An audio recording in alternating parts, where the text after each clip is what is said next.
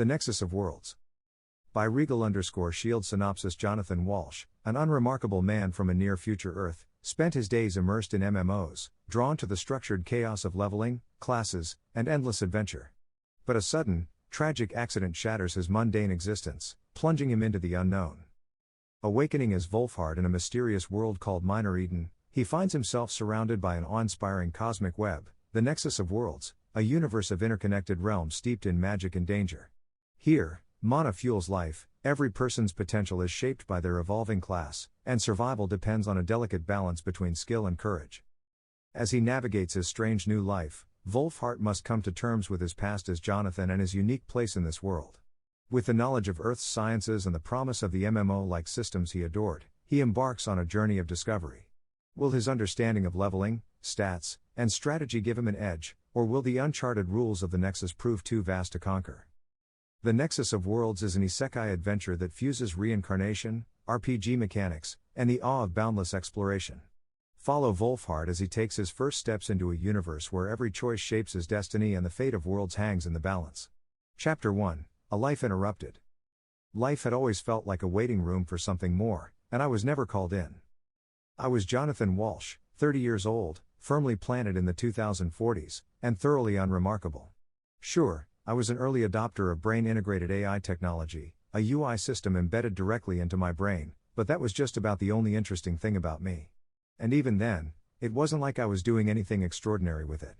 No groundbreaking research, no high-stakes corporate espionage.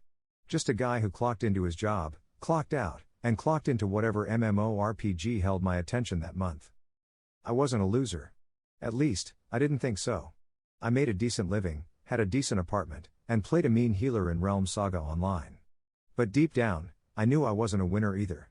The AI interface, whom I jokingly called Hexa because of its hexagonal design, was meant to make me more productive, more capable. Instead, it became my crutch. It organized my life and let me off the hook for remembering details like meetings or, embarrassingly, even friends' birthdays. "Johnathan, your appointment with Dr. Khan is in 30 minutes, Hexa reminded me in its calm, robotic tone as I shuffled through my fridge for a vaguely edible meal. "Cancel it. I'll reschedule," I muttered, closing the fridge door in defeat. "You have rescheduled this appointment 3 times. Dr. Khan's office may refuse further delays." I sighed, staring out the window. Yeah, I'll. The words never finished. A screech of tires, a blaring horn, and the distinct crunch of metal against flesh replaced them. I remember the pain. It wasn't cinematic, not a slow-motion reel of flashing images and final thoughts. It was raw, overwhelming, and immediate.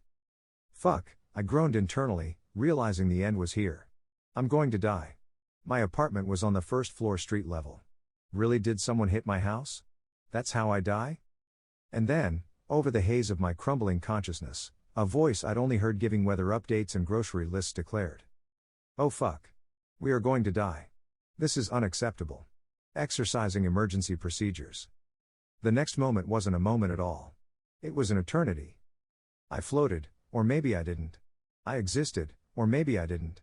Time lost meaning, and so did I. There was no light, no sound, no sensation. Only a growing awareness that something had gone profoundly wrong. Then the light came, harsh and blinding. At first, I thought I'd been dragged into some kind of afterlife. But as the light sharpened, I saw them, faces. 2 faces, blurry and strange, but undeniably human. Their mouths moved, voices full of emotion, though I couldn't make out the words. "Oh, look at him. He's so beautiful," one voice cooed. "I told you he'd be perfect," another replied, rough and deep. Confusion surged in me, a foreign wave that I hadn't felt since. Since when? Panic rose next, raw and primal. I tried to speak, to demand answers, but all that came out was a wail, a loud, shrill, unmistakable baby's cry. "Congratulations. He's got strong lungs," said a third voice, distant and clinical. "What the hell is going on?" As the crying continued, I felt another presence return. Not the warm, nurturing kind, but a cold, logical one. "Reboot complete," said Hexa, its voice as calm and detached as ever. "Emergency procedures successful. Rebirth sequence activated." Rebirth sequence? It felt like my thoughts were screaming, but no one could hear me except Hexa. "Congratulations, Johnathan. We've been born. Your prior consciousness and mine were already integrated through the neural interface. This integration extended to your spiritual essence during the transference process. Spiritual essence? Are you serious? I was fine living my mediocre life on Earth. Your survival was prioritized per emergency protocols. The likelihood of a compatible vessel under safety protocols was statistically low. However, this world's biological parameters provided a unique opportunity. The following days, or maybe weeks, it was hard to tell, were a blur of sensations. Being carried, rocked, fed, and cooed at by strangers who called themselves my parents. I didn't understand their language at first. It sounded lyrical, yet guttural in places, unlike anything from Earth. Hexa stayed with me, its voice a lifeline in the chaos. Where am I? I asked, my thoughts clear, though I couldn't speak them aloud. Analyzing surroundings. We appear to be on a planet distinct from Earth. Local time systems and celestial arrangements are incompatible with known star charts. What does that even mean? It means we are very far from home. The answer didn't bring comfort. Over the next few weeks, Hexa explained what it could, though much of it remained frustratingly vague. It had piggybacked on what it called my soul during the emergency override. I wasn't dead, not fully. My consciousness, or whatever remained of it, had been fused with this new body. And this body? A newborn human in some alien world. My parents named me Wolfhart. The name felt strange, old-fashioned, and absurdly grandiose. But they said it with such pride, holding me close as they whispered it to neighbors in a language I was slowly beginning to comprehend.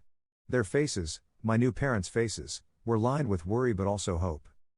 Wolfhart Valda Ashdok, my father declared to a small crowd during a naming ceremony. His booming voice echoed across the lake waters that surrounded our floating village. May he grow strong and wise, a blessing to our town. The crowd cheered, though some eyes lingered on me with unease. Perhaps they sensed what Hexa had told me in private, I wasn't normal.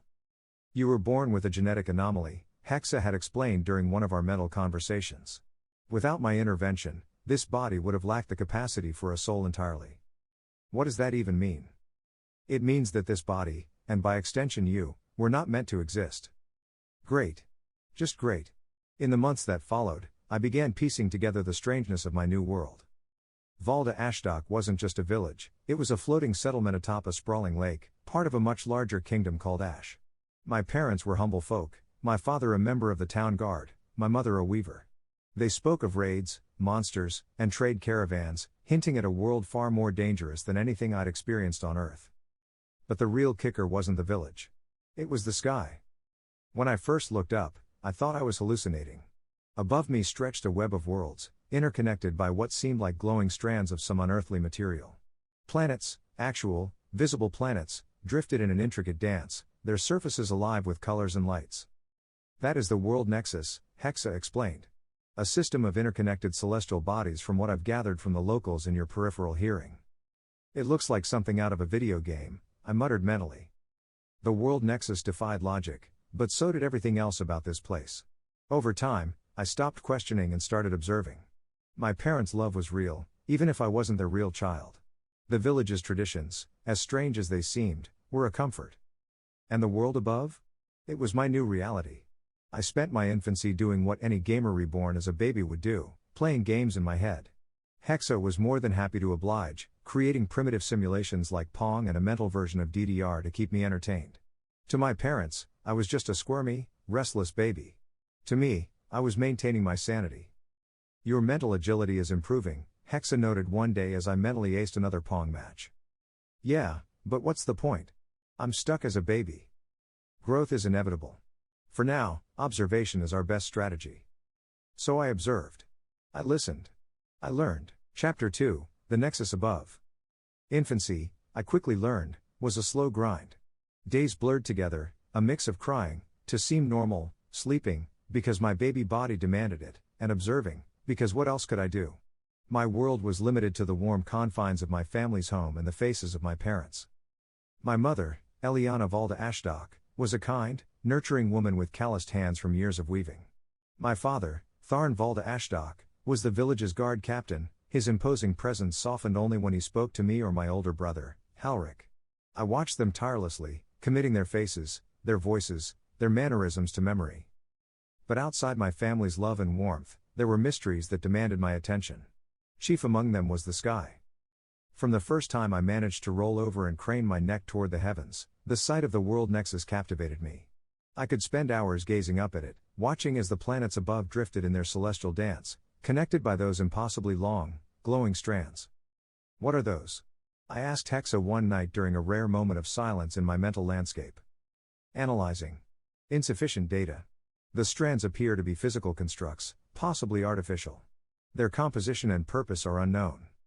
It's like something out of an MMO. You sure we're not in some sort of VR simulation? Negative. This reality is authentic. Simulations do not exhibit the metaphysical characteristics detected here. That wasn't reassuring. By the time I hit 6 months, I'd developed something of a routine. Mornings were for watching my mother at her loom, her hands moving with a rhythm that was both mesmerizing and hypnotic. She hummed as she worked, the melodies soothing in a way that reminded me of simpler times on Earth. Afternoons were for Halric, my older brother. At 8 years old, he was a bundle of energy, often tasked with entertaining me while my parents worked. Halric was, for lack of a better word, normal. He had no idea his baby brother housed the consciousness of a grown man and a cutting-edge AI.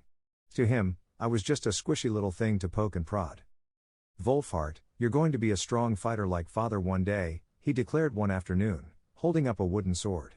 But you'll have to get big first. I responded with a coo, hiding the smirk that would have given me away. It was during one of these afternoons, as Halric played by the hearth and I stared out the window, that I noticed something strange. The air shimmered. It was faint, almost imperceptible, but it was there, a subtle, rippling distortion. Hexa, I called mentally. Are you seeing this? Affirmative. The phenomenon appears to be related to mana.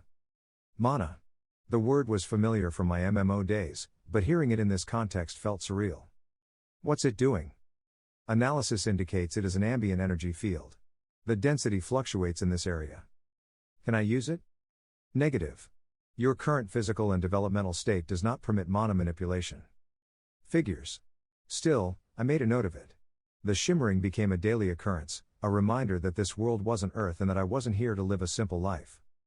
By the time I turned 1, I was beginning to piece together the basics of the world around me. The village of Valda Ashdok was a floating settlement built on sturdy wooden platforms that creaked and groaned with every wave.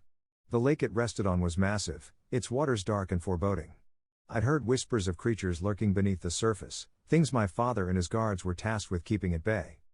The village itself was small but vibrant, a patchwork of homes, workshops, and market stalls.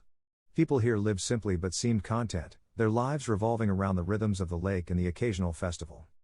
Information about the wider world was harder to come by. My parents didn't speak much about the outside, and when they did, it was always in hushed tones. From what I could gather, the Kingdom of Ash was just one piece of a larger empire, a collection of city-states united under a single ruler. And then there was the Nexus. Stories of the world Nexus were woven into every aspect of life here. It was in the lullabies my mother sang, the prayers my father muttered before meals, and the tales the villagers told around fires. The God's Web, they called it.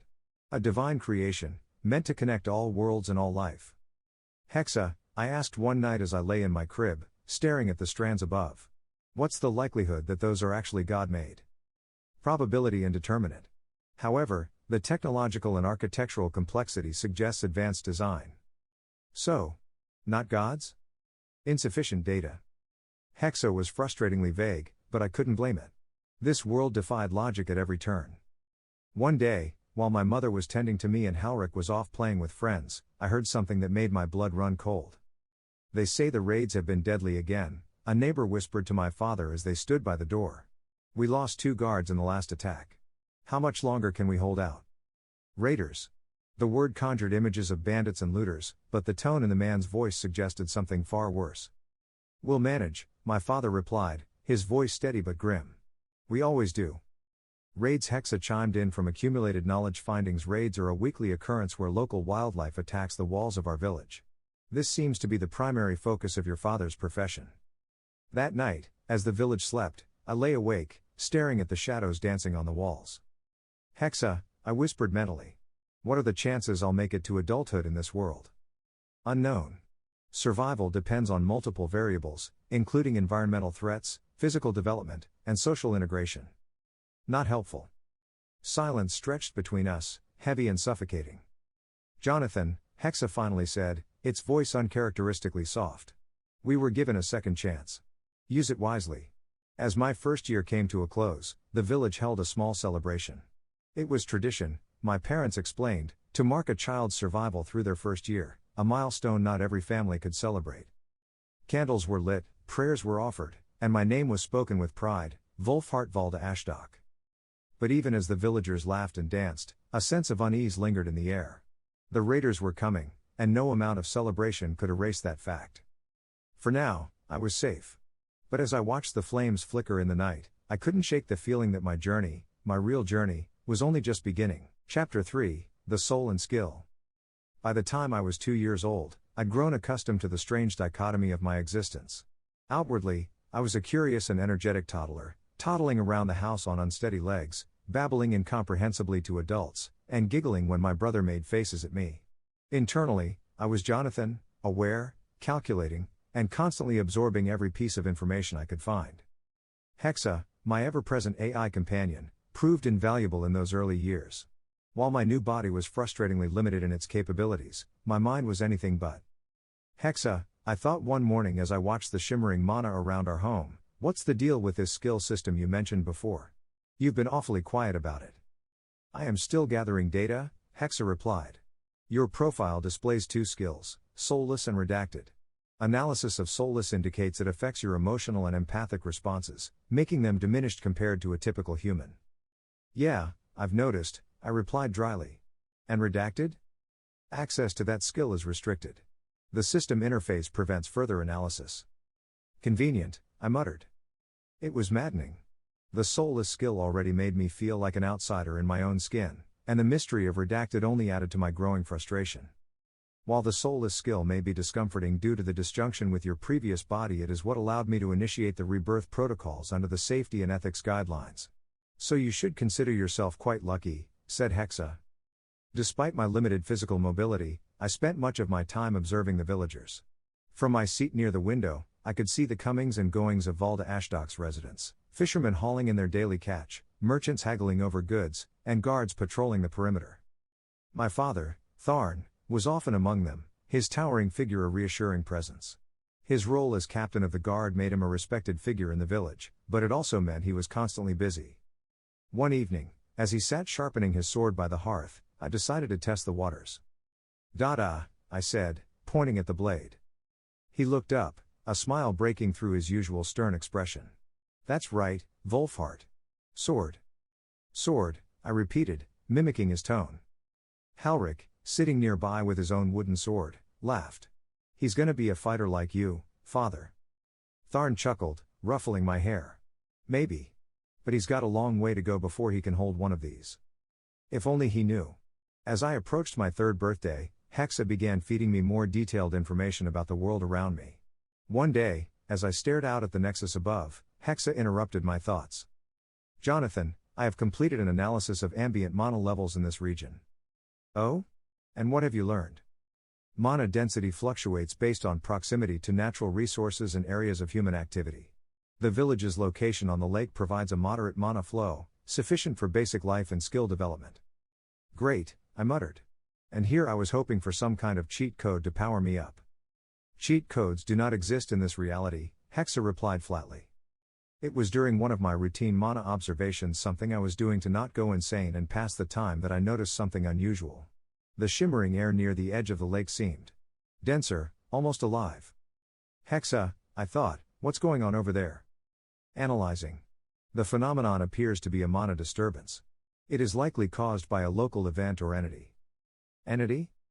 Possibly a living creature or magical construct. Caution is advised. I filed the information away for later. For now, I was content to stay within the relative safety of my home. Your ability to sense mana may be out of the normal parameters for this world. Hexa informed me it is currently aided by my ability to distinguish and then highlight the mana within your vision. As my understanding of mana deepened, so did my awareness of the villagers' attitudes toward it. They treated it with a mix of reverence and practicality, using it to fuel their daily lives in ways that felt both magical and mundane. Fishermen used enchanted nets to ensure a bountiful catch. Weavers like my mother infused their threads with mana to create durable fabrics.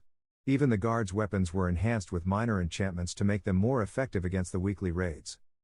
But for all their reliance on mana, the villagers rarely spoke about skills.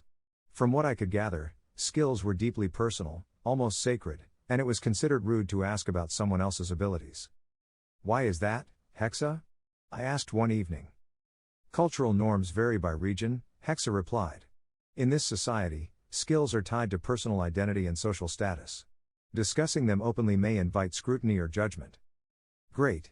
So I'm stuck with a big, glowing secret stamped on my profile and no way to explain it. Correct. My third birthday arrived with little fanfare. My parents celebrated with a modest feast, inviting a few neighbors to share in the occasion. Halric presented me with a carved wooden toy, a crude approximation of a horse, but I appreciated the gesture. As the adults chatted and laughed, I couldn't help but feel a sense of foreboding. The raiders hadn't come in weeks, and while the villagers seemed grateful for the reprieve, I suspected it wouldn't last. That night, as I lay in my crib staring at the Nexus above, I made a decision. "Hexa," I thought, "it's time we started preparing for the future." "Agreed," Hexa replied.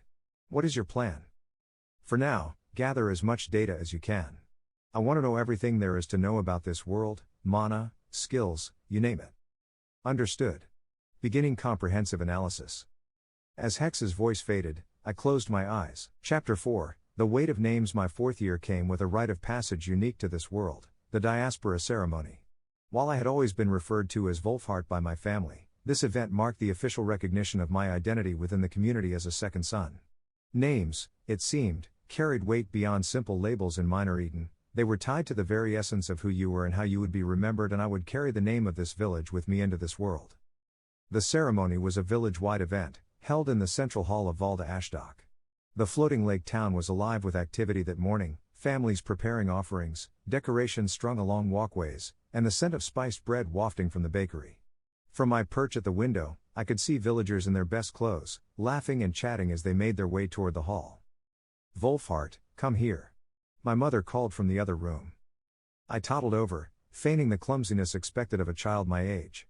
Mother adjusted the small, embroidered tunic she had made for me, her hands gentle but firm. "You look like a proper young man," she said with a smile, her eyes softening. I grinned, letting her dote on me. Moments like this were rare in a world where survival often overshadowed sentimentality. The hall was packed with villagers by the time we arrived. At the front of the room stood Father, resplendent in his ceremonial armor, a stark contrast to his usual rugged appearance. Beside him was the village elder, a wizened man named Ordric, whose long white beard and staff gave him the air of a storybook wizard. The diaspora ceremony began with a blessing from the elder. He spoke of the lake's bounty, the strength of the community, and the importance of names as a reflection of one's soul. I couldn't help but feel a twinge of irony at that last part, given my soulless skill. And how I could not forget where I came from as a second son. I represented all of them here and would travel forth to spread our legacy. "Today," Ordric intoned, "we gather to name a child born under the light of the Nexus, a child who will carry our hopes and our history into the future." The villagers murmured in agreement, their faces alight with pride and anticipation. Father stepped forward, his voice steady and commanding. "This is my son, born of Valda Ashdok, under the watchful eye of the Nexus.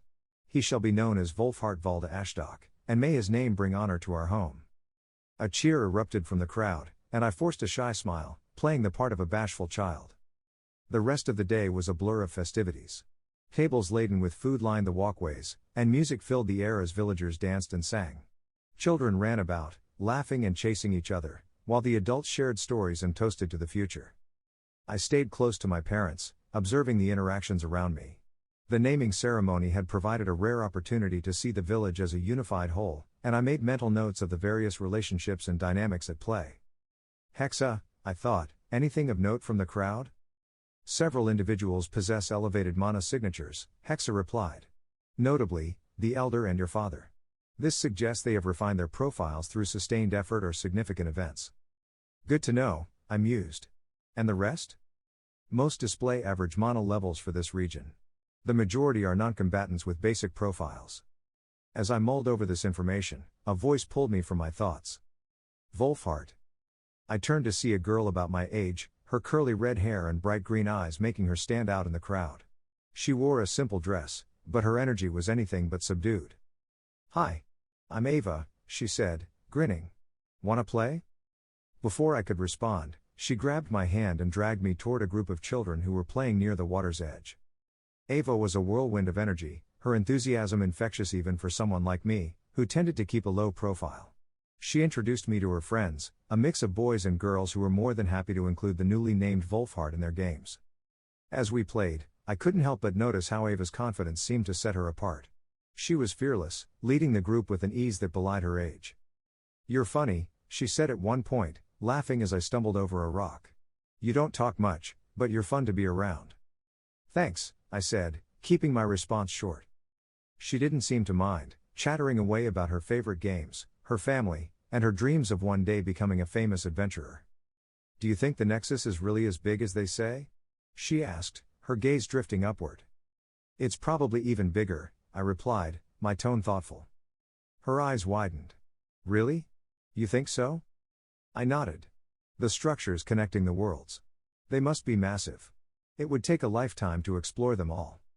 Ava's excitement was palpable. "Then we'll just have to try, won't we?" As the sun began to set, the festivities wound down, and families began to return to their homes. Ava and I parted ways with a promise to play again soon, and I followed my parents back to our house. That night, as I lay in bed staring at the faint glow of the Nexus through the window, I felt a strange sense of belonging. Despite the mystery surrounding my skills and the challenges that lay ahead, I was beginning to feel at home in this world. Chapter 5: Shadows Beneath the Surface. By the time I reached my 5th year, the town of Valda Ashdok had become a puzzle I was determined to solve. With Hexa's help, I'd pieced together much of what made life in this strange, medieval world tick: mana, profiles, skills, and the invisible threads that connected people in their tight-knit communities. Yet, there was still so much I didn't know, and the unease I felt about my own existence hadn't faded. The naming ceremony had secured my place in the village, but I was still an outsider in many ways. My soulless skill, the enigmatic redacted skill, and the knowledge Hexa fed me about concepts far beyond the comprehension of this world weighed heavily on me. I was a boy living two lives, one as Wolfhart, the curious and occasionally odd child of Valda Ashdok, and another as Johnathan, the man from Earth who'd lived and died in an age of technology. The two lives collided again when I experienced my first raid. The weekly warning bell rang out one crisp morning, echoing across the lake and jolting me to my senses. I scrambled to my feet, heart pounding, as the sound of hurried footsteps and shouts filled the air. "What's happening?" I thought, though I already had an idea. "A raid," Hexa confirmed. "Hostile entities are approaching from the depths of the lake. Estimated arrival, 2 minutes." It was the first time I had been outside during the start of a raid. As always, my mother found me instantly and picked up her youngest from in front of the house. "You okay?" she asked me. "I know it can be startling when you're outside." I nodded, clutching the edge of Mother's shawl as she carried me downstairs. She set me down in the corner of the main room, her hands gripping my shoulders tightly. "Stay here, Wolfhart," she said, her voice trembling slightly with an air of nerves. "Promise me." "I promise," I said, though my curiosity burned. From my hiding spot, I could hear the chaos unfolding outside. The shouts of the town guard, the clash of weapons, and the guttural cries of creatures I couldn't quite picture.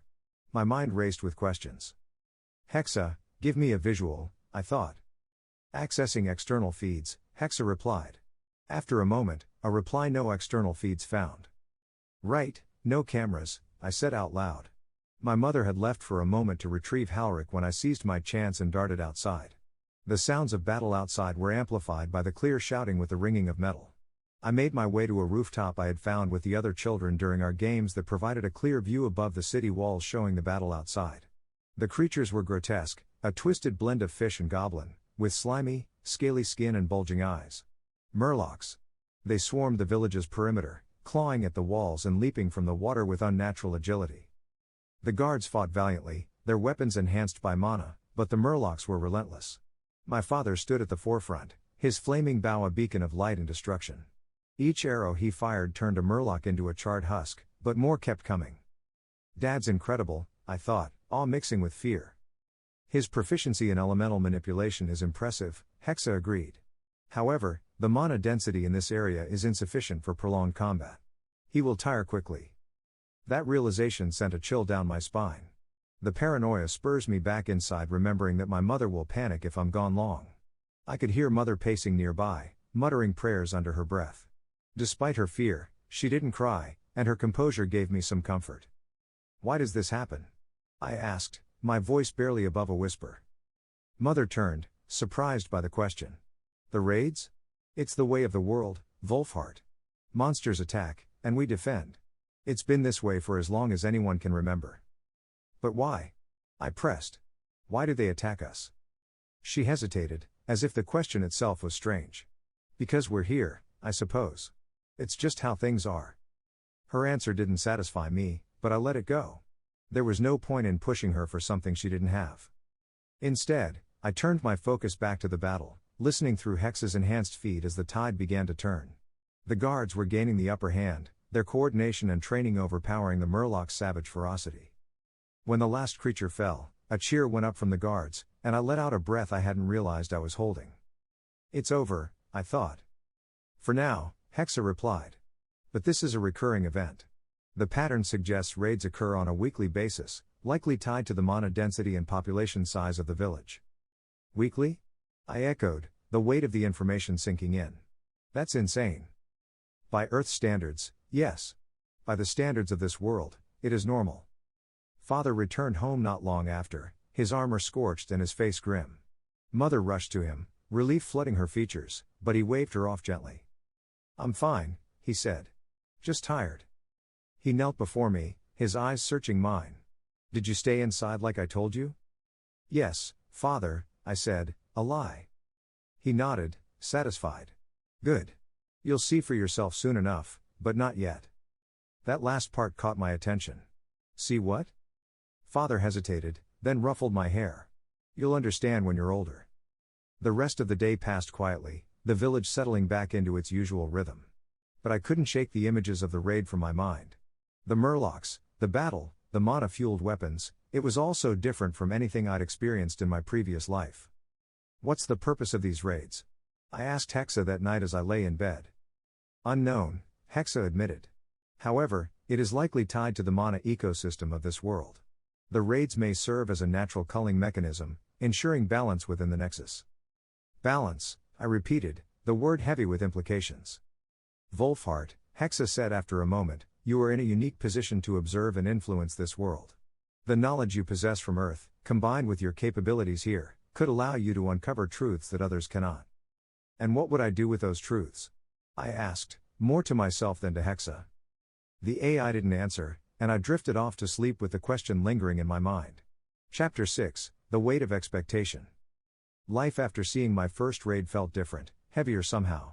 I saw the village differently, each person carrying a burden I hadn't truly appreciated before. The smiling baker who slipped me an extra roll was a former soldier with scars hidden under his sleeves. The quiet old woman who sold herbs was once a healer who'd lost too many patients. Even the children I played with carried the quiet knowledge that one day, they too would stand on the walls to protect this fragile sanctuary. Father's words, you'll understand when you're older, lingered in my mind. I didn't need to be older to understand that my childhood would be short-lived. In the weeks following the raid, I found myself glued to my window whenever the bell rang. The pattern was as Hexa predicted, raids came regularly, like the rising of the tide. I couldn't always see the battles from my perch, but the sounds painted vivid pictures in my mind. Hexa, I asked one day, how do I prepare for this? For the raids? For everything, I clarified. The raids, the expectations. Life here. How do I get ready? There was a pause before Hexa answered. Your preparation will depend on your goals. Do you wish to survive? To thrive? To change the course of this world? I didn't have an answer. I wasn't sure if I wanted to just survive or if I was meant for something greater this time. By my 6th birthday, Father decided it was time for me to start learning basic combat. His lessons were informal and often squeezed between his patrols and other duties, but they were enough to make my body ache in ways I hadn't known were possible. He started with stamina training, running laps around the village, balancing on narrow planks, carrying buckets of water. A strong foundation is everything, he said, his voice stern but encouraging. You'll thank me when you're older. I wasn't so sure about that, but I followed his instructions.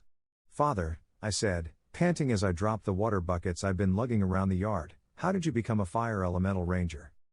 The corners of his mouth twitched into a small, proud smile. That's not something that happens overnight, Wolfhart. Becoming a ranger takes years of dedication, and evolving into a specialized class like mine takes even longer. Evolving? I asked, trying not to sound too eager. He set down his bow and leaned against the fence, his voice calm but firm. Every person's class is unique to them, shaped by their choices, their training, and the mana they resonate with. You'll see for yourself one day. But for now, I'll explain the basics. My father described how classes were divided into broad categories. Warrior, Ranger, Mage, and Healer were the most well-known and respected. However, not everyone followed these paths. Some pursued non-combatant classes, like Blacksmith, Merchant, or Baker, which were just as vital to society. When you turn 13, Father said, your profile will undergo its first evolution.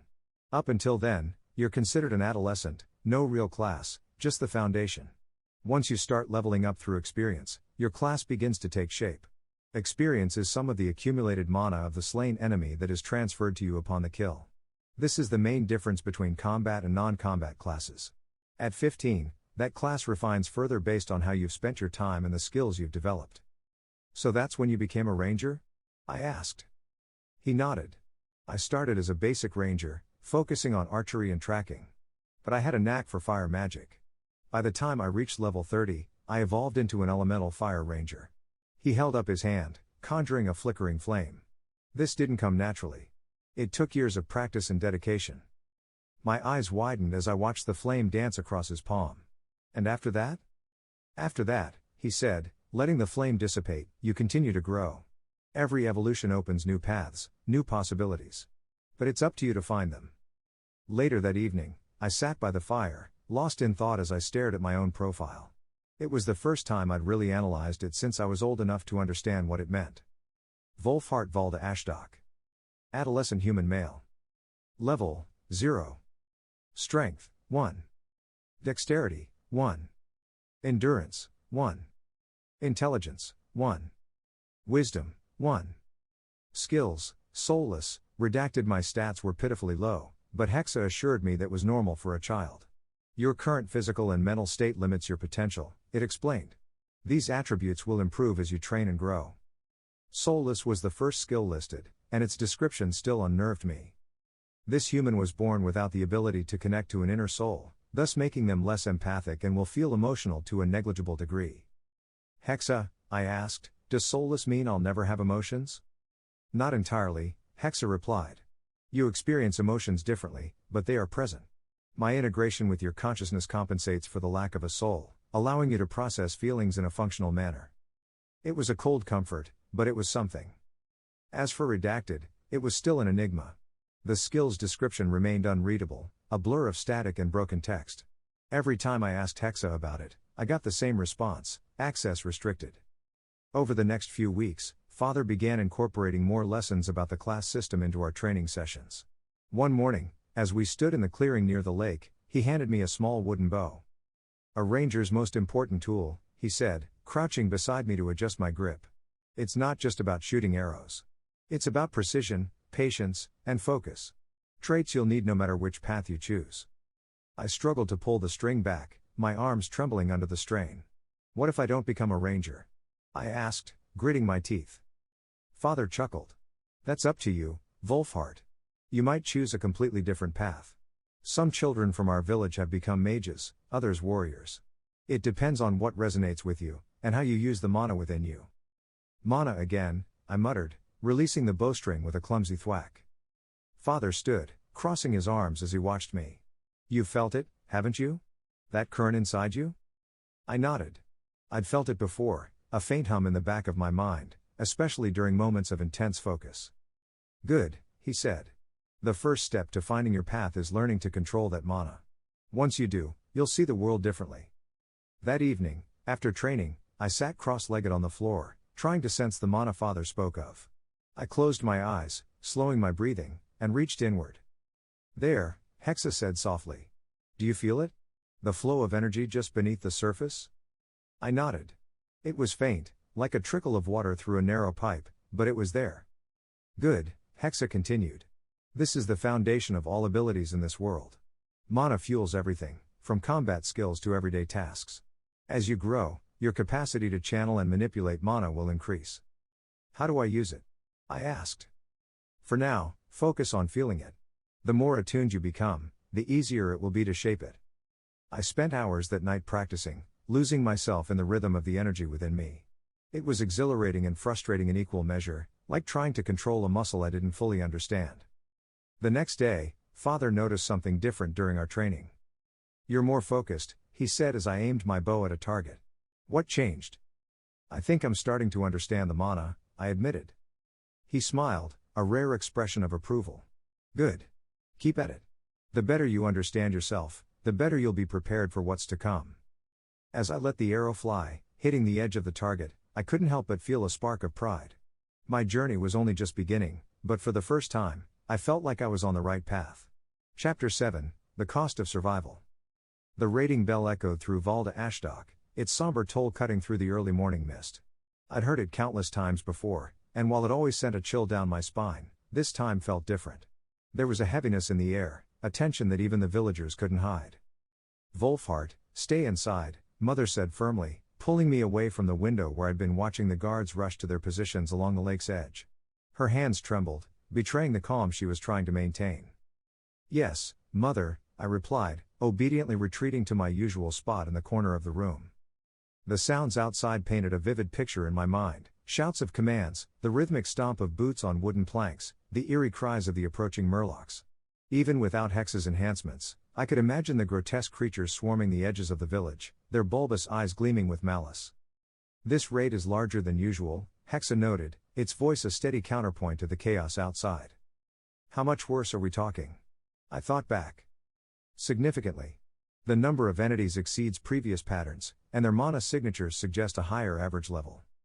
I didn't need Hex's analysis to know this wasn't an ordinary raid. I could feel it in the panicked footsteps outside, in the way my mother clutched her shawl, muttering prayers under her breath. The battle raged for what felt like hours. Father's voice cut through the cacophony, barking orders to the guards as the sounds of clashing weapons and monstrous screeches grew louder. "They're pushing closer up the walls," Hexa informed me. "The guards' defenses are weakening."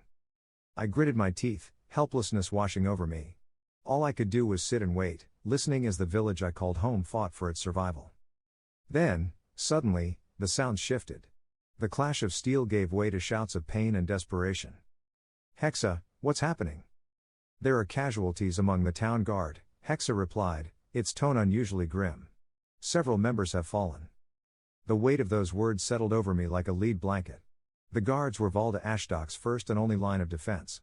If they were falling, what chance did the rest of us have?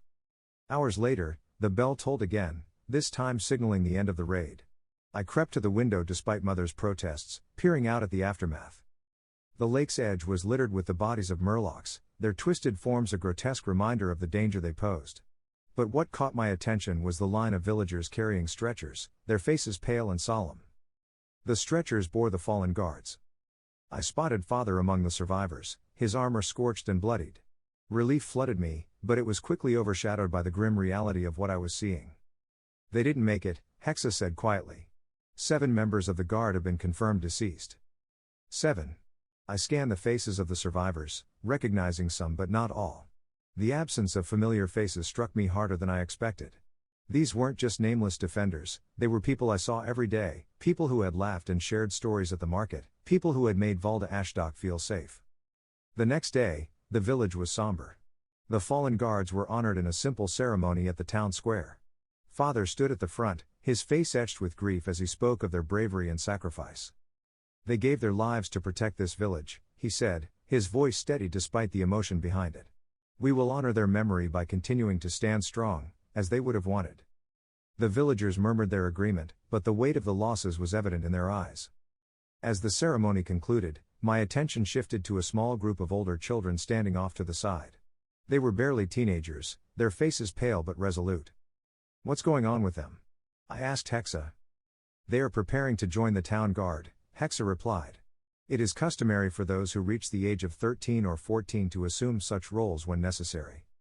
I frowned, watching as one of the older boys, Halrich's friend Iran, stepped forward to speak with Father. His voice was steady, but his hands shook as he gripped a wooden training sword. "I'm ready," Iran said. "I'll take my place with the guard." Father placed a hand on the boy's shoulder, nodding solemnly. "You've grown strong, Iran. Your courage will serve this village well." Over the next few days, the older children began training with the surviving guards. They moved with awkward determination, their inexperience evident but their resolve unshakable. I couldn't take my eyes off them, torn between admiration and dread. "Hexa," I asked one evening as I watched them practice, "how can they expect children to fight?" "This society operates under necessity," Hexa explained. "The survival of the village depends on every able-bodied individual contributing to its defense. Adolescents are considered ready to assume such roles due to their physical development and the first evolution of their profiles." I clenched my fists, anger bubbling beneath the surface. "They're just kids." "You are also a child," Hexa pointed out. "In time, you will face similar expectations." The thought sent a chill down my spine. This isn't right on Earth, we knew that. Father began including Halric and me in more of his lessons, though the focus was still on building discipline rather than actual combat. Halric, at Elven, was eager to prove himself, swinging his wooden sword with reckless abandon. I, on the other hand, found myself distracted, my mind replaying the scenes of the raid and the faces of the fallen guards.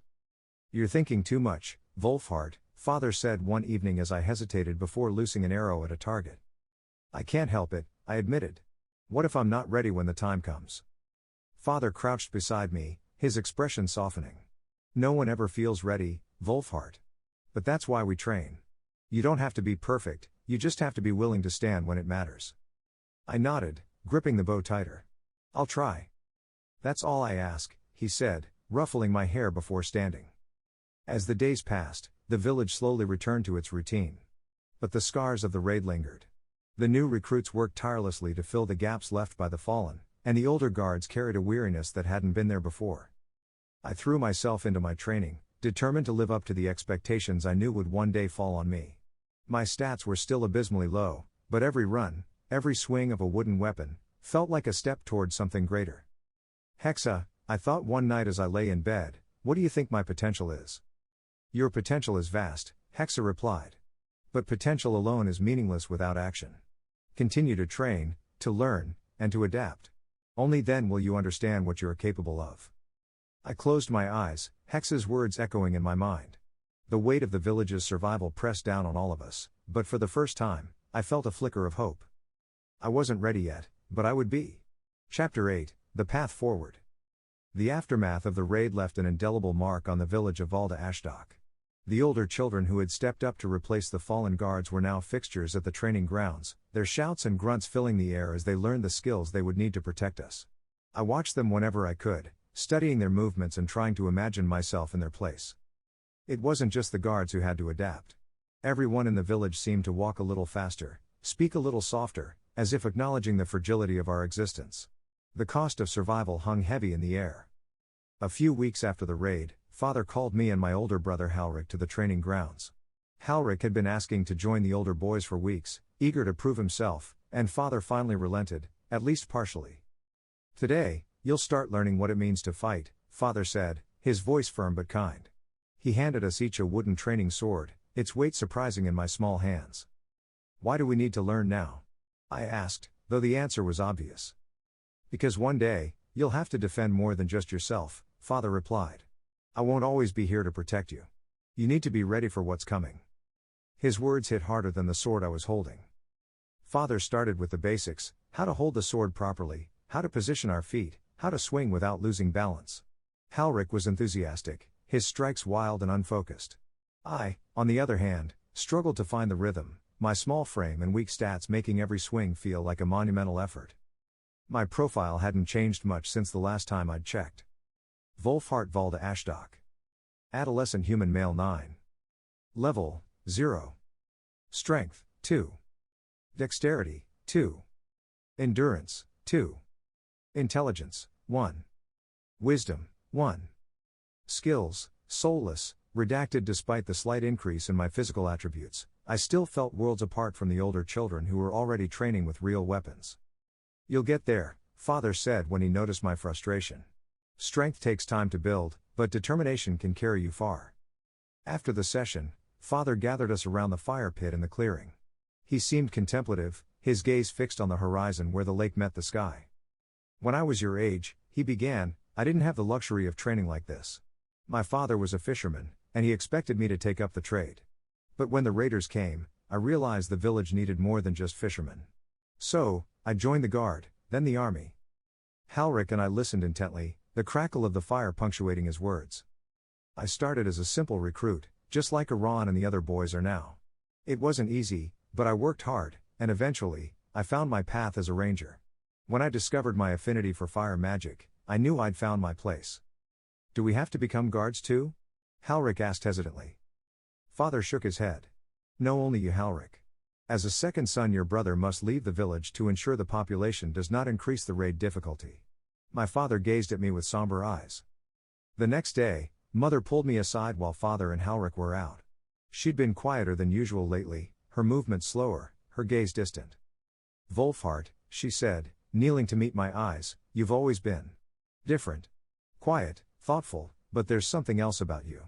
Something that makes me think you'll do great things one day. Her words surprised me. I'd spent so much time trying to fit into this world, to hide the parts of myself that didn't belong, that I hadn't considered what she might see in me. Do you think I can? I asked, my voice small. She smiled, brushing a strand of hair from my face. I know you can. But greatness comes with responsibility, and it's not always an easy path. Later that week, Father told me and Halric that I'd be leaving the village soon. It's time you started your education properly, he said over dinner. There's only so much I can teach you here. The academy in the capital will give you the tools you need to find your paths. The academy. I'd overheard villagers talking about it before, a place where children from across the Ash Kingdom were sent to learn, train, and prepare for adulthood. For most, it was a rite of passage, but for second children like me, it was a necessity. As a second son, you don't inherit anything from me, that includes the right to live here. Father explained. If you want to make a life for yourselves, you'll need to earn your place in the world. The academy will help you do that. What happens after the academy? Halric asked. Father's expression darkened slightly. After the academy, you'll be old enough to make your own choices. Whether you join the guard, the army, or take another path, that'll be up to you. The announcement sent a ripple through my small world. Leaving Valda Ashdock meant leaving the only home I'd ever known in this life, the safety of my parents in this new world, and the routine I'd built for myself. I could live pampered here like on Earth if the rules were different. But it also meant opportunity, a chance to see more of this strange, expansive world and discover what I was truly capable of in this 9-year-old form. In my past life as Johnathan, Earth had pampered me and the systems of reality there didn't mesh with my soul. Here I could literally level as I did in video games in the past. I didn't want to waste this shot too. While I wasn't leaving for the next 6 months, I would be arriving on my 10th birthday. The last 6 months of my 9th year were a whirlwind of preparation, curiosity, and quiet reflection. The announcement that I'd be leaving for the academy had created a peculiar shift in my life. On one hand, the village saw me as the young boy embarking on a rite of passage, no different from the other second children sent away to secure their futures. On the other hand, I knew, deep down, that I was anything but ordinary. What set me apart wasn't my training or my lineage but the echoes of my first life, the knowledge of Earth, the sciences, and the mysteries of the universe that had followed me here, tucked away in Hexa's vast data archives. Hexa, I thought one crisp evening, gazing up at the intricate web of worlds above, none of this makes sense. The Nexus shouldn't exist. It's impossible. The existence of the Nexus contradicts the gravitational principles of Earth's universe, Hexa replied. However, this is not Earth. The laws governing this reality may differ significantly. I frowned, tracing the interwoven strands of the Nexus with my eyes. Each world seemed to hover effortlessly in the void, their positions stable despite the lack of visible support. What about gravity? I asked. Isn't that universal? Why don't these planets collide, or why don't they fall apart with all those structures connecting them? Gravitational anomalies are present, Hexa confirmed. Based on observations, the Nexus appears to utilize an unknown force or material that stabilizes its structure. The spiderweb-like connections between worlds may distribute energy or provide structural integrity. It was fascinating and maddening at the same time. Every night, I'd lay awake thinking about the Nexus, my mind cycling through equations and theories. Hexa's training data had granted me access to a trove of Earth's scientific knowledge, and I pored over it relentlessly, scribbling crude notes on scraps of paper. One afternoon, as I sat near the lake with a makeshift notebook in hand, Ava plopped down beside me with her usual whirlwind energy. "What are you working on now?" she asked, leaning over my shoulder. "Gravity," I replied without looking up. She squinted at the jumble of diagrams and equations. "Is that Math? Sort of. I'm trying to figure out how the Nexus works, why the planets don't crash into each other. Ava laughed, a light, carefree sound that somehow didn't feel mocking. You're so weird, Wolfhart. Who cares why it works? It just does. I sighed, setting my notes aside. Don't you ever wonder how it's possible? The whole world is connected to other worlds by those strands. There's no way it should hold together, but it does. She shrugged, plucking a blade of grass and twirling it between her fingers. I guess I just think it's magic. Isn't that enough?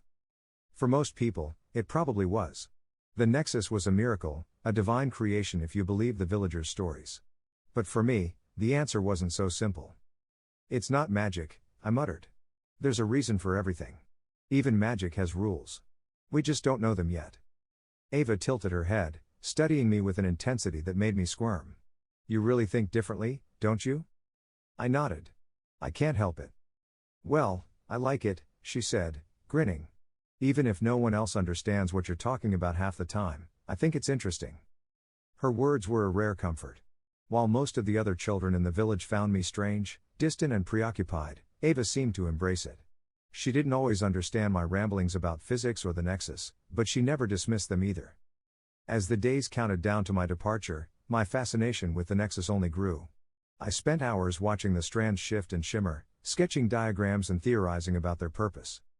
What if the strands are made of a material that bends gravity? I mused to Hexa one evening. Something that stabilizes the planets by distributing their gravitational pull evenly? An intriguing hypothesis, Hexa replied. However, without further data, it remained speculative. Speculation was all I had, but it was enough to keep my mind racing. Despite my preoccupation with the Nexus, the reality of leaving the village loomed large. Ava, who would be following me to the academy the year after, seemed torn between excitement and apprehension. You'll tell me all about it, right? She asked one evening as we sat by the lake. Of course, I said.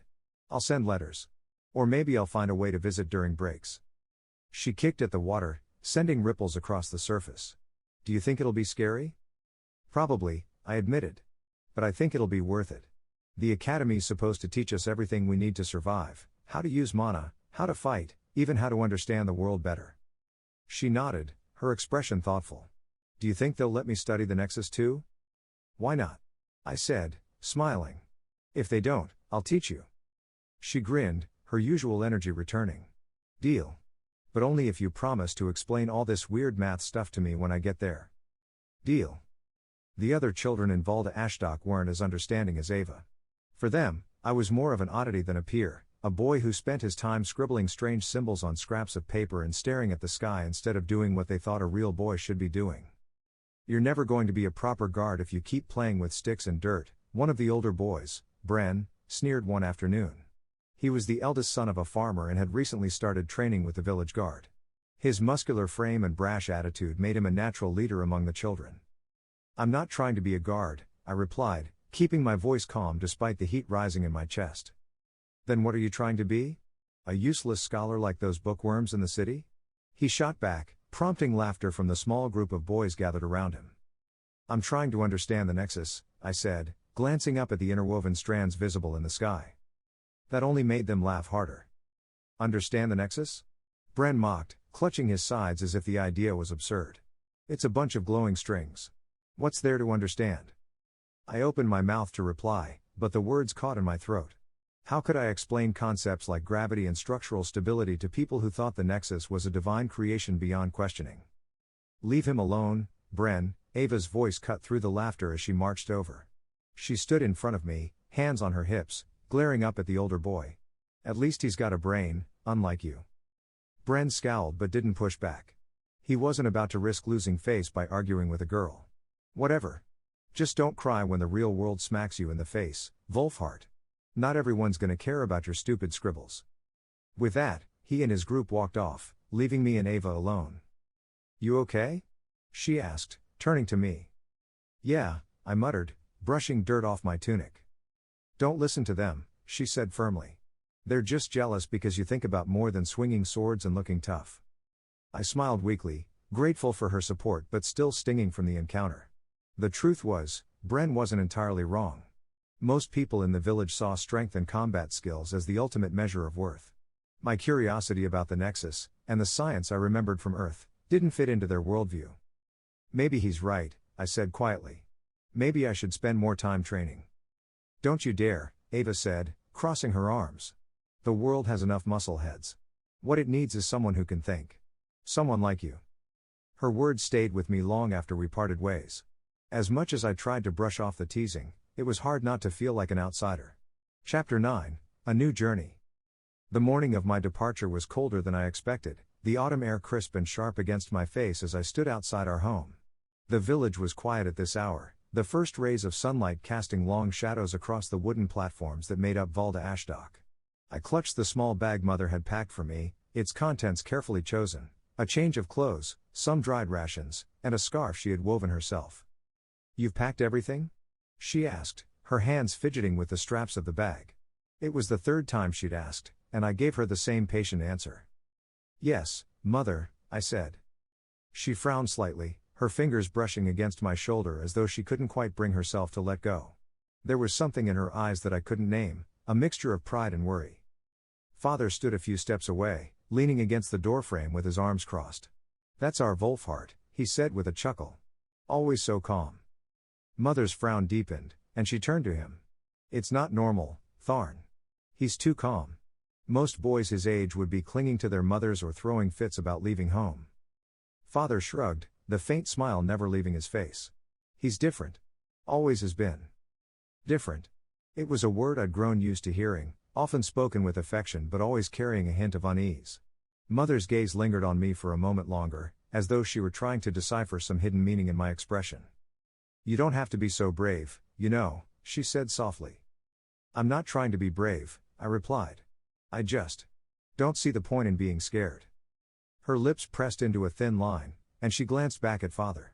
He gave her a reassuring nod, the kind he used when he thought she was overthinking. Breakfast was quieter than usual, the familiar clatter of dishes and hum of conversation muted by the weight of what lay ahead. Halric, ever the optimist, tried to lighten the mood by recounting stories of his future glory as a guardsman, the highest level the village had ever seen. "You'll love it, Wolfhart," he said, his enthusiasm filling the silences the rest of us couldn't. "The town will be a huge city by the time you come back under my leadership, brother. None of this small village nonsense." I nodded, though my mind was elsewhere. I could feel Mother's gaze on me as I picked at the bread on my plate, her worry palpable even without words. "Don't forget to make friends," she said suddenly, her tone light but her eyes serious. "It's important to have people you can trust." "I'll try," I said, though I wasn't sure how true that was. "And don't let anyone push you around," Halric added with a grin. "If anyone gives you trouble, just tell them your brother's a top swordsman in your home city." Father chuckled, ruffling Halric's hair. "Top swordsman, eh? I don't remember you winning every sparring match." Halric flushed, but his laughter was infectious, and for a moment, the heaviness lifted. When the boat finally arrived at the dock, its sleek frame gliding silently through the water, the reality of my departure hit me. This wasn't just a story or a plan anymore. It was happening. Mother hugged me tightly, her arms lingering as though she could hold me back from growing up. "Write to us when you can," she whispered, her voice thick with emotion. "I will," I promised. Father's goodbye was simpler but no less meaningful. He clasped my shoulder with a firm hand, his expression steady. "You'll do fine," he said. "Just remember what I've taught you. And don't let anyone tell you who you should be." Ava stood nearby, shifting her weight impatiently as she waited for her turn. When Mother finally released me, she stepped forward and punched my arm lightly. "You'd better write me, too," she said, her usual energy tempered by something quieter. "I'll be at the academy next year, so don't make it weird when I show up." "I won't," I said, managing a small smile. "Good," she said. Then, after a pause, she added, "And don't let those city kids make fun of you. You're smarter than all of them." Her words lingered in my mind as I boarded the boat, finding a seat near the front. The journey across the lake was calm, the water reflecting the endless expanse of the Nexus above. The strands connecting the worlds shimmered faintly, their presence both comforting and unnerving. I spent most of the trip staring up at them, my thoughts tangled in questions I couldn't answer. "Hexa," I thought, "do you think anyone else in this world understands how the Nexus works?" "Unlikely," Hexa replied, its tone as steady as always. "The level of scientific understanding in this world appears to be rudimentary at best." However, you may encounter individuals with theoretical knowledge or cultural interpretations. Do you think I'll ever figure it out? With time and sufficient data, it is possible, Hexa said. Your curiosity and persistence are assets. I nodded to myself, watching as the faint glow of the Nexus seemed to pulse in time with the rhythm of the waves. The capital of the Ash Kingdom was a stark contrast to Valda Ashdock. The docks were alive with activity, traders shouting over one another as they unloaded goods, and the streets were wide and bustling with people. For a moment, I felt overwhelmed by the sheer scale of it all. The buildings stretched high into the sky, their spires glinting in the sunlight, and the air buzzed with energy. "Welcome to the capital," the boatman said gruffly as I stepped onto the dock. I slung my bag over my shoulder and took a deep breath. The city smelled of salt and metal, of possibility and danger. The academy loomed in the distance, its stone walls and towering spires casting long shadows over the surrounding buildings. As I approached the gates, I felt a mix of anticipation and dread. This was it, the end of one chapter and the beginning of another. The academy would be my home for the next few years, a place where I would train, learn, and hopefully begin to understand more about this world and my place in it. The gates creaked open, revealing a sprawling courtyard filled with children my age. Some looked nervous, others confident, but all of them carried the same weight of expectation. I stepped through the gates, my thoughts swirling with the words of my parents, Ava's encouragement, and Hex's ever-present guidance. The path ahead was uncertain, but for the first time, I felt ready to face it. As the boat carrying Wolfhart and the other second children disappeared across the lake, Eliana stood motionless at the edge of the dock. The crisp autumn wind tugged at her shawl, but she didn't seem to notice. Her eyes were fixed on the shrinking silhouette of her youngest son, her arms crossed tightly over her chest as if to hold herself together. Tharn stood beside her, silent for a moment before placing a hand on her shoulder. "He'll be all right, Eliana," he said gently. She let out a shaky breath, her voice trembling. "I know. But knowing doesn't make it easier." Tharn sighed, his gaze drifting toward the horizon where the boat had vanished. "It's hard to let them go," he admitted. "But it's the way of things. The academy will teach him what he needs to survive in this world." Eliana turned to him, her eyes glistening with unshed tears. "He's not like Halric, Tharn. Halric was so eager, so full of excitement. Wolfhart." She hesitated, searching for the right words. "Wolfhart's always been different. Too quiet. Too serious. Sometimes, it feels like he's an old man in a child's body." Tharn chuckled softly, though there was little humor in it. "He's always been like that, hasn't he? Even as a baby. Never cried without reason, never fussed like Halric did. He just watched. It's like he was always thinking, even before he could talk." Eliana wiped at her eyes with the corner of her shawl. "That's what worries me. He doesn't laugh like other children. He doesn't play the same way. And he never gets angry, not like a boy his age should. It's like he's missing something." Tharn's brow furrowed as he considered her words. "Maybe. Or maybe he just sees the world differently. He's got a sharp mind, Eliana. Smarter than most grown men I've met. That boy will do great things someday." "Maybe," she said softly, her voice barely above a whisper. "But what if we never see him again, Tharn? What if this is the last time I hold him, the last time I hear him call me mother?" Her voice broke on the last word, and she pressed a hand to her mouth to stifle the sob threatening to escape. Tharn pulled her into his arms, holding her tightly as she wept against his chest. "I won't lie to you," he said quietly. "The world isn't kind, especially not to boys like Wolfhart. But he's strong in ways we can't see. He's got a mind that can change the course of nations. And he's got your strength in him, Eliana. He'll survive. I know he will." She pulled back slightly, looking up at him with tear-streaked cheeks. "But what if he doesn't? What if all this, sending him away, asking him to be more than he should have to be, what if it's all for nothing?" Tharn cupped her face in his hands, his voice steady and resolute. "It's not for nothing. You know why we have to do this. Second sons don't inherit the home, the trade, or the land. But they do inherit the future. Wolfhart's path might take him far from us, but it's the path he was meant to walk." Eliana nodded, though her heart ached with every word. "I just wish it didn't hurt so much. I know this is what he needs, what we need, but it feels like I'm losing him." "You're not losing him," Tharn said firmly. "He'll come back, Eliana. When he does, he'll be the man we always knew he could be." She leaned into him, letting his strength anchor her as the boat disappeared entirely from view. "I hope you're right," she said softly. "Because today feels like the hardest day of my life." Tharn held her tightly, his own heart heavy as he stared out over the lake. They stood there for a long time, their shared silence filled with love, hope, and the bittersweet pain of letting go. Chapter 10, Arrival at the Capital. The riverboat glided across the water, its rhythmic creaking and the faint hum of its mana engine breaking the silence of the crisp morning air. I stood at the bow, clutching the railing, staring at the horizon where the city of Ash's capital would soon appear. It had been 3 days since we left Valda Ashdock, and every mile felt like I'd been transported to another world. The first thing I noticed was the mana. It hung in the air like a mist, faintly tingling against my skin. The farther we traveled from the lake town, the thicker the mana became, making every breath feel invigorating. Hexa confirmed what I already suspected, my body was absorbing the ambient mana, raising my stats slightly even before we arrived. Wolfhart Valda Ashdock. Adolescent human male. Level, 0. Strength, 2. Dexterity, 2. Endurance, 3. Intelligence, 2. Wisdom, 2.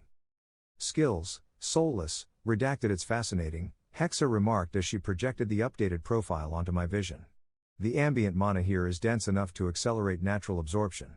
If this continues, your baseline stats may improve significantly before formal training even begins. That sounded promising, but it also left me uneasy. If something as simple as moving to a mana-rich environment could increase my potential, how far behind had I been growing up in Valda Ashdock? The city came into view just as the sun rose higher, its rays illuminating towering stone walls that gleamed like polished marble. They stretched high into the sky, dwarfing anything I had ever seen before. Compared to the patchwork wooden barriers of Valda Ashdock, the walls of the capital looked like something from a dream, or an MMO raid hub. I've seen this before, I muttered, the sight triggering a vivid memory. In Realm Online, perhaps? Hexa suggested. The central cities often featured grandiose architecture meant to evoke awe and inspire player loyalty. Exactly, I said. It feels like I'm walking into a live-action version of it. But this is real. The boat docked at a bustling pier, and I was immediately overwhelmed by the sights and sounds of the city. Vendors called out, hawking goods from brightly colored stalls, while carts carrying enchanted goods rolled past, their wheels glowing faintly with mana. The people wore fine clothes, their fabrics embroidered with shimmering threads that caught the light. It was all so advanced. The village felt primitive in comparison, a fact that only became clearer the longer I observed. People here didn't just live with magic, they thrived on it. Floating lanterns illuminated alleyways, and animated advertisements projected onto walls displayed goods and services, each one more fantastical than the last. As I stepped off the boat, a group of guards intercepted me. They were clad in gleaming armor inscribed with runes that pulsed faintly, their posture radiating authority. Papers, one of them demanded. I fumbled with my bag before producing the documents father had given me. The guard scanned them, his gauntlet glowing briefly before he nodded and handed them back. You'll need this. He reached into a pouch and pulled out a slim, glowing band.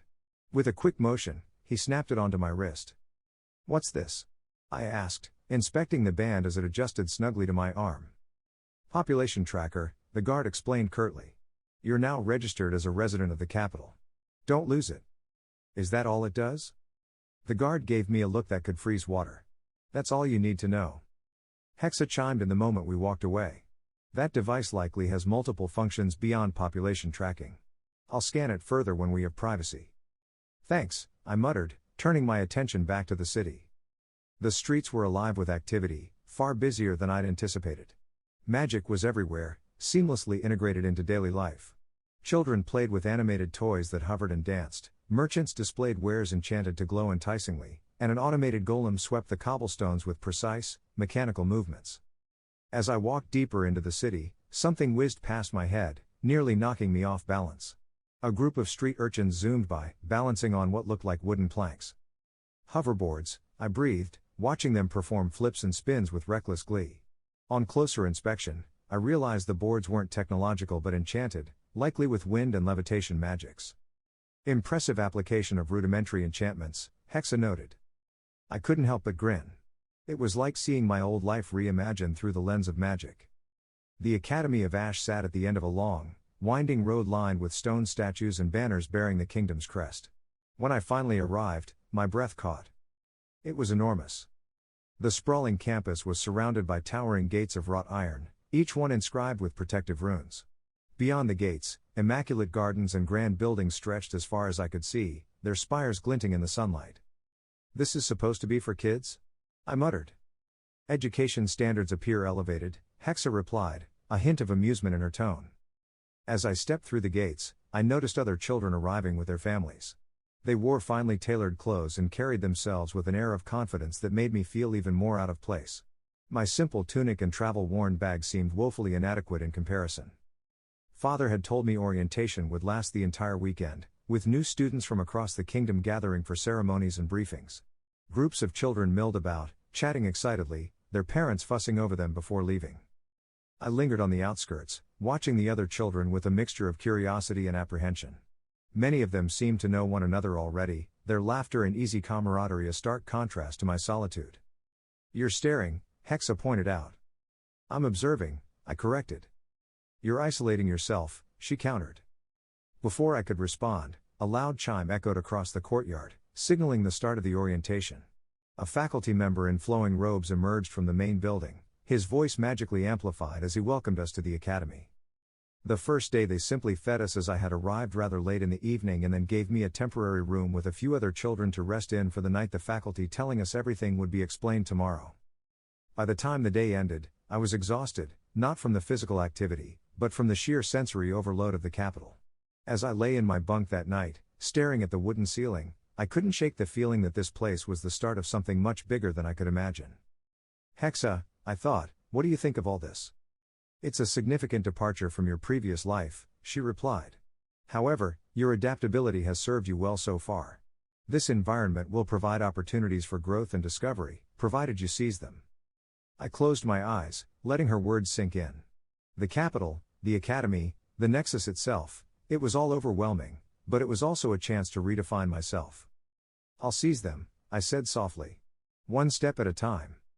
With that thought, I drifted into an uneasy sleep, dreams of the Nexus swirling in my mind.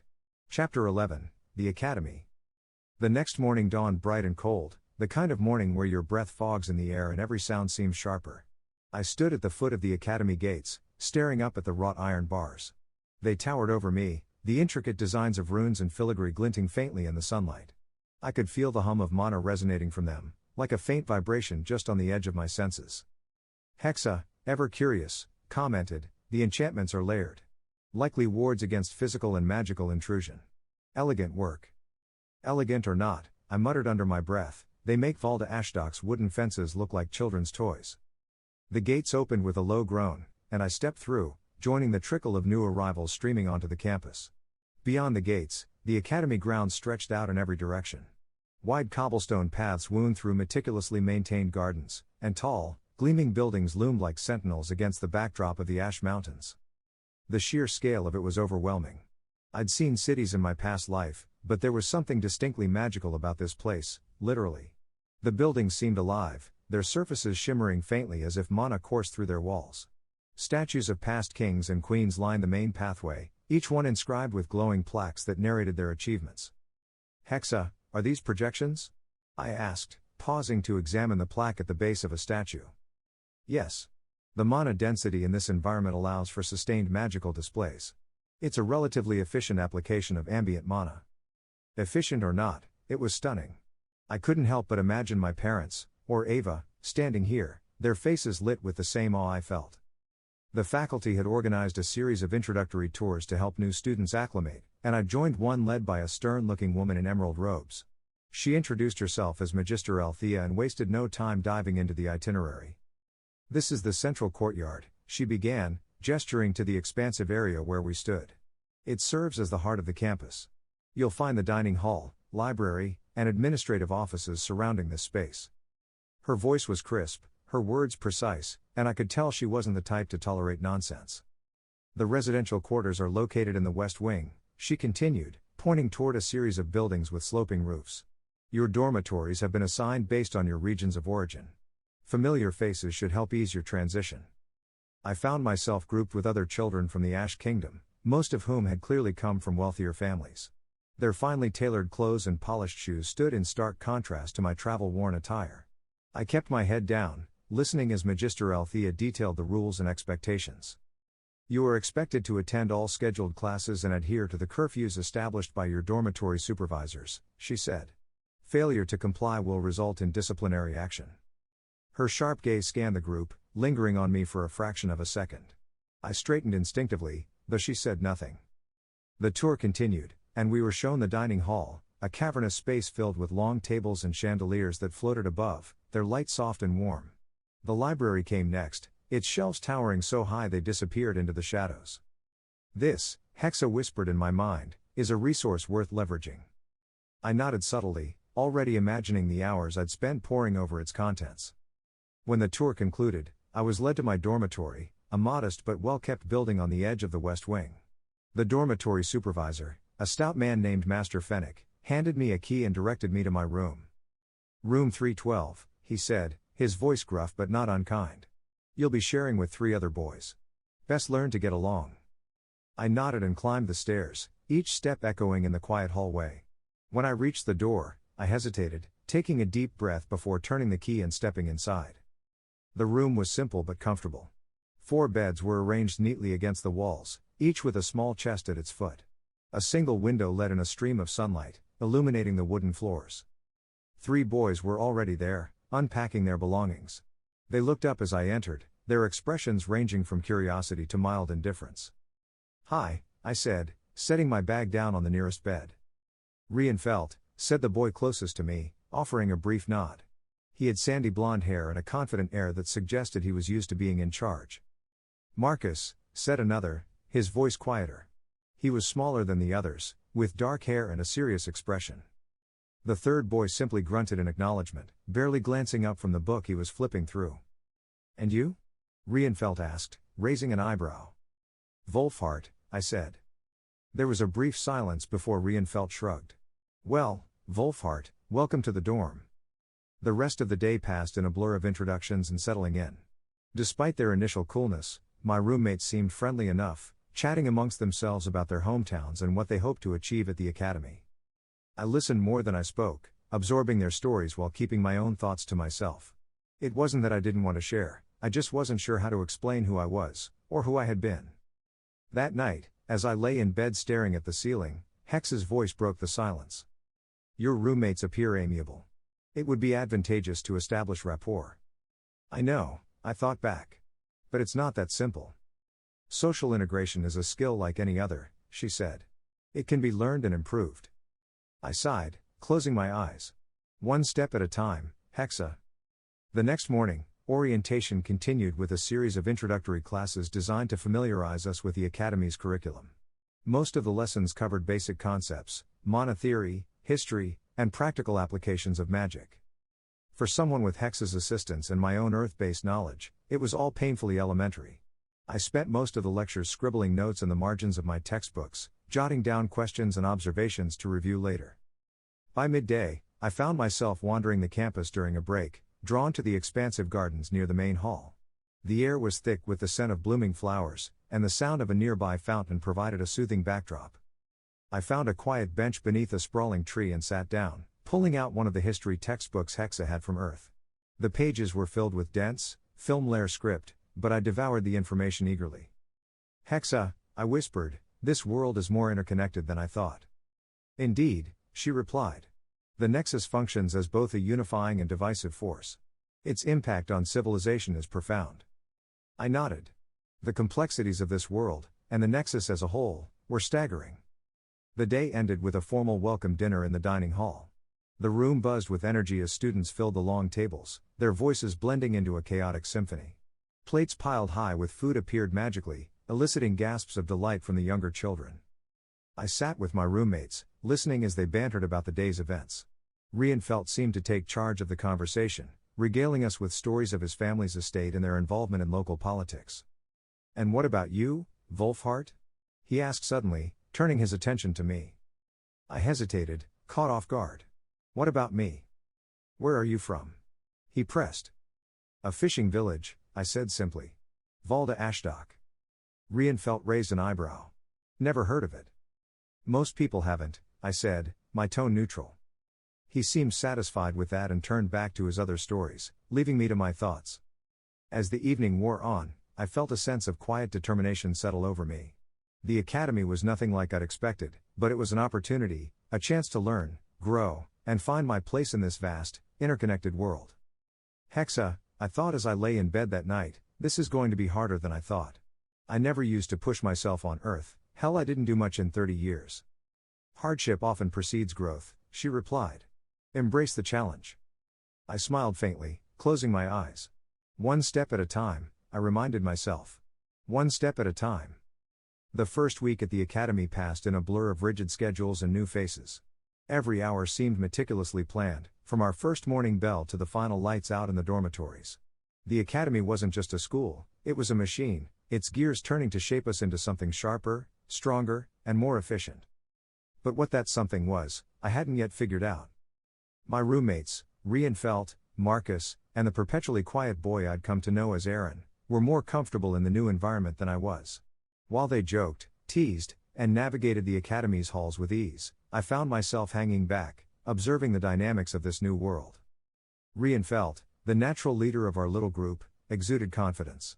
He had a knack for turning even the simplest interactions into opportunities to assert himself. Marcus was the conversationalist, constantly asking questions and filling silences with anecdotes. Aaron, on the other hand, was a shadow, a silent observer who rarely spoke unless prompted. Wolfhart, Rienfeld said one evening, tossing a small cloth ball into the air as he lounged on his bed. Why are you so quiet all the time? You're like Aaron, but even weirder. I'm not weird, I replied, setting down the history textbook I'd been reading. You don't talk, Marcus chimed in, sitting cross-legged on his bunk. You're always reading or staring at stuff like it's about to jump out at you. I think a lot, I said simply. Rienfeld laughed. You think too much. Sometimes you just have to do, you know? Swing a sword, say something stupid, live a little. I managed a small smile but said nothing. I learned quickly that sharing too much would only isolate me further. Classes were a mixed bag. The basics, math, monotheory, language studies, were easy enough, their content almost laughably simple when paired with Hex's assistance. I breezed through most lessons, earning the occasional curious glance from my instructors but nothing more. The first week wasn't without its challenges. Navigating the sprawling campus was a trial in itself, and the sheer number of students made it difficult to find moments of solitude. One afternoon, after finishing my assigned coursework early, I found myself wandering the gardens near the western wing. The air was cool and fragrant, the sound of birdsong and running water offering a rare sense of peace.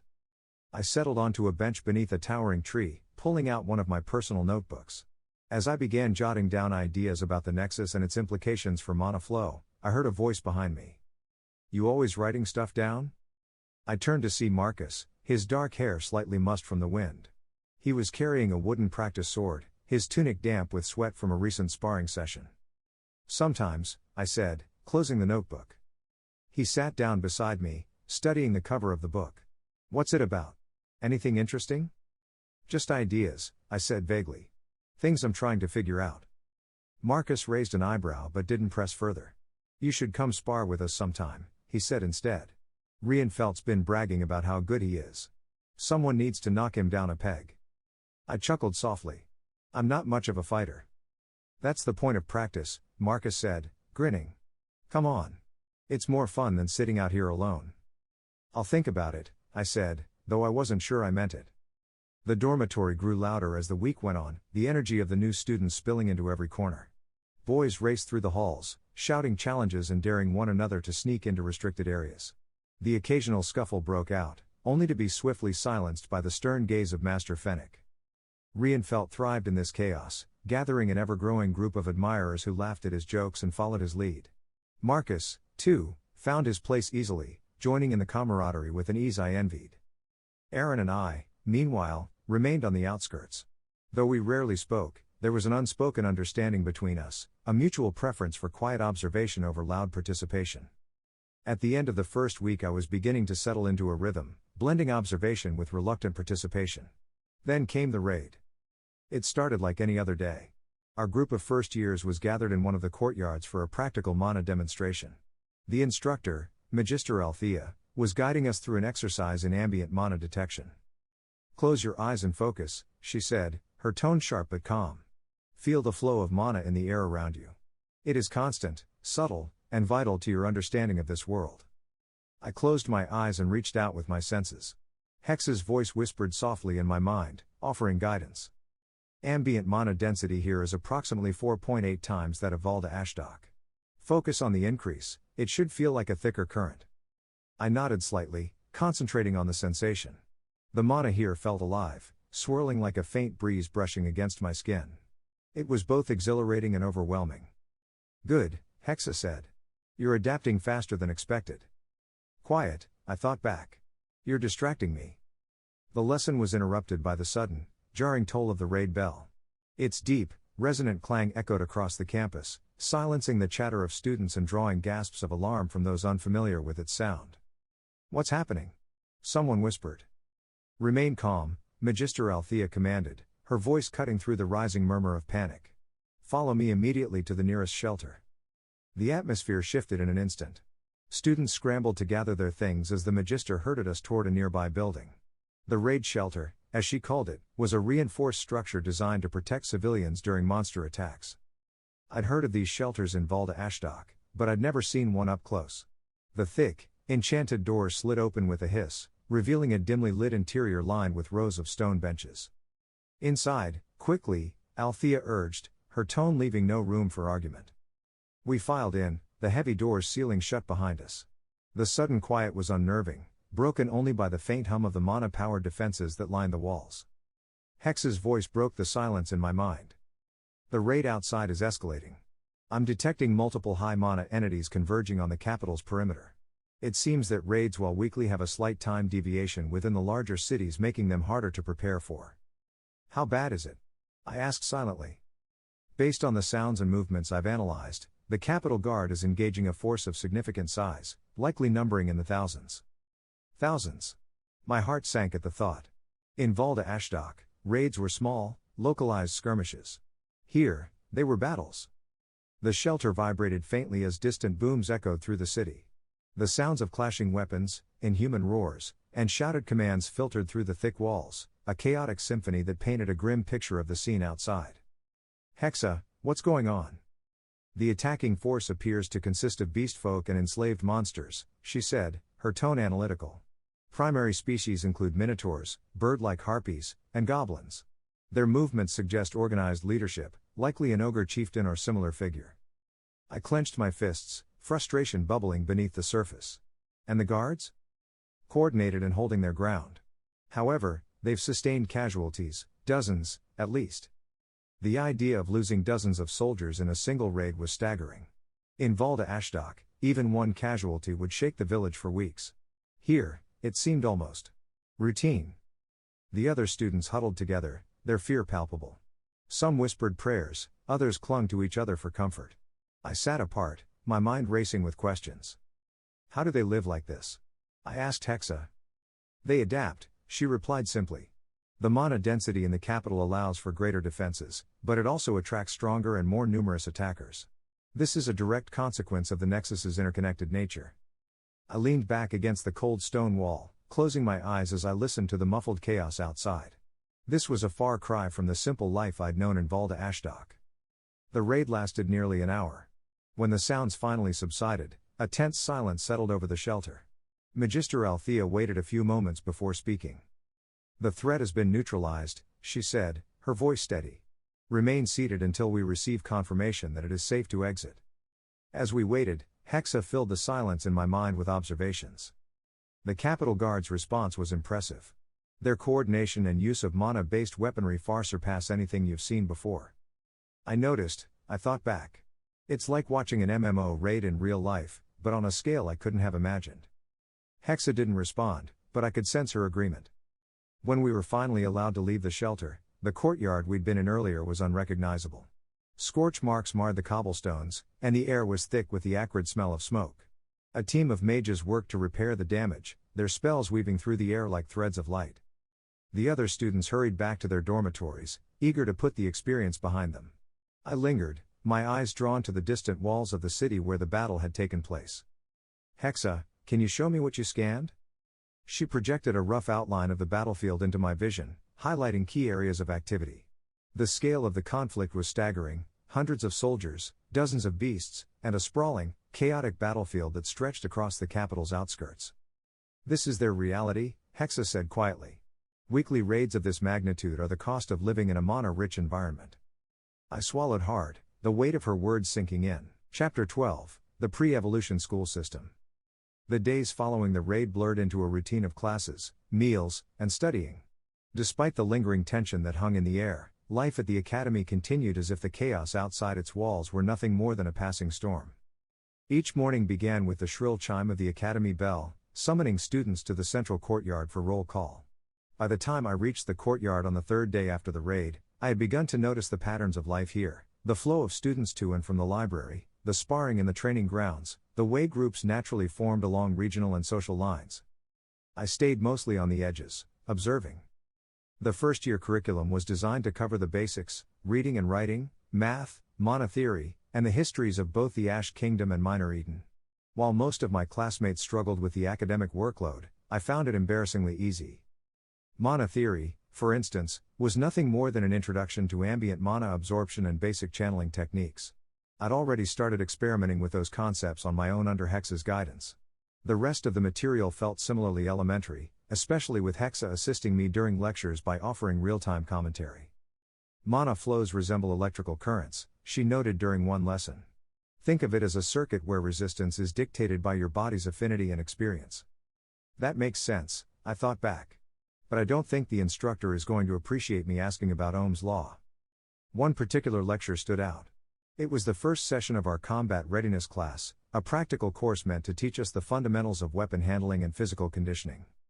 Our instructor, a towering man named Master Raygon, had us line up in pairs to practice basic stances with wooden training swords. Rienfeld was immediately in his element, twirling the wooden blade with an exaggerated flourish before lunging at Marcus, who barely managed to block. "Careful, Rienfeld," Master Raygon barked. "You're not here to show off. Focus on precision, not flair." I stood at the back of the group, my own practice sword resting awkwardly in my hands. "Wolfhart," Master Raygon called. "Why aren't you paired up?" "I don't have much experience," I admitted. "Then you're here to learn," he said, gesturing for me to step forward. "Marcus, pair with Wolfhart. Show him the basics." Marcus grinned as he handed his own sparring partner over to Rienfeld and approached me. "Don't worry, I'll go easy on you," he said with a wink. The first few exchanges were humbling. My movements were clumsy, my blocks poorly timed, and Marcus's strikes, while controlled, left me scrambling. "Focus, Wolfhart," Master Raygon said, his sharp eyes narrowing as he watched. "Your instincts are there, but you're hesitating. Confidence is as important as technique." Hexa, ever the coach, added her own advice. "Adjust your grip. You're holding the sword too tightly, it's restricting your movement."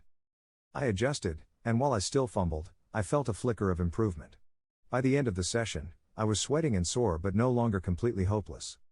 Later that evening, we gathered in one of the lecture halls for a special session led by the headmaster, Magister Arlen. "Your first year at the academy is foundational," he began, his deep voice echoing through the room.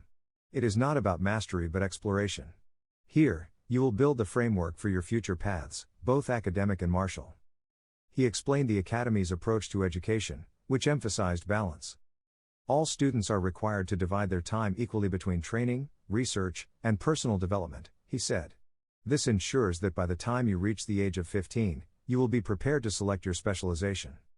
The mention of specialization piqued my interest. I'd read about class evolution in the academy's introductory materials, but hearing it discussed so openly made it feel more real. Hexa chimed in, "This approach is logical.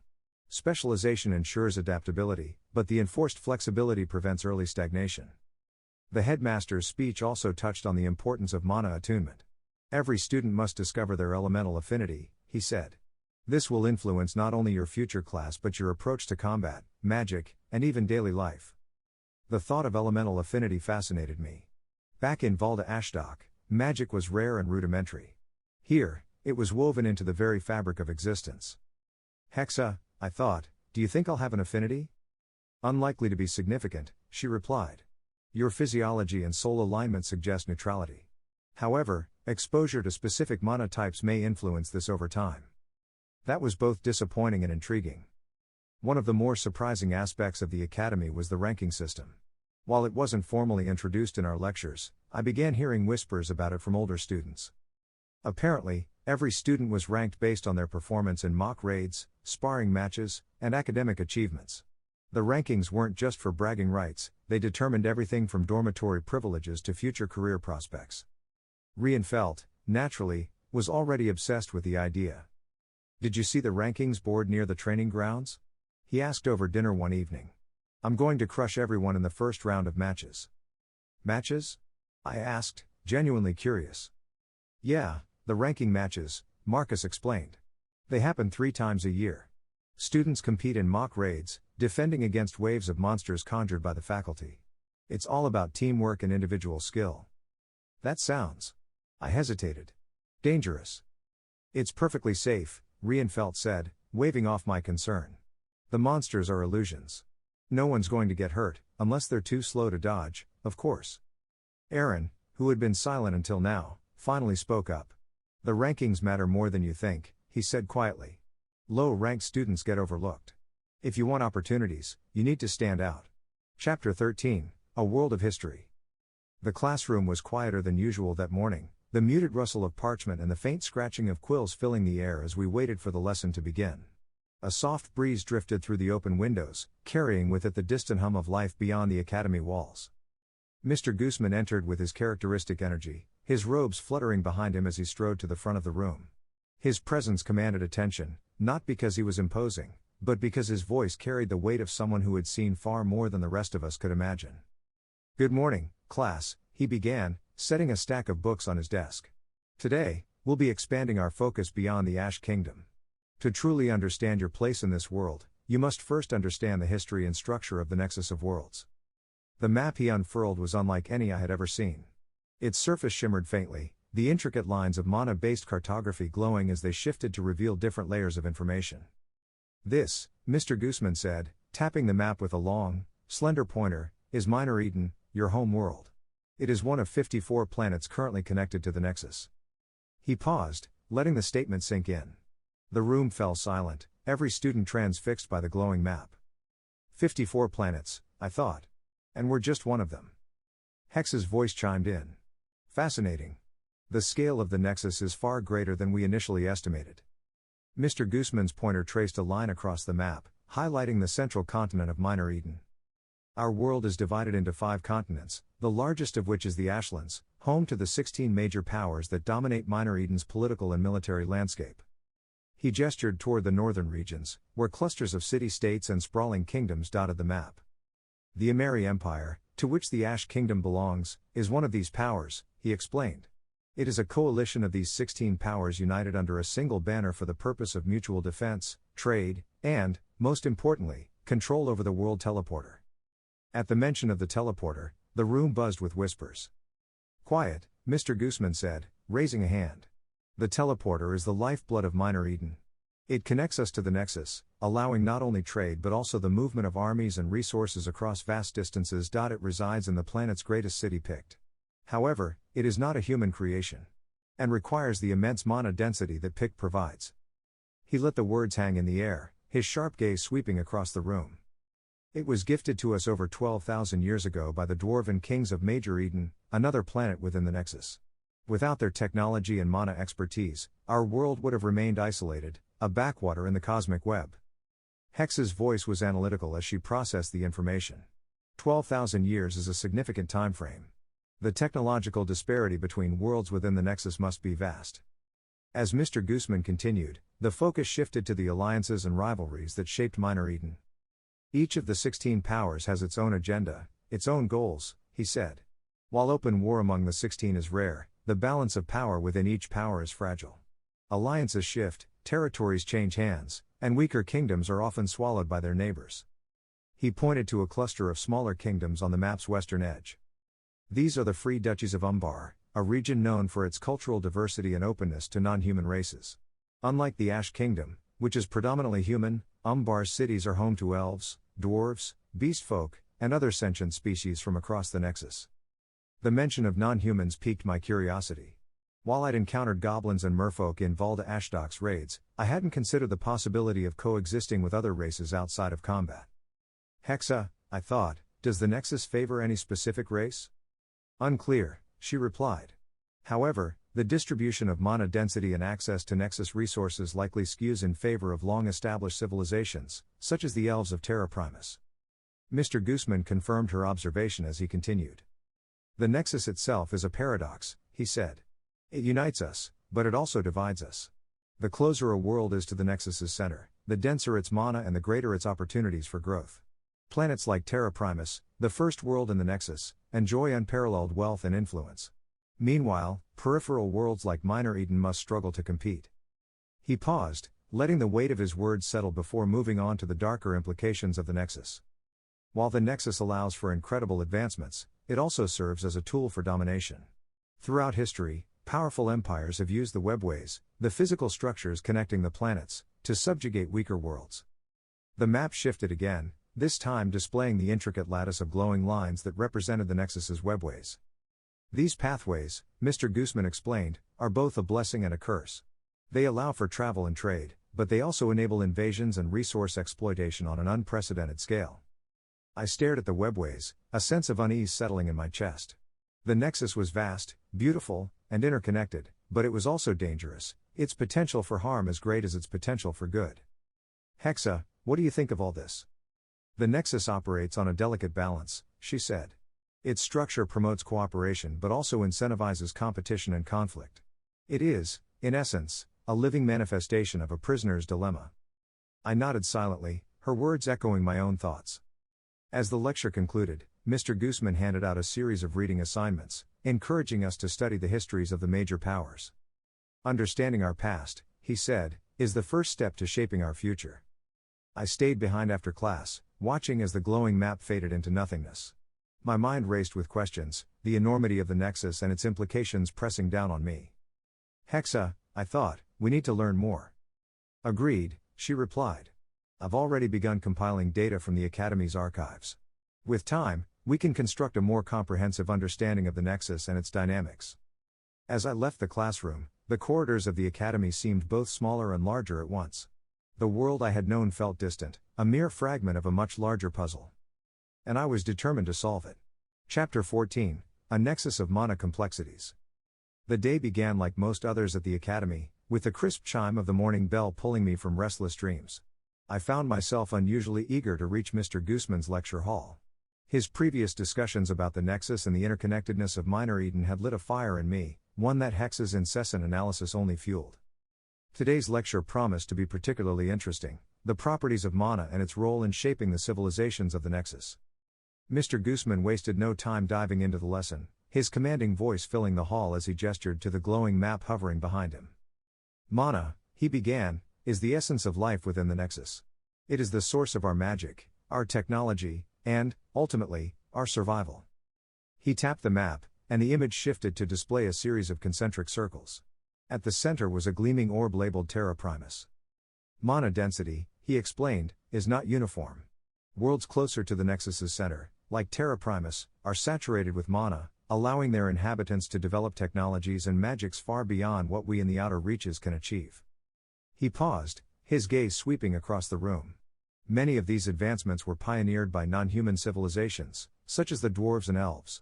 Their mastery of mana manipulation predates human settlement within the Nexus by thousands of years.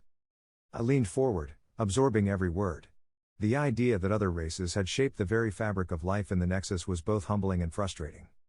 Mr. Guzman continued, his tone reverent as he described the elves of Terra Primus and their unparalleled control over nature.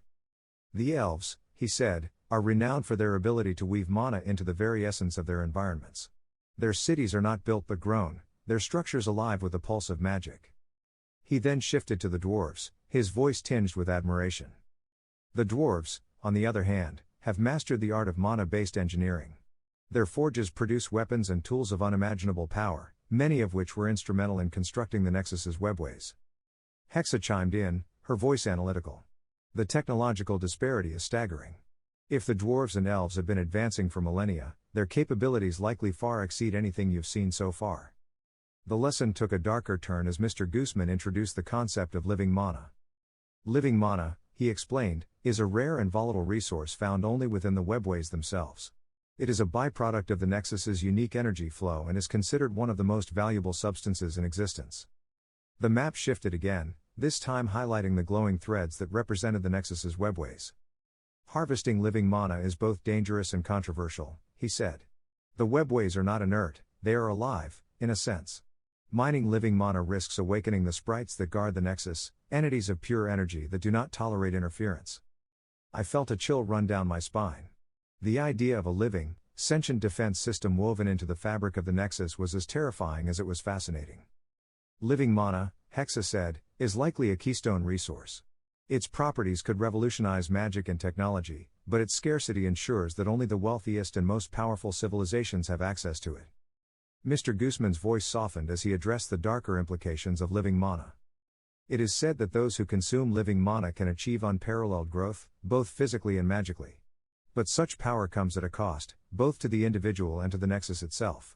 Entire worlds have fallen into chaos over access to this resource. I couldn't help but think of the pay-to-win mechanics in MMOs from my previous life. The idea that wealth could dictate access to power was depressingly familiar. The discussion shifted to mana density, a concept I'd already begun to notice during my time at the Academy. Mana density, Mr. Guzman explained, dictates the potential of a region, a city, or even an individual. Areas with high mana density allow for more advanced technologies, stronger magics, and greater prosperity. Conversely, regions with low mana density are often underdeveloped and vulnerable. He gestured toward the map, highlighting the Ash Kingdom and its surrounding territories. Minor Eden, as a peripheral world, suffers from relatively low mana density compared to worlds like Terra Primus or Major Eden. However, even within Minor Eden, disparities exist. The capital of Ash, for instance, enjoys significantly higher mana density than outlying regions like villages. I thought back to the gradual increase in my stats during the journey to the capital. The difference was undeniable, but it also felt inherently unfair. Hexa broke into my thoughts. Mana density functions as a natural gatekeeper. It dictates not only technological and magical advancement but also access to education, resources, and opportunities. Her tone grew contemplative. This raises an important question: is the Nexus's structure naturally occurring, or is it an artificial construct designed to enforce these disparities? The idea of the Nexus being an intentional design made my stomach churn. As Mr. Guzman moved on to another topic, Hexa continued her analysis in the background. There is evidence to suggest that the Nexus operates on a network-like system, she said. The interconnectedness of the webways and the role of mana flow hint at a potential for instantaneous communication across worlds. I frowned. You're saying there could be a mana-based internet? Precisely, Hexa replied. Such a system would require advanced mana manipulation and infrastructure, likely beyond the capabilities of Minor Eden but potentially accessible to central worlds like Terra Primus.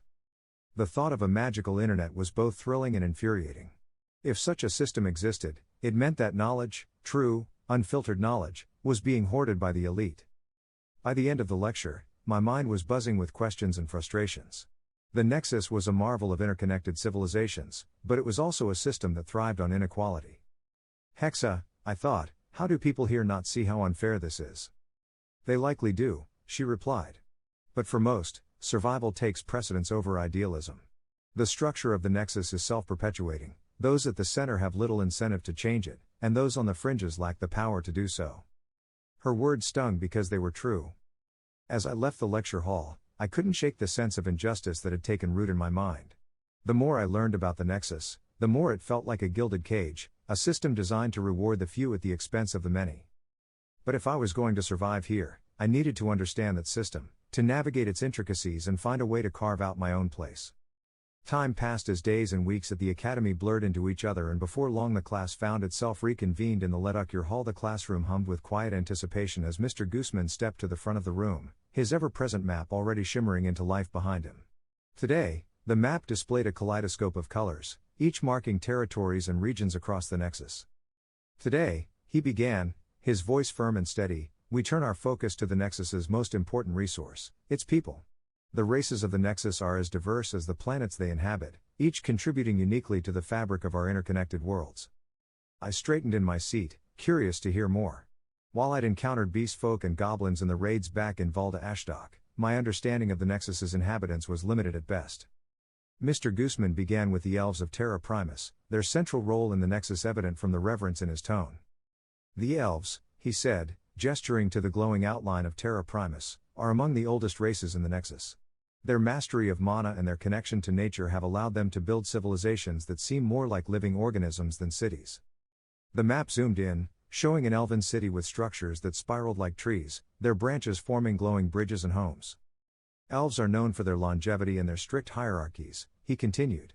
While they rarely leave Terra Primus, their influence extends to every corner of the Nexus, largely due to their innovations in mana-based technologies. Hexa's voice interrupted my thoughts.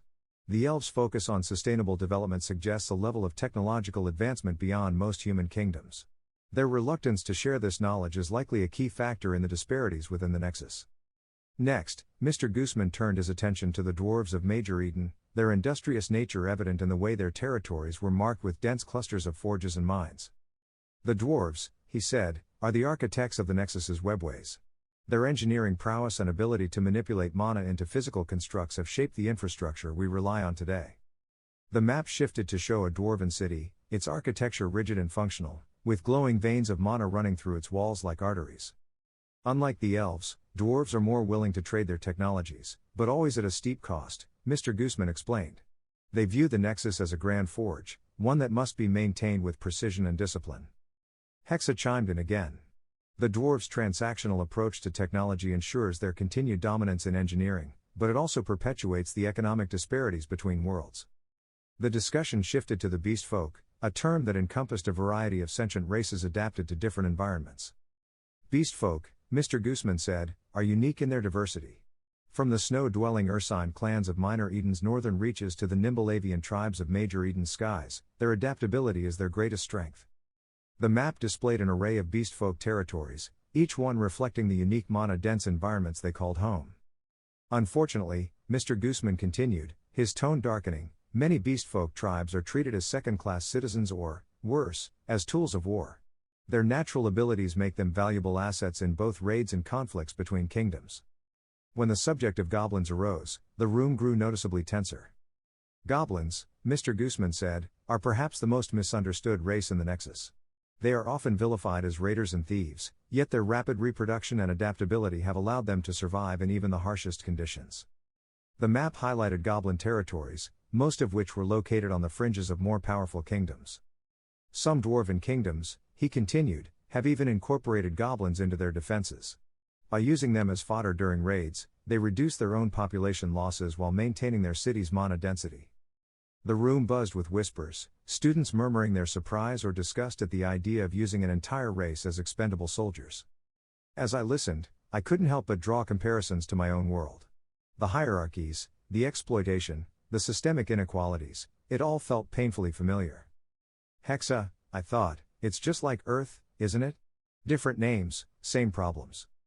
In many ways, yes, she replied.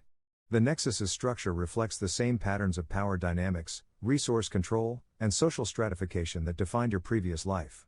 However, the integration of mana adds a layer of complexity. Mr. Gooseman's lecture concluded with a discussion of the Ash Kingdom's policies toward non-human races.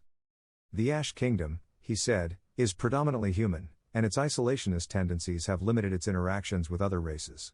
While some non-humans reside within the kingdom, they are rare and often regarded with suspicion. He gestured to the map, highlighting the Free Duchies of Umbar as a counterpoint. By contrast, the Duchies of Umbar are a model of coexistence, with mixed-race cities that thrive on diversity. Their openness to trade and cultural exchange has made them one of the most prosperous regions on Minor Eden. As the lecture ended, I lingered in the classroom, my mind racing with questions. The diversity of the Nexus was astonishing, but it was overshadowed by the exploitation and inequalities that seemed baked into its very fabric. Hexa, I thought, how do you fix something like this? It's too big, too ingrained. Change requires time, effort, and, most importantly, knowledge, she replied. Your current position offers limited influence, but that may not always be the case. Chapter 15, The Midterm Ranking Matches. The days at the academy had fallen into a comfortable rhythm. Classes, meals, and sparring sessions blended together, with occasional sparks of excitement when new concepts were introduced. Yet, for all the fascinating lectures and practical training, I still felt like an outsider, observing rather than participating. That began to change the day. Reinfeldt and Marcus burst into the dormitory, their faces alight with excitement. Wolfhart. Reinfeldt called, tossing his satchel onto his bed. You're coming with us tomorrow. I looked up from my notes, where Hexa had been helping me outline mana absorption rates. Coming where? To the arena, Marcus said, flopping onto his bunk. It's the midterm ranking matches. We're not missing this.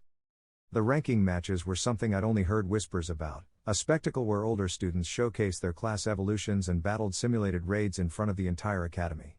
The results determined not just bragging rights but also placement in next year's advanced courses. Why would I go? I asked, skeptical. I'm not ranked, and I'm not competing. Reinfeldt rolled his eyes.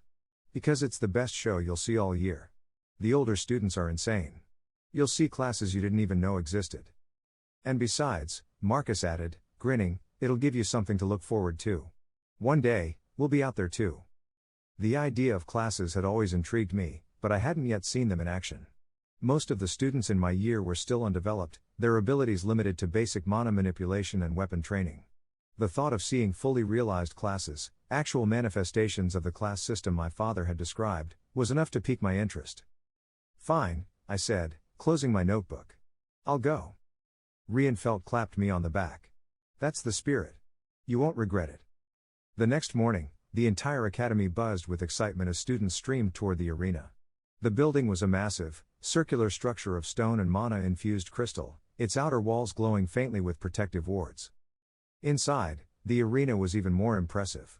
The stands were packed with students and faculty, the air alive with chatter and anticipation. At the center was a mock battlefield, complete with scaled-down walls, trenches, and a gate that led to the arena's inner workings. Welcome to the show, Reinfeldt said, gesturing grandly as we took our seats. Marcus nudged me. Wait until you see the illusions. They make it look real. The headmaster, Magister Arlen, appeared on a floating platform above the arena, his voice amplified by magic. Welcome, students, to the midterm ranking matches. He announced, his tone commanding yet warm. Today, you will witness the culmination of months of training and dedication. Our upper year students will demonstrate their skills in simulated raids, showcasing the diversity and creativity of the class system. A cheer erupted from the crowd, and even I couldn't help but feel a flicker of excitement. The first team to enter the arena consisted of 5 students, their appearances strikingly different from the first years I was used to seeing. Each of them radiated confidence, their weapons and armor glowing faintly with magical enhancements. The announcer introduced them as a balanced team, a warrior, a ranger, a mage, a healer, and a rogue. As the gates opened, the illusionary raid began. The arena transformed before our eyes, shimmering as magic wove an entire scenario into existence. The students faced a horde of simulated goblins, their attacks coordinated and relentless. The warrior charged forward, his blade gleaming with a fiery enchantment, while the ranger fired arrows that exploded into bursts of light. The mage unleashed torrents of ice and fire, controlling the battlefield with precision, while the healer kept the team standing with bursts of restorative magic. It was mesmerizing. Hexa, I thought, this is incredible. It's like watching a raid boss fight in Realm Online, but it's real. Indeed, she replied. The coordination and individual skill on display are impressive. Each class is uniquely adapted to its users' strengths and preferences.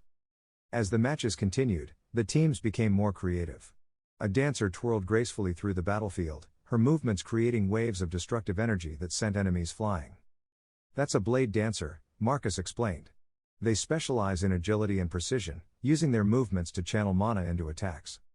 Another student, a berserker, roared as his skin turned crimson and his muscles bulged unnaturally. His attacks were wild and devastating, cutting through waves of enemies with reckless abandon. A rage-fueled warrior class, Hexa noted. Likely a variant of the traditional melee archetype. Then there was the healing ranger, who fired enchanted arrows that healed allies upon impact. That's insane, I whispered. A ranged healer? It's all about how you train, Reinfeldt said. Classes adapt to the user's style. That's what makes the system so brilliant. For the first time since arriving at the academy, I felt a genuine spark of excitement. The matches were more than just entertainment, they were a glimpse into what was possible. Hexa, I thought, what do you think my class could be? Impossible to determine at this stage, she replied. However, your analytical nature and interest in strategy may influence your development. I imagine myself in the arena, wielding abilities as unique and powerful as those I'd seen. The thought was both exhilarating and daunting. As the matches came to a close, the top-ranked team stepped into the arena, a group of students who moved with the effortless grace of those who had been training their entire lives. Their synergy was flawless, their attacks devastating. The leader, a tall boy clad in gleaming armor that seemed to pulse with its own mana, barely broke a sweat as he directed his team to victory. It was impressive, sure. But as I watched, a pit of frustration began to grow in my chest. The difference was obvious. These kids weren't just talented, they were starting from a completely different playing field. Their movements were faster, their attacks stronger, their mana denser. Hexa, I thought bitterly, what's their secret? Why are they so far ahead? Analyzing, Hexa replied. A moment later, her voice was calm but edged with something like concern. The likely answer is mana saturation. Students from wealthier families typically grow up in regions with higher mana density, allowing for superior base stats and greater adaptability. So, they were just born better? Not better, Hexa corrected, but with significant advantages. Their environments have provided them with opportunities you have not yet had access to. I clenched my fists, barely noticing as my nails bit into my palms. The words echoed in my head, opportunities you have not yet had access to. I wasn't angry for the reasons a noble hero in a story might be. I didn't care about fairness or justice. No, my anger was self-directed. I'd spent a decade on Earth chasing the next thrill in Realm Online, working my way up from a middling player to one of the top raiders in my guild. Sure, I wasn't the best, but I'd always known that with enough time and effort, I could climb the ranks. The system there had rules. It rewarded skill and persistence. This was different. Here, the rules were stacked from the start. These noble brats weren't better than me because they worked harder. They were better because they had been born in places where mana flowed like water, where tutors and magical artifacts were handed to them the way fishing rods were handed to kids in Valda Ashdock. The gap wasn't just frustrating, it was infuriating. On Earth, I'd coasted through a cushioned life. The United States wasn't perfect, but it had offered enough opportunities for someone like me to skate by. A merit-based system, even a flawed one, had let me get away with being average. Here, that wasn't an option. In this world, average meant powerless. The crowd erupted into cheers as the top-ranked team finished their match, standing victorious amid the simulated wreckage. I didn't clap. My hands stayed clenched in my lap, shaking slightly as I glared at the arena floor. I want that, I thought. I want their power. You can achieve it, Hexa said, her voice steady. But it will require a level of focus and discipline you have not yet demonstrated. Her words stung, but she wasn't wrong. I hadn't taken this world seriously, not really. I'd been too busy marveling at its magic and systems, treating it like some new game to explore. But it wasn't a game. It was real. And if I didn't start fighting for every scrap of power I could get, I'd be left behind. The days following the midterm ranking matches felt like stepping back into a shallow pond after glimpsing the ocean. The spectacle had ignited something in me, a hunger for power and mastery, but the return to basic lessons in mana channeling and arithmetic left me restless. For most of my classmates, the material was challenging enough. Many struggled to sense even the faintest spark of mana, their frustrated groans filling the practice halls. I, however, had Hexa. This is too simple, I muttered one afternoon, watching the tiny flicker of mana I'd conjured dance across my palm. We're barely scratching the surface. Hexa's voice was calm and pragmatic. The first-year curriculum is designed to establish a foundation. For someone with your background and my assistance, it will inevitably feel rudimentary. That's putting it lightly, I grumbled, dispersing the mana with a flick of my fingers. When the monotony of classes became unbearable, I turned to the library. It had quickly become my sanctuary, a sprawling labyrinth of knowledge where I could lose myself for hours. The shelves stretched higher than the eye could see, their contents organized by glowing runes that responded to a user's mana signature. Hexa had mastered the system within minutes, guiding me to sections that would otherwise have been impossible to navigate. Focus on advanced mana theory and Nexus studies, she suggested. These areas align most closely with your long-term goals. I didn't need much convincing.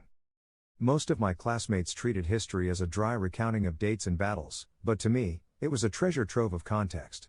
I devoured books on the Emeri Empire, tracing the evolution of its alliances and rivalries with the other 16 major powers of Minor Eden. The intricacies of trade agreements, military campaigns, and mana resource management were endlessly fascinating. It's all connected, I said one evening, poring over a particularly dense tome on interplanetary trade. Correct, Hexa replied. The Nexus functions as a vast, interdependent system. Understanding its mechanics will provide you with a strategic advantage. It was during one of my late-night library sessions that I stumbled upon a slim, unassuming book tucked away in a neglected corner of the Mana Theory section. Its title, etched faintly into the worn leather spine, read Internal Augmentation through Mana Saturation. Curious, I pulled it from the shelf and began flipping through the pages.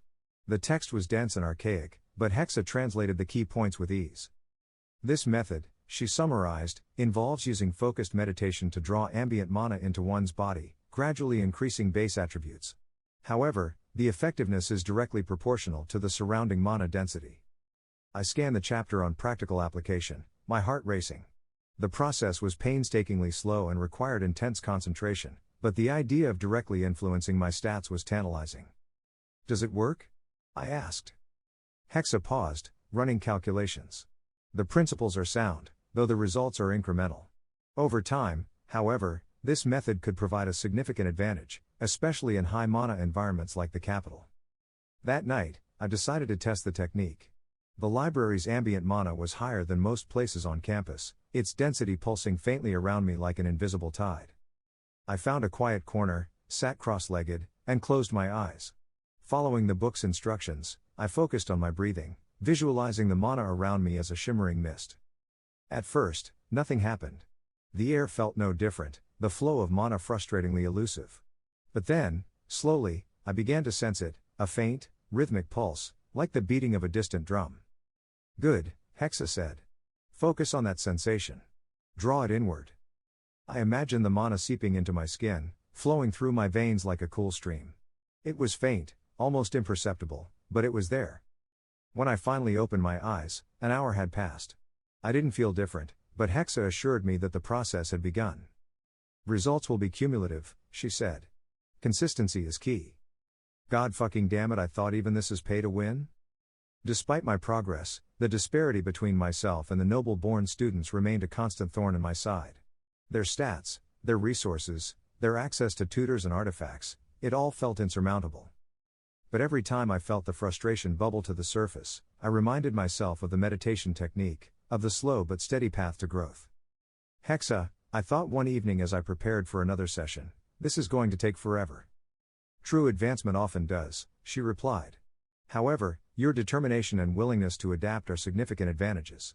Do not underestimate them. I nodded, closing my eyes as I focused on the flow of mana around me. This was my path, not the fastest, not the easiest, but mine. And I would see it through. Chapter 16, A Growing Isolation. The academy's routine settled over me like a heavy blanket. Classes, study, meals, and meditation, each day blurred into the next, a monotonous rhythm broken only by brief moments of discovery or frustration. While the halls buzzed with the energy of students forging new friendships and alliances, I found myself increasingly disconnected. Rienfeld, Marcus, and Aaron had become a tight-knit group, their shared experiences weaving bonds that I couldn't seem to penetrate. I often heard their laughter late into the night, muffled through the walls as they exchanged jokes and stories. Rienfeld loved to regale them with exaggerated tales of his family's escapades, while Marcus played the attentive listener, always ready with a sharp quip. Even Aaron, usually quiet, had found his place among them. Wolfhart, Rienfeld said one evening as I was buried in a history text, "You should join us. We're heading to the training grounds to watch some sparring matches." "I've got reading to do," I replied without looking up. Rienfeld shrugged, muttering something about my book obsession as they left. Hex's voice cut into my thoughts. "You are aware that isolation has social and emotional consequences, correct?" "I know," I thought back. "But what's the point of pretending to fit in when I don't?" "They may offer perspectives or experiences that you lack," she replied. "Your dismissal of them is inefficient." "I'm not here to make friends," I countered, though the words felt hollow. The one connection that brought some comfort came in the form of letters from home. Ava wrote regularly, her neat handwriting spilling across the pages with stories of Valda Ashdock and the small, quiet life I had left behind. She wrote about her studies with the local scholar, her excitement at the thought of joining the academy next year, and the occasional mischief she got into with the other village kids. Wolfhart, one letter read, "It's so strange here without you. The lake seems quieter, and Father says you've left a hole in the guards' drills. I can't wait to see you next year, it'll be just like old times, except in the big city." I smiled faintly as I read, her enthusiasm cutting through the fog of my routine. But beneath the warmth, there was a pang of guilt and frustration. She doesn't understand, I thought, staring at the letter. How could she? She's still a kid. Hexa, ever perceptive, picked up on my unease. Your relationship with her is rooted in a shared history, she said. However, your current experiences are diverging rapidly. It's not just that, I replied. I'm not her age. Not really. How am I supposed to talk to her when I feel like I've lived an entirely different life? I folded the letter carefully and tucked it into the small chest at the foot of my bed. It was a small connection to home, a reminder of simpler times, but it also felt like a weight, tethering me to a life I was steadily outgrowing. As the end of the year loomed, the academy buzzed with anticipation. For most of the students, it marked a milestone, a time to reflect on their growth and look forward to the next stage of their training. For me, it felt like just another marker on a timeline I wasn't entirely part of. My 10th birthday was just a few weeks away, a date that would have been cause for celebration in Valda Ashdock. Here, it felt insignificant, a footnote in the larger narrative of the Academy's relentless cycle. Late one evening, as the dormitory fell silent, I found myself staring out the small window by my bed. The city stretched out below, its lights twinkling like stars, and beyond that, the faint silhouette of the Ash Mountains loomed against the dark sky. Hexa, I thought, what am I even doing here? You are building a foundation, she replied. Every piece of knowledge, every skill you acquire is another step toward your goals. But I feel so stuck, I admitted. Like I'm just treading water while everyone else is swimming ahead. I'm not even sure what my goals really are. Just since I was reborn here it's been to level up and see the Nexus. Is that enough? Your progress is not linear, Hexa said. Focus on the long term. The disparities you perceive now can be mitigated through effort and strategy. Her words were logical, but they didn't ease the weight in my chest. I turned away from the window and climbed into bed, staring at the ceiling as thoughts of Ava, the Nexus, and the relentless march of time swirled in my mind. My 10th birthday would come and go, just another day in the grand scheme of things. But I promised myself that by the time the next year ended, I would no longer feel like I was lagging behind. The morning of my 10th birthday was like any other. No one at the academy knew the date, and I didn't plan to bring it up. Birthdays had felt meaningless since I was reborn in this world. What did a date matter when I was already decades older in my mind? Still, I allowed myself a small ritual. After breakfast, I wandered into the academy gardens, notebook in hand, and found a quiet bench under a sprawling ash tree.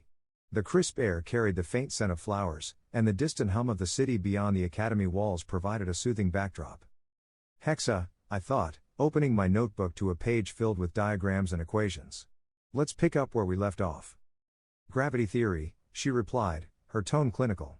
We were discussing its interaction with the Nexus structures. For weeks, Hexa and I had been puzzling over the nature of the Nexus. The massive webways that connected the worlds defied the laws of gravity as I had understood them on Earth. Their structures hovered in the void, their paths seemingly impervious to the gravitational pull of the planets they connected. Mana might act as a stabilizing force, I mused, sketching a rough diagram of the Nexus webways. But how does it counteract gravity on such a massive scale? It is possible that living mana, in its raw form, has properties that manipulate spatial dimensions, Hexa suggested. Or, I countered, the Nexus itself is some kind of artificial construct, designed to override natural laws. Hexa cut me off. I doubt. Our discussion was interrupted by a voice, sharp and curious. You're talking about gravity? I looked up to see two figures standing nearby. The girl who had spoken was tall for her age, with fiery red hair that shimmered in the sunlight and eyes that seemed to glint with a mix of intelligence and mischief. Beside her stood a boy with similar features, though his demeanor was quieter, more measured. Morgana and Stefan Ash, Hexa whispered in my mind, identifying them instantly. Cousins to the royal family. They are in your year but have special tutors. Highly intelligent and politically significant. I stood quickly, unsure how to respond. The Ash name was enough to make anyone tread carefully. Yes, I said awkwardly, clutching my notebook. I was just thinking out loud. Morgana smirked, stepping closer. About gravity and the Nexus? She pressed. Not exactly light reading for a 10-year-old. Stefan studied me with a cool gaze. Most people here don't even know what gravity is, let alone question it. I hesitated, but there was something in their expressions, curiosity rather than judgment, that encouraged me to speak. It doesn't make sense, I said, gesturing to my notes. The Nexus webways defy everything I know about gravity. I've been trying to figure out how they work. Morgana's smirk widened. Finally, someone worth talking to, she said, dropping onto the bench beside me. Stefan followed, nodding slightly. Most of the students here only care about their stats and classes. It's rare to find someone who thinks beyond themselves. What began as a chance encounter turned into an impromptu discussion. Morgana and Stefan were surprisingly well read, their knowledge extending far beyond the academy curriculum. Morgana, in particular, was fascinated by the theoretical applications of mana. If mana density affects gravity, she said, leaning forward, then denser worlds should have completely different physics. Have you read anything about Terra Primus? Only scraps, I admitted. But Hexa thinks their cities might be stabilized using mana constructs that act as counterweights. Hexa? Stefan asked, raising an eyebrow. I froze for a moment, realizing my slip. Just a nickname I gave to my thoughts, I said quickly. He didn't press further, though his gaze lingered on me for a moment before he returned to the discussion. It didn't take long to realize that Morgana and Stefan were different. It wasn't just their intelligence, it was the way they carried themselves, the way people watched them.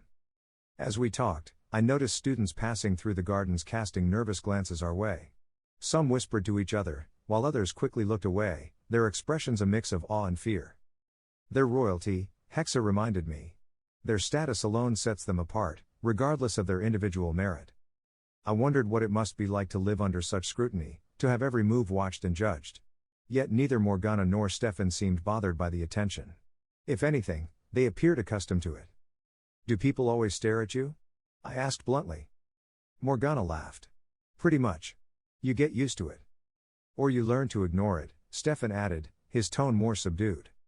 Our conversation lasted for hours, stretching through the morning and into the early afternoon. By the time Morgana and Stefan left, promising to continue the discussion another day, I felt a strange mix of exhilaration and unease. They were fascinating, intelligent, driven, and unafraid to challenge the status quo. But their presence also brought a new layer of isolation. Rienfeld and Marcus had already started to drift away, their camaraderie forming a wall I couldn't breach. Now, with Morgana and Stefan occupying my time, that gap felt even wider. Careful, Wolfhart, Hexa warned. Your association with the Ash twins will not go unnoticed. It may alienate you further from your peers. I don't care, I thought stubbornly. I'm not here to fit in. If they can help me understand this world, that's all that matters. The final weeks of the year came with a mix of anticipation and reflection. The academy, which had been alive with the hum of daily lessons, began to shift its energy toward evaluations and preparations for the break. Despite the looming pause in our studies, life at the academy remained as rigorous as ever. Professors pushed us to consolidate everything we'd learned over the year, drilling fundamentals and issuing endless practice exams. For most of the students, it was an exhausting sprint to the finish line. For me, it was just another routine. As I sat in the quiet of the library one evening, I flipped through my notebooks, skimming over the countless pages of notes, diagrams, and questions I'd amassed. Hexa, I thought, what do you think? Did I make any progress? Your knowledge and understanding have expanded significantly, she replied. You've absorbed foundational concepts in mana theory, nexus history, and interplanetary politics at a pace well beyond your peers. But does it matter? I asked, leaning back in my chair. I'm still behind where I want to be. I've seen the nobles, their stats, their resources. It's like trying to climb a mountain with half the gear. Hexa paused before responding. Progress is cumulative. While disparities exist, your ability to adapt and strategize will serve you in the long term. I nodded, her words logical as always. But there was a part of me that couldn't shake the feeling of impatience, a gnawing frustration at the slow pace of it all. The day before the break officially began, the headmaster, Magister Arlen, addressed the first-year students in the central courtyard. His presence was commanding as always, his voice amplified by subtle magic to carry across the gathered crowd. As the first year draws to a close, he began, you should take pride in the foundation you have built. You are no longer children of the outer villages and cities. You are students of the academy, the future of the Nexus. A ripple of excitement passed through the crowd, though I remained quiet, listening. Over the coming weeks, you will have time to reflect on what you have learned, the headmaster continued. Most of you will remain here, as is tradition for second sons and daughters, while others may explore the capital or engage in sanctioned apprenticeships. Use this time wisely. The words were a reminder of our status, second sons and daughters, expendable in the eyes of our families until we found permanent roles in the Nexus. Returning home was a privilege reserved for those who had secured their futures, something most of us had yet to do. As the other students began discussing their plans for the break, I found myself retreating to my dorm. Rienfeld and Marcus were planning to explore the capital, excitedly listing the shops and sites they wanted to visit. Aaron, true to form, had said little about his plans, though I suspected he would spend most of his time training. "What about you, Wolfhart?" Marcus had asked, glancing over at me. "I'm staying here," I said simply. "There's still too much I need to study." Rienfeld had snorted. "Of course you are. Don't work too hard, though. You'll burn out before you even get your first class." I shrugged, letting their laughter fade as they turned back to their plans. That evening, I sat at my desk, a piece of parchment spread out in front of me. Writing to Ava had become a small comfort over the year, a way to stay connected to home even as I drifted further from it. I dipped the quill into the ink and began to write. Dear Ava. It's strange to think how much has changed in a single year. The Academy is unlike anything I could have imagined, larger, more complex, and far more challenging. I've learned so much, but there's still so much I don't understand. The other students are different. Most of them are from noble families, and their abilities reflect it. They're stronger, faster, and more experienced. But I'm learning in my own way. I've found the library here to be a treasure trove of knowledge, and Hexa has been a great help in sorting through it all. I can't wait for you to see it for yourself. When you arrive next year, I'll meet you at the gates. I'll show you everything, the library, the gardens, the training grounds. It's overwhelming at first, but you'll find your way, just like I have. Tell father and mother I'm doing well. Tell them I'm learning a lot and that I'm making progress. I know they don't expect much from me, but I'll make them proud, even if it takes time. Take care of yourself, Ava. The Academy is big and exciting, but I miss the quiet of Valda Ashdok. I miss you. Your friend. Wolfhart. I set the quill down, letting the ink dry before folding the letter carefully and sealing it. Chapter 17, A Humbling Amount. The pouch jingled softly in my hand as I stepped out into the sunlight, its weight both comforting and disheartening. My father had given it to me just before I'd left Valda Ashdok, his expression carefully neutral as he pressed the worn leather bag into my palm. This is for you, Wolfhart, he'd said. It's not much, but it should help you get by. I'd nodded, unable to miss the strain in his voice. Most of my father's wages as captain of the village guard had gone toward paying the academy fees, leaving little for luxuries, or even necessities. The fact that he'd saved this much for me spoke volumes. Now, as I slipped the pouch into my pocket and stepped into the bustling streets of the capital, I couldn't help but feel the weight of its contents, not just the coins but what they represented. I found a quiet corner near the academy gates and emptied the pouch onto the bench beside me. 5 gold coins, 10 silver, and a handful of copper pieces glinted in the sunlight. Hexa, I said, keeping my voice low, what can I do with this? Hexa's voice chimed in, her tone clinical. Based on my calculations, the average monthly income for a laborer in the Ash capital is between 7 and 10 gold coins. Your current funds amount to approximately 2/3 of a month's wages. I frowned, turning one of the gold coins over in my fingers. Each bore the image of a phoenix, the Ash Kingdom's emblem, its wings spread wide as if to mock my meager savings. So, not much, I muttered. For basic sustenance, it is sufficient, Hexa replied. However, discretionary spending will be limited. I spent the next few hours wandering the streets, my curiosity pulling me toward the markets that seemed to spring up on every corner. The Ash capital's markets were a sprawling maze of sights, sounds, and smells, far grander than anything I'd seen in Valda Ashdok. Cobblestone streets stretched endlessly, lined with stalls overflowing with goods that shimmered under the bright midday sun. Each merchant seemed to shout louder than the last, their voices blending into a cacophony of sales pitches and haggling. Fresh mana-infused fruits. Grown in the high gardens of the Ash Mountains. One vendor cried, holding up an apple that glowed faintly with an internal light. Enchanted quills, perfect for examinations and correspondence. Another called, gesturing to a display of feathered pens that seemed to write in the air of their own accord. Children darted between the crowds, laughing as they chased after enchanted toy birds that flitted and chirped above their heads. It was vibrant and alive, a world away from the slow, steady life of Valda Ashdok. As I moved deeper into the market, the goods became more extravagant. Jewelry stalls showcased necklaces embedded with mana stones that radiated faint hues of blue and green, their prices etched in gold plaques far beyond my means. One store featured mechanical birds carved from gleaming metals, their wings flapping as they sang melodies far sweeter than any I'd heard before. A merchant demonstrated a small music box that played an entire symphony when wound, the notes resonating with a clarity that seemed impossible for such a small device. "How much?" I asked, curious despite knowing the answer. 15 gold, the vendor said with a shrug, as if it were a negligible sum. I sighed, walking away. Even the simplest trinkets here cost more than my entire savings. The larger shops lining the streets had intricate wooden signs hanging above their doors, engraved with glowing runes that advertised their wares. One, labeled Elusive Enchantments, displayed a wide array of mana-powered gadgets, floating lanterns, self-cleaning utensils, and boots that promised to make the wearer faster.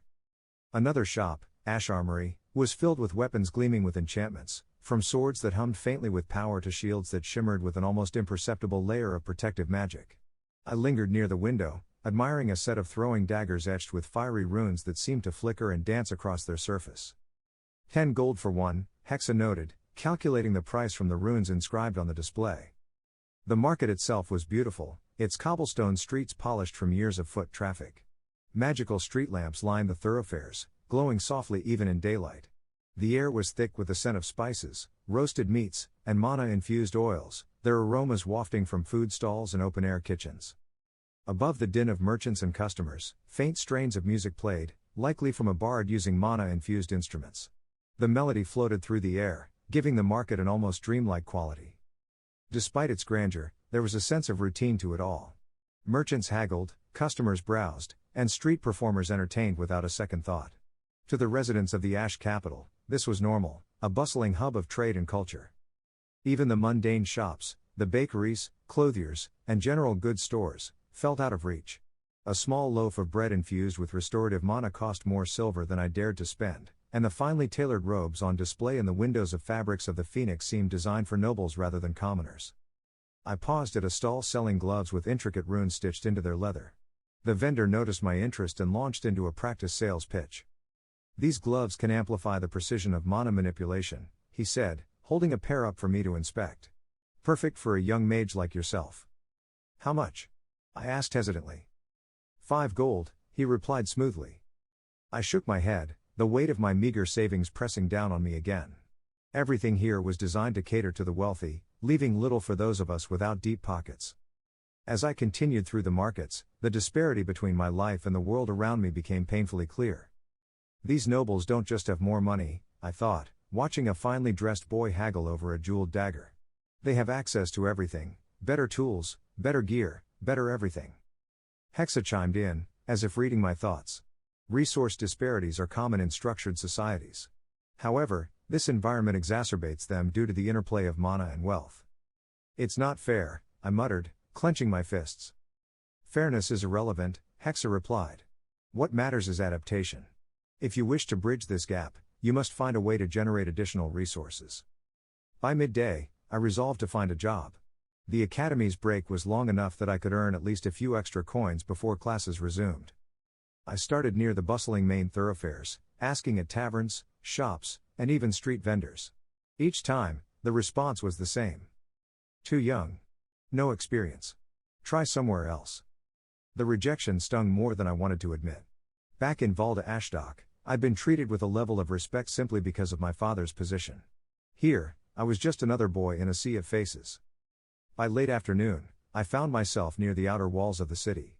The towering structures loomed over me, casting long shadows that seemed to swallow the streets below. The sounds of the city began to change. The cheerful calls of merchants were replaced by murmurs and the occasional distant laugh, their tones carrying an edge of something darker. I wandered aimlessly, my feet dragging as exhaustion set in. My pouch of coins felt heavier with each step, a constant reminder of how little I had and how far I had to go. The shadows under the outer walls of the capital deepened quickly, their long, jagged shapes cast by the last rays of the setting sun.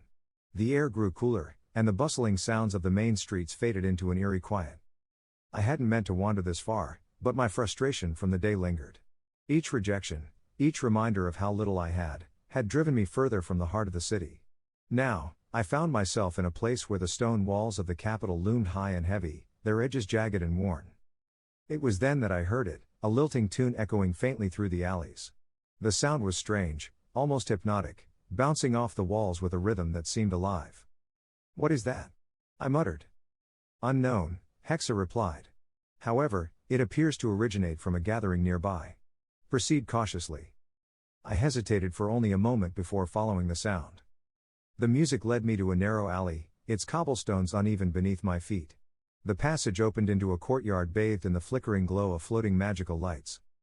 The scene before me was unlike anything I'd seen in the capital's bustling day markets. Brightly colored tents lined the courtyard, their canopies swaying gently in the breeze. Stalls were crammed with goods that glimmered and shone, their origins as mysterious as the people selling them. Merchants with wild, eccentric appearances hawked wares in loud, guttural tones. One man with a patchwork cloak held up a silver orb that pulsed faintly with light, shouting something about seeing the truth. Another stall displayed cages filled with exotic creatures, some resembling oversized birds, others far stranger, their forms twisting and shimmering as if they were made of liquid light. The smells were equally chaotic, the sharp tang of spices, the earthy musk of animals, and the faint metallic scent of mana-infused goods. "This isn't an official market," Hexa said in a wary tone. "The odds of illicit activity here are high." "I figured," I whispered back, though I couldn't tear my eyes away from the spectacle. I wandered through the market, taking in the sights and sounds with a mix of awe and apprehension. There were weapons unlike anything I'd seen before, blades etched with runes that glowed faintly, crossbows that reloaded themselves, and even a staff that appeared to shift its form depending on how the vendor held it.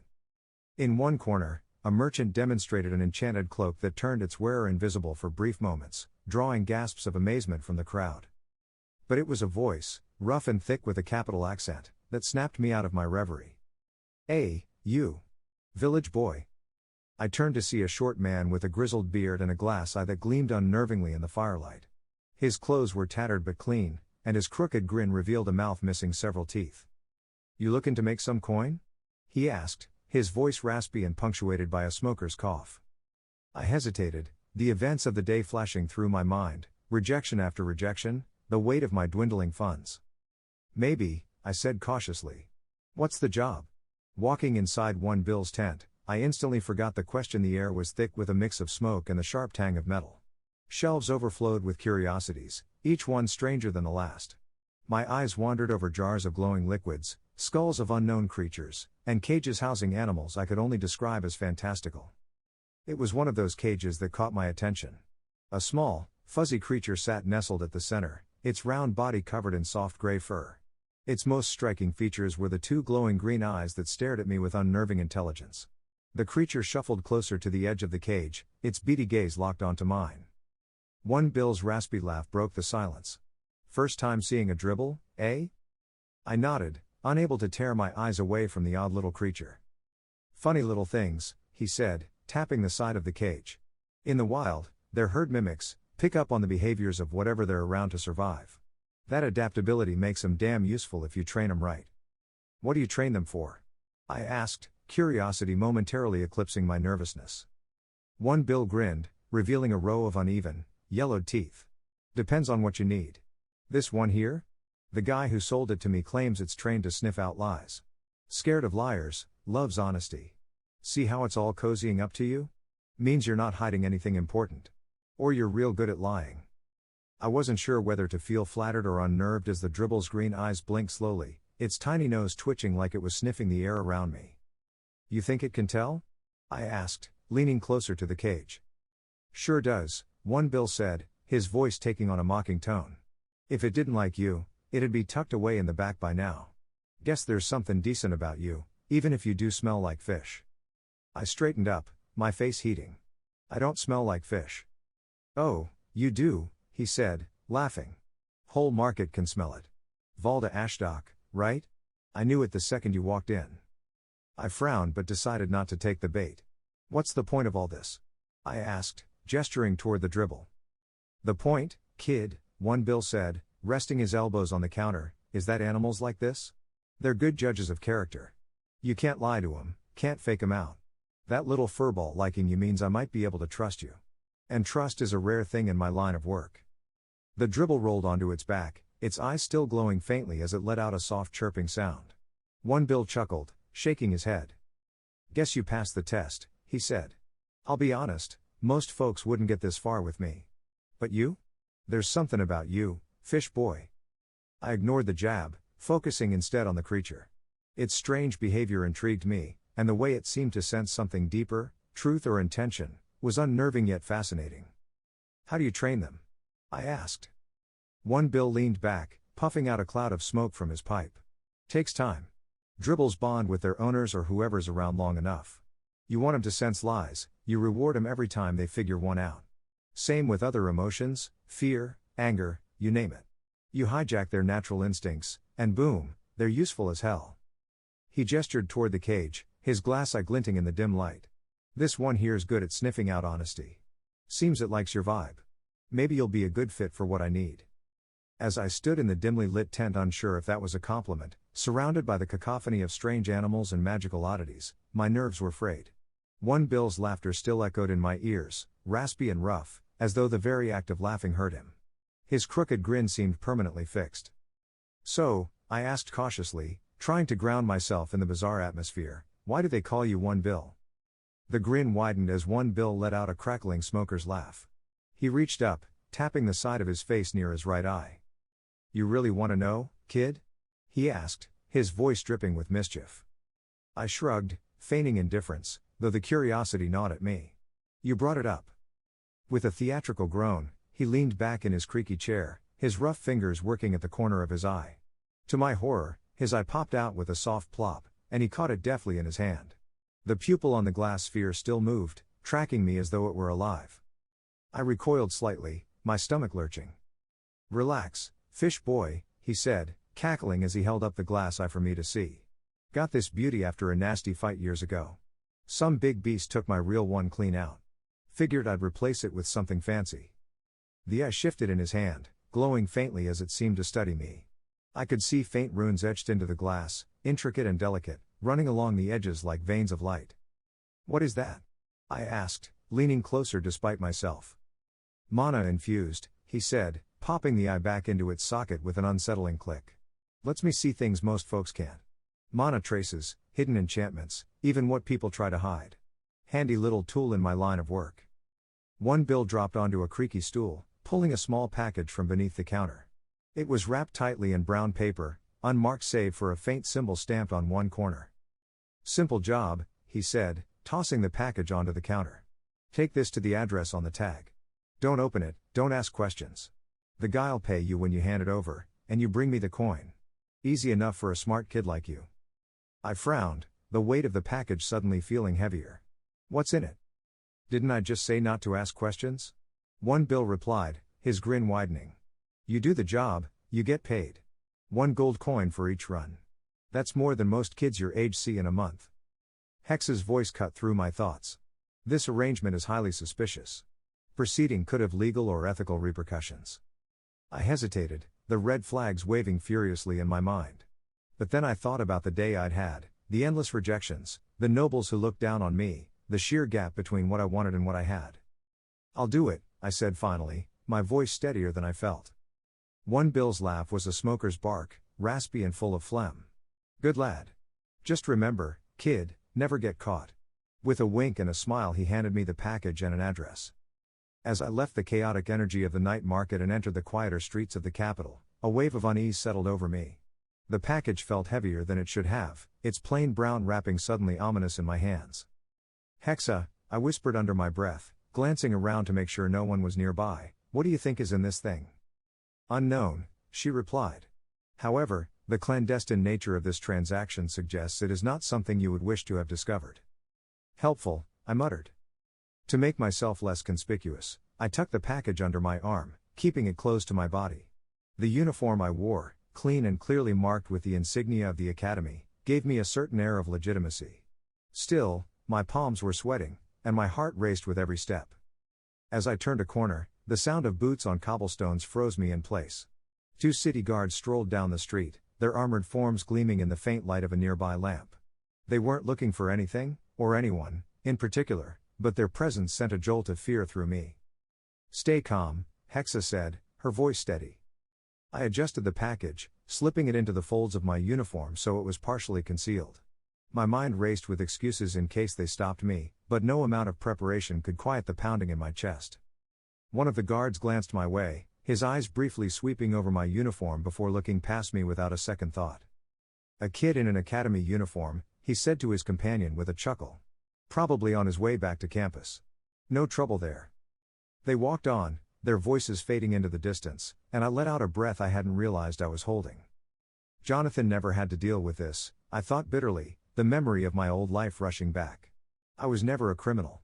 Never did anything more suspicious than sneaking a beer into my dorm room. Now look at me, sneaking through alleys with some package I don't even want to think about. Hex's voice broke through my spiraling thoughts. You are not currently in danger. Continue to your destination. Efficiency is key.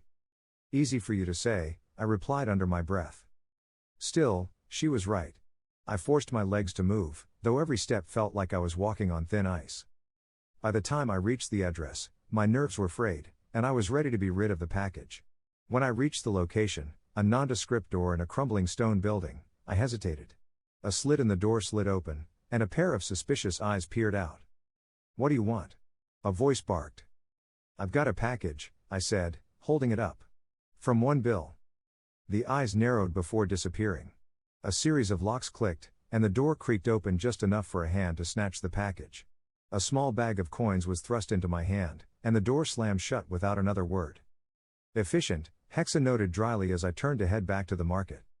When I returned to One Bill's tent, he took the coins, counted them, and tossed me 2 gold pieces.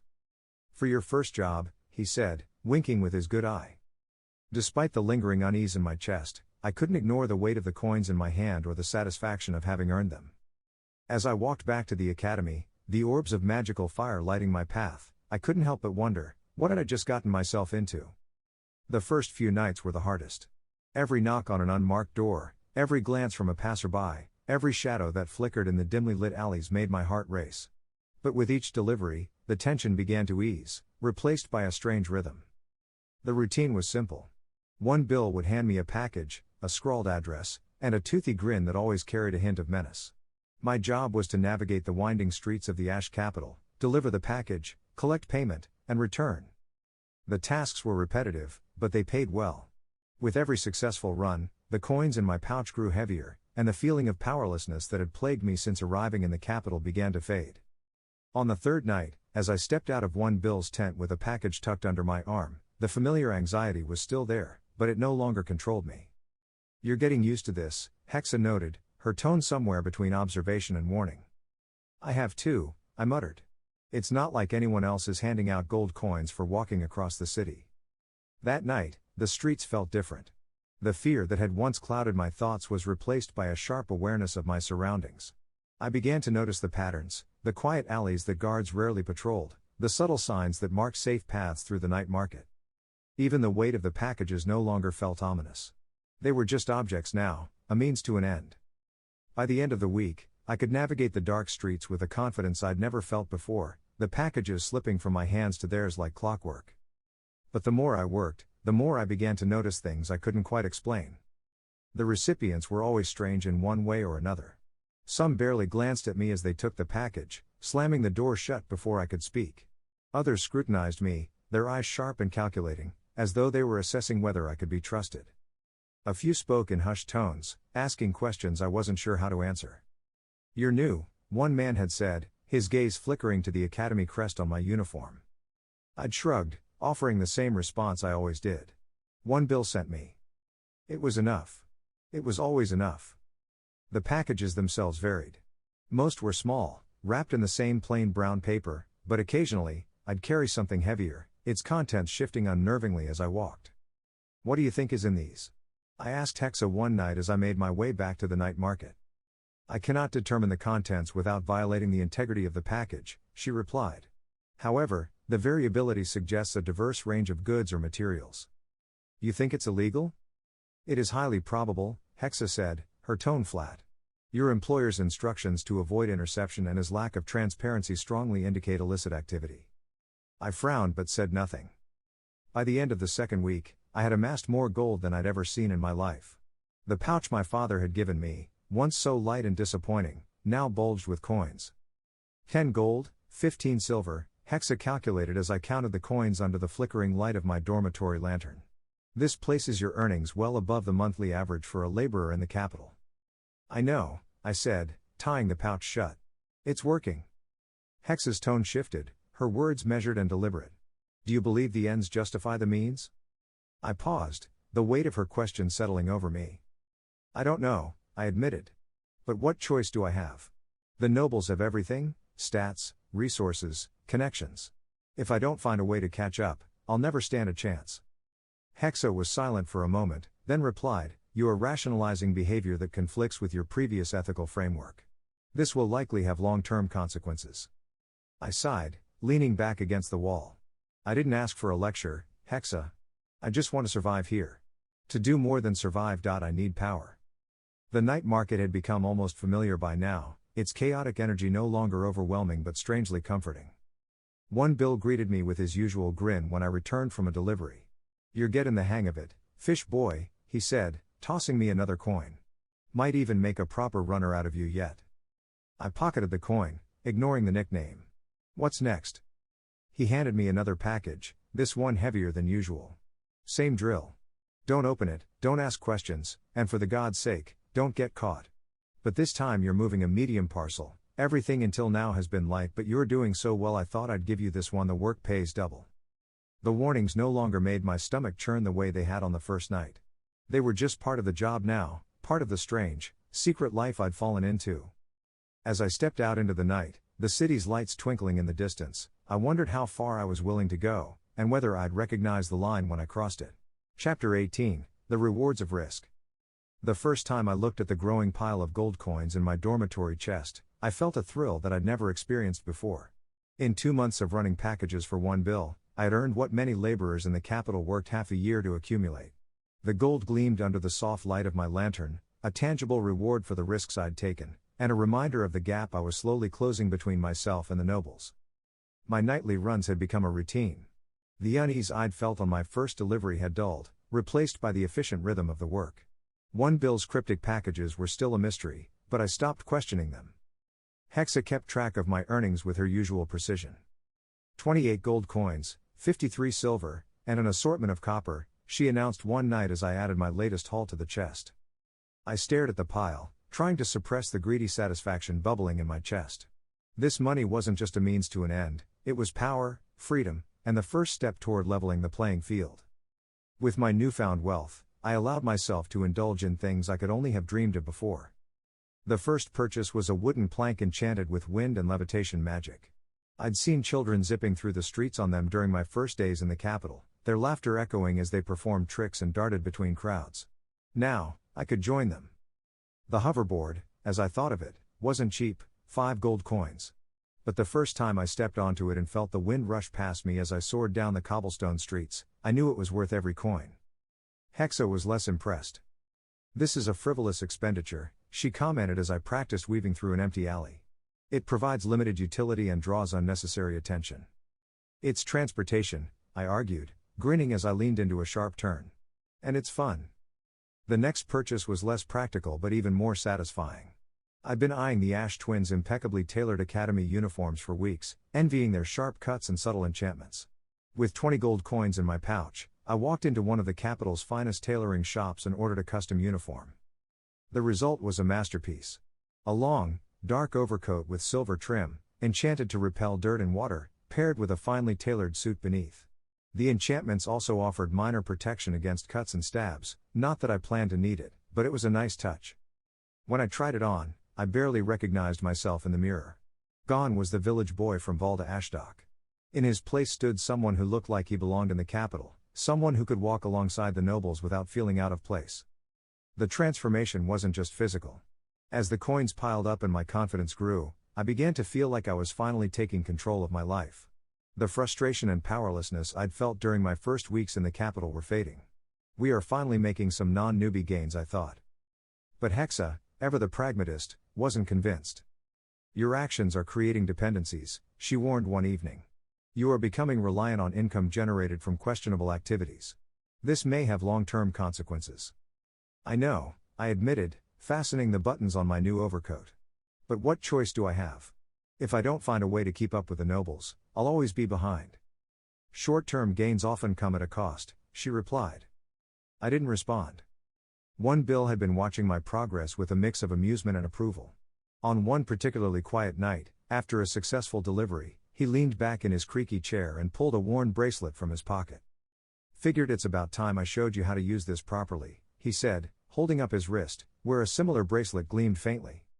I glanced down at the city-issued bracelet on my own wrist. "What do you mean?" "These things ain't just for show," he said, grinning. "Hold yours next to mine." I hesitated but complied, raising my arm until the crystals embedded in our bracelets aligned. A faint pulse of mana rippled through the air, and a tiny rune lit up on my bracelet. "There," One Bill said, satisfied. "Now they're linked." "What does that mean?" He tapped his bracelet, and a moment later, a small projection appeared above it, a miniature version of his grinning face, frozen mid-laugh. "You can send messages," he explained. "Visual and audio. Just touch the rune, think about what you want to say, and it'll send the message to whoever's linked to you. Keep it under 5 minutes, though, or it won't go through." I stared at the projection, equal parts fascinated and impressed. Why didn't anyone tell me about this before? "Because most people know how to use them," he said, shrugging. "Don't you have friends, boy? Well, I guess you wouldn't keep coming round if you did. But anyway, now you do. Makes the job easier, don't it?" The new functionality proved invaluable. Instead of making trips to the night market every evening, One Bill could now send me instructions directly to my bracelet. A small notification rune would pulse softly, and when I tapped it, his gravelly voice or a visual recording would appear, detailing the next job. It streamlined the process, giving me more time to spend on other pursuits, or to enjoy the capital's luxuries. Still, I couldn't shake the feeling that this new convenience came with strings attached. One Bill had given me a tool, but he'd also tightened his grip on me. I wasn't sure if this connection was traceable. As I rode my hoverboard through the bustling streets one evening, the wind tugging at the edges of my coat, I couldn't help but wonder how long this balance would last. For now, though, I pushed the thoughts aside. I had gold in my pouch, magic at my fingertips, and the sense that, for the first time in 2 lives, I was in control and making gains in the real world, not the virtual one. The final days of the break came faster than I expected. For weeks, my nights had been filled with deliveries, my days spent wandering the capital or practicing with my hoverboard. But as the routine of work slowed with the approach of the new term, I found myself reflecting more and more on what I'd done to earn it. I might have really liked this line of work. The morning Ava was due to arrive. I stood at the river gate, leaning casually against the stone archway. The enchanted hoverboard rested at my side, its faint hum blending with the soft sounds of the city waking up. I dressed carefully, pulling on my tailored uniform and fastening the buttons on my long overcoat. The silver trim caught the morning light, and the enchanted fabric shimmered faintly. I adjusted my coat one last time, smoothing the lapels as I scanned the arriving boats. "Your appearance is vastly improved from your arrival last year," Hexa noted.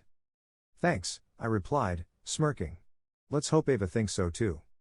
The river was alive with activity. Merchant boats laden with goods bumped against the docks, their crews shouting orders as they unloaded crates and barrels. Among them, smaller vessels carried passengers, their chatter drifting across the water. It didn't take long to spot Ava. She stood near the outer gate guard, having just given her the mandatory bracelet, her expression a mix of excitement and apprehension as she took in the towering walls and bustling streets of the capital. When she stepped onto the streets, her eyes scanned the crowd until they landed on me. For a moment, she didn't react, her brow furrowing in confusion. "Wolfhart?" she called hesitantly, stepping closer. I pushed off the wall and gave her a casual wave. "Hey, Ava." Her jaw dropped as she stopped in her tracks, staring at me as though I were a stranger. What happened to you?" "What do you mean?" I asked, feigning innocence as I mounted the hoverboard and glided over to her. She blinked, taking in the coat, the polished shoes, the confident posture. "You look like a noble." I laughed, dismounting and offering her a hand with her bag. "I've been busy." "Busy?" she repeated, still staring at me. "You don't even sound the same." I shrugged, shouldering her bag as we began walking toward the academy. "The capital changes you, I guess." She glanced at the hoverboard, her curiosity breaking through her shock. "What is that?" "Transportation," I said, grinning. "Way better than walking everywhere." As we walked, I pointed out landmarks and shared snippets of what I'd learned during the break. Ava listened intently, her awe growing with every detail. "This place is incredible," she said, her eyes wide as she took in the towering buildings and bustling streets. "It is," I agreed. "But it's also a lot to take in." You'll get used to it. When we reached the academy gates, I paused, turning to face her. Before we go in, there's something you need to know. What is it? She asked, tilting her head. I held up my wrist, showing her the academy-issued bracelet.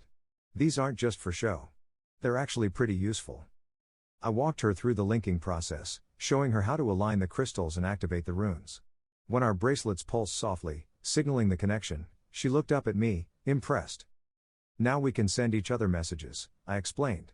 You'll figure it out as you go, but it's a handy trick. She smiled, her earlier apprehension melting away. Thanks, Wolfhart. I don't think I would have figured this out on my own. As we stepped through the academy gates, I felt a strange sense of pride. Ava was here, and for the first time since leaving Valda Ashdok, I felt a connection to home that didn't make me ache with longing. You'll do great here, I said, giving her a reassuring pat on the shoulder. I hope so, she replied, her voice soft. It's all so big. It is, I agreed. But you'll get the hang of it. And if you need help, you know how to reach me. As we made our way to the dormitories, I couldn't help but wonder how Ava's experience would differ from mine. How she wouldn't struggle as I had. Hopefully she would thrive, untouched by the shadows I'd chosen to walk in. At least Ava will be much better at making friends than I was. For now, though, I pushed those thoughts aside. The new term was beginning, and with it, a new chapter in both our lives. Chapter 19: The Double Life. 2 years passed like a blur, marked by sleepless nights and the constant pressure of balancing my two lives. By day, I was the diligent academy student, a 12-year-old trying to keep up with classes, stay in touch with Ava, and maintain the appearance of normalcy. By night, I was a runner for one bill, navigating the dangerous web of the night market, known officially as the Festival of Sin, infamous across the capital for its revelry, debauchery, and power games. When I first started working for one bill, I thought the night market was nothing more than a collection of eccentric merchants and black market dealers. Over time, I realized it was so much more than that. The Festival of Sin wasn't just tolerated by the kingdom, it thrived under a delicate balance of power. It was a place where people from all walks of life mingled, wealthy nobles in disguise, desperate commoners, and figures from the city's underworld. One Bill was more than just a merchant, he was a key player in one of the mafias that kept the festival running. Working for him gave me access to the underbelly of the capital, a world I never imagined I'd be part of. But it also came with dangers I hadn't anticipated. It happened 3 weeks into my second year at the academy. I was on a routine delivery, weaving through the crowded alleys on my hoverboard, when a figure stepped out from the shadows. "Hand it over," he growled, brandishing a knife. The blade caught the faint glow of a nearby lantern, and I froze, my mind racing. I'd seen scuffles in the night market before but had always managed to avoid them. This was different. "Hexa," I thought, panic creeping into my voice. "What do I do?" "Do not engage," she said firmly. "Prioritize your safety." I hesitated, clutching the package tightly against my chest. The man took a step closer, and I saw the flash of desperation in his eyes. I didn't have a choice. With a muttered curse, I tossed the package onto the ground and kicked off on my hoverboard, the knife swiping harmlessly past me as I darted into the night. My heart pounded in my chest as I zigzagged through the alleys, adrenaline pushing me to speeds I hadn't thought possible. When I finally reached One Bill's tent, breathless and shaken, I expected anger. Instead, he laughed. "You've been made, fish boy," he said, slapping his knee. "Welcome to the big leagues." "Made?" I asked, still trying to catch my breath. "The competition knows who you are now," he said with a grin. "Happens to everyone eventually. Comes with the game. You gonna quit?" I hesitated, the words catching in my throat. Hex's voice cut through my thoughts. "This risk is unnecessary. Ceasing your involvement would be the logical course of action." But then One Bill leaned forward, his grin fading. "You lose a package, you pay the price. That's 11 gold coins you owe me, fish boy. You got that kind of coin lying around?" The weight of his words sank in. Between my recent spending and the cost of my enchanted uniform, I didn't have enough to cover the loss. "No," I admitted, my voice barely above a whisper. "Then you'd better keep running," he said, his grin returning. "Unless you want to start digging yourself out of debt." I didn't quit. Over time, I learned to navigate the risks, leaning on the other runners for guidance. There was Sona, a sharp-eyed girl no older than 15, who moved through the market like a shadow. Git, a former street rat in his early 20s, always had a story to tell about his scrapes with the law. Then there were two others, seasoned runners whose names I never caught but whose presence was enough to deter most trouble.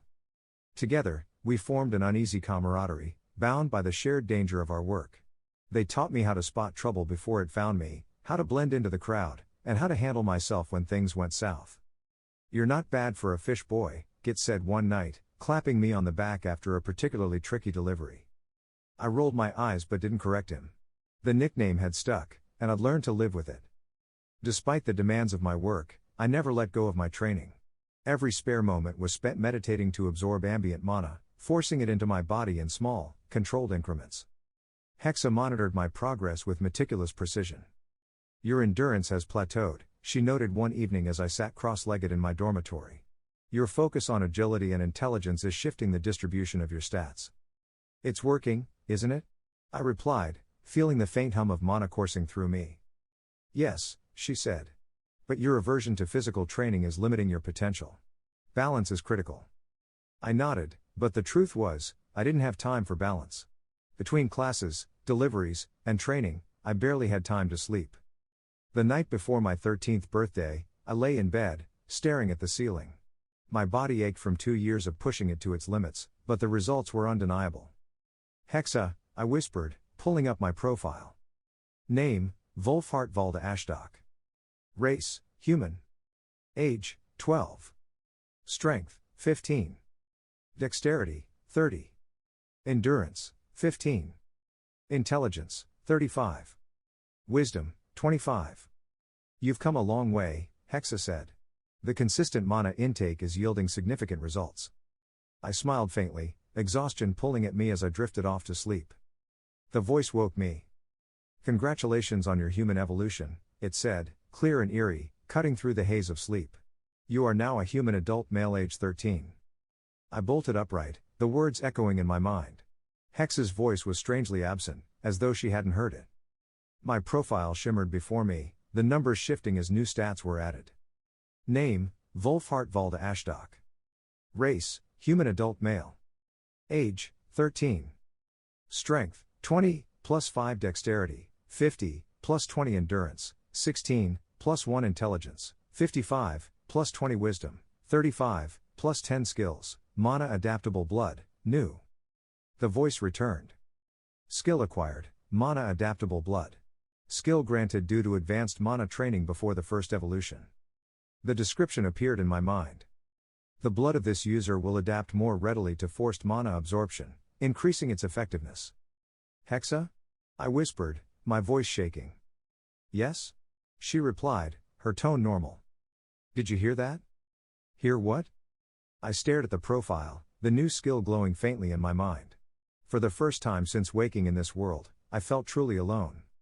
The voice had vanished, but its echo lingered in my mind, unnervingly similar to Hexa's. It was calm, precise, and clinical, the same tone I'd grown so used to hearing over the years. But this wasn't Hexa. It couldn't be. "Hexa," I whispered again, my voice trembling. "You really didn't hear that?" "No external auditory stimuli or internal system alerts were detected," she replied, her tone steady, almost dismissive. "Are you certain of what you heard?" "Certain? Of course, I'm certain." My voice cracked, and I sat up straighter, gripping the edge of my bed. My heart pounded, a drumbeat of unease reverberating in my chest. It was a voice, Hexa. It spoke to me. It said things about my evolution, my stats, my skill. "Describe its nature," she prompted, but I could sense the detachment in her tone, the methodical questioning that didn't come close to addressing my growing fear. "It was like you," I blurted out. "It sounded like you, Hexa. Calm. Precise. The same voice in my head, but it wasn't you." For a moment, Hexa was silent, her pause as unnerving as the voice had been. "That is not possible," she said finally. "My interface is the sole connection to your cognitive processes. No external entity should have access to your mental framework unless permitted by me." "Unless permitted by you?" I repeated, my voice rising. "Then what the hell was that, Hexa? Because it sure as hell didn't ask for your permission." My mind raced, tumbling over itself as I tried to make sense of the situation. If Hexa didn't know what the voice was, then who, or what, did? I thought back to my first moments in this world, the hazy memories of being born, of hearing Hexa speak for the first time. The tone, the rhythm, it had been the same. No, no, no, I muttered, clutching my head. This doesn't make sense. Wolfhart, Hexa said, her voice sharpening slightly. You are exhibiting signs of stress. It is imperative that you remain calm to analyze the situation rationally. Calm? I snapped. You're telling me to be calm when there's something out there, something in here, that sounds like you and knows more about me than you do? I stood, pacing the small dormitory. My legs felt shaky, and the walls seemed to close in as my thoughts spiraled further. What if this voice wasn't just an anomaly? What if it had always been there, watching, waiting? You've always been there, I said aloud, my voice tinged with desperation. Since the moment I woke up in this world, you've been in my head, guiding me. What if? What if you're not alone? Your conjecture is unfounded, Hexa replied, her tone firm but unconvincing. There is no evidence to suggest. Don't give me that. I interrupted, gripping the edge of my desk as I leaned over it. That voice said I evolved. It knew my stats, my skills, things that even I didn't know. It spoke like it was me, Hexa. Like it was part of me. And you didn't hear it. The room felt suffocating. My breaths came shallow and quick, each one feeding the growing panic clawing at my chest. A faint memory surfaced, unbidden and fragmented. The moments just after the accident, after the Tesla truck, after the suffocating realization that I was dying. Exercising emergency procedures, Hexa had said. This is unacceptable. The voice had been calm then, too, as I slipped into the void. Had it been Hexa speaking? Or had it been something else? Hexa, I whispered, my voice barely audible. Back when I died. When you saved me. You said something about emergency procedures. That is correct, she replied. What did that mean? It referred to my protocols for preserving cognitive patterns, she said, her tone carefully measured. Your neural data was transferred and integrated into a new biological host, ensuring continuity of consciousness. But who initiated it? I pressed, the question tightening in my throat. Was it you? Or was it something else? Only I have the capability to initiate such protocols, Hexa replied. There are no other entities involved in your transition or integration. Her words did little to ease the knot forming in my stomach. I sat back down on the edge of my bed, my head in my hands. The voice had been so real, so certain, and so utterly alien despite its familiarity. Hexa, I said finally, my voice steadier but still strained. What happens when people evolve? Is there always a voice like that? Evolutionary milestones are a natural part of this world system, she explained.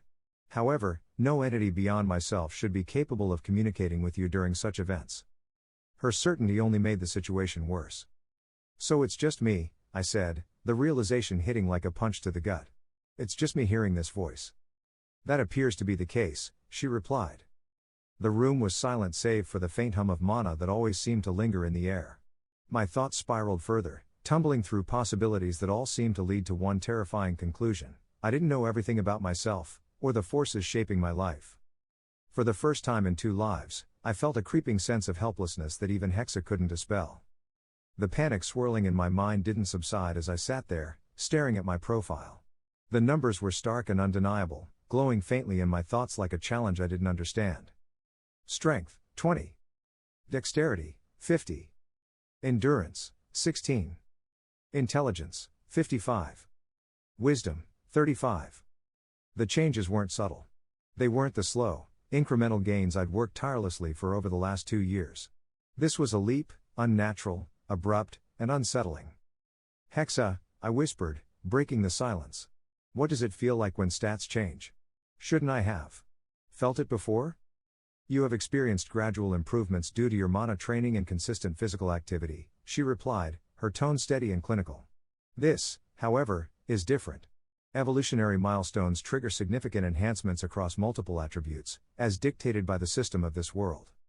I flexed my fingers, feeling the subtle strength in them, the new speed and precision that hadn't been there yesterday. My legs felt stronger, my movements more fluid, as though my body had been reshaped overnight to fit a new mold. It's like I've gone through puberty all at once, I muttered, shuddering at the thought. In some respects, that analogy is accurate, Hexa agreed. Your physical, mental, and cognitive capacities have all undergone a sudden and pronounced shift. I frowned, the unease clawing deeper into my chest. Even my voice sounds different, I said, testing the words aloud. It is deeper, Hexa confirmed. A direct consequence of the system recalibrating your biological framework to align with your new status. The sound of my own voice startled me. It carried more weight now, more resonance, as though I were speaking from a different place entirely. Faster. Stronger. Wiser. Smarter. I rattled off the words, each one feeling like a strange addition to my identity. It doesn't feel real, Hexa. It feels wrong. I stood, pacing the room, testing the limits of the changes. My legs moved faster than I intended, my balance instinctively compensating for the new speed. My thoughts raced, calculations and observations forming quicker than I could process them. It wasn't just my body that felt alien, it was my mind. Every sensation was sharper, every thought more precise. I noticed details I'd have overlooked before, the faint hum of mana in the walls, the distant murmur of students in the halls, the way my breath fogged slightly in the cool air of the room. I'm stronger now, I said aloud, almost to convince myself. Smarter. Better. This is a good thing, isn't it? Improvement is beneficial, Hexa replied. However, the rapidity of these changes may pose challenges. Your mental and physical integration with these enhancements will require adjustment. Adjustment, I echoed, running a hand through my hair. It's like I'm living in someone else's body. The voice from earlier, the one that congratulated me, that spoke of evolution, echoed faintly in my mind, and a shiver ran down my spine. It hadn't just told me about the changes, it had made them. Hexa, I said, my voice unsteady, how do I know this is me? That I'm not just something else now? Her response was measured, clinical. Your cognitive patterns remain consistent with all prior analyses.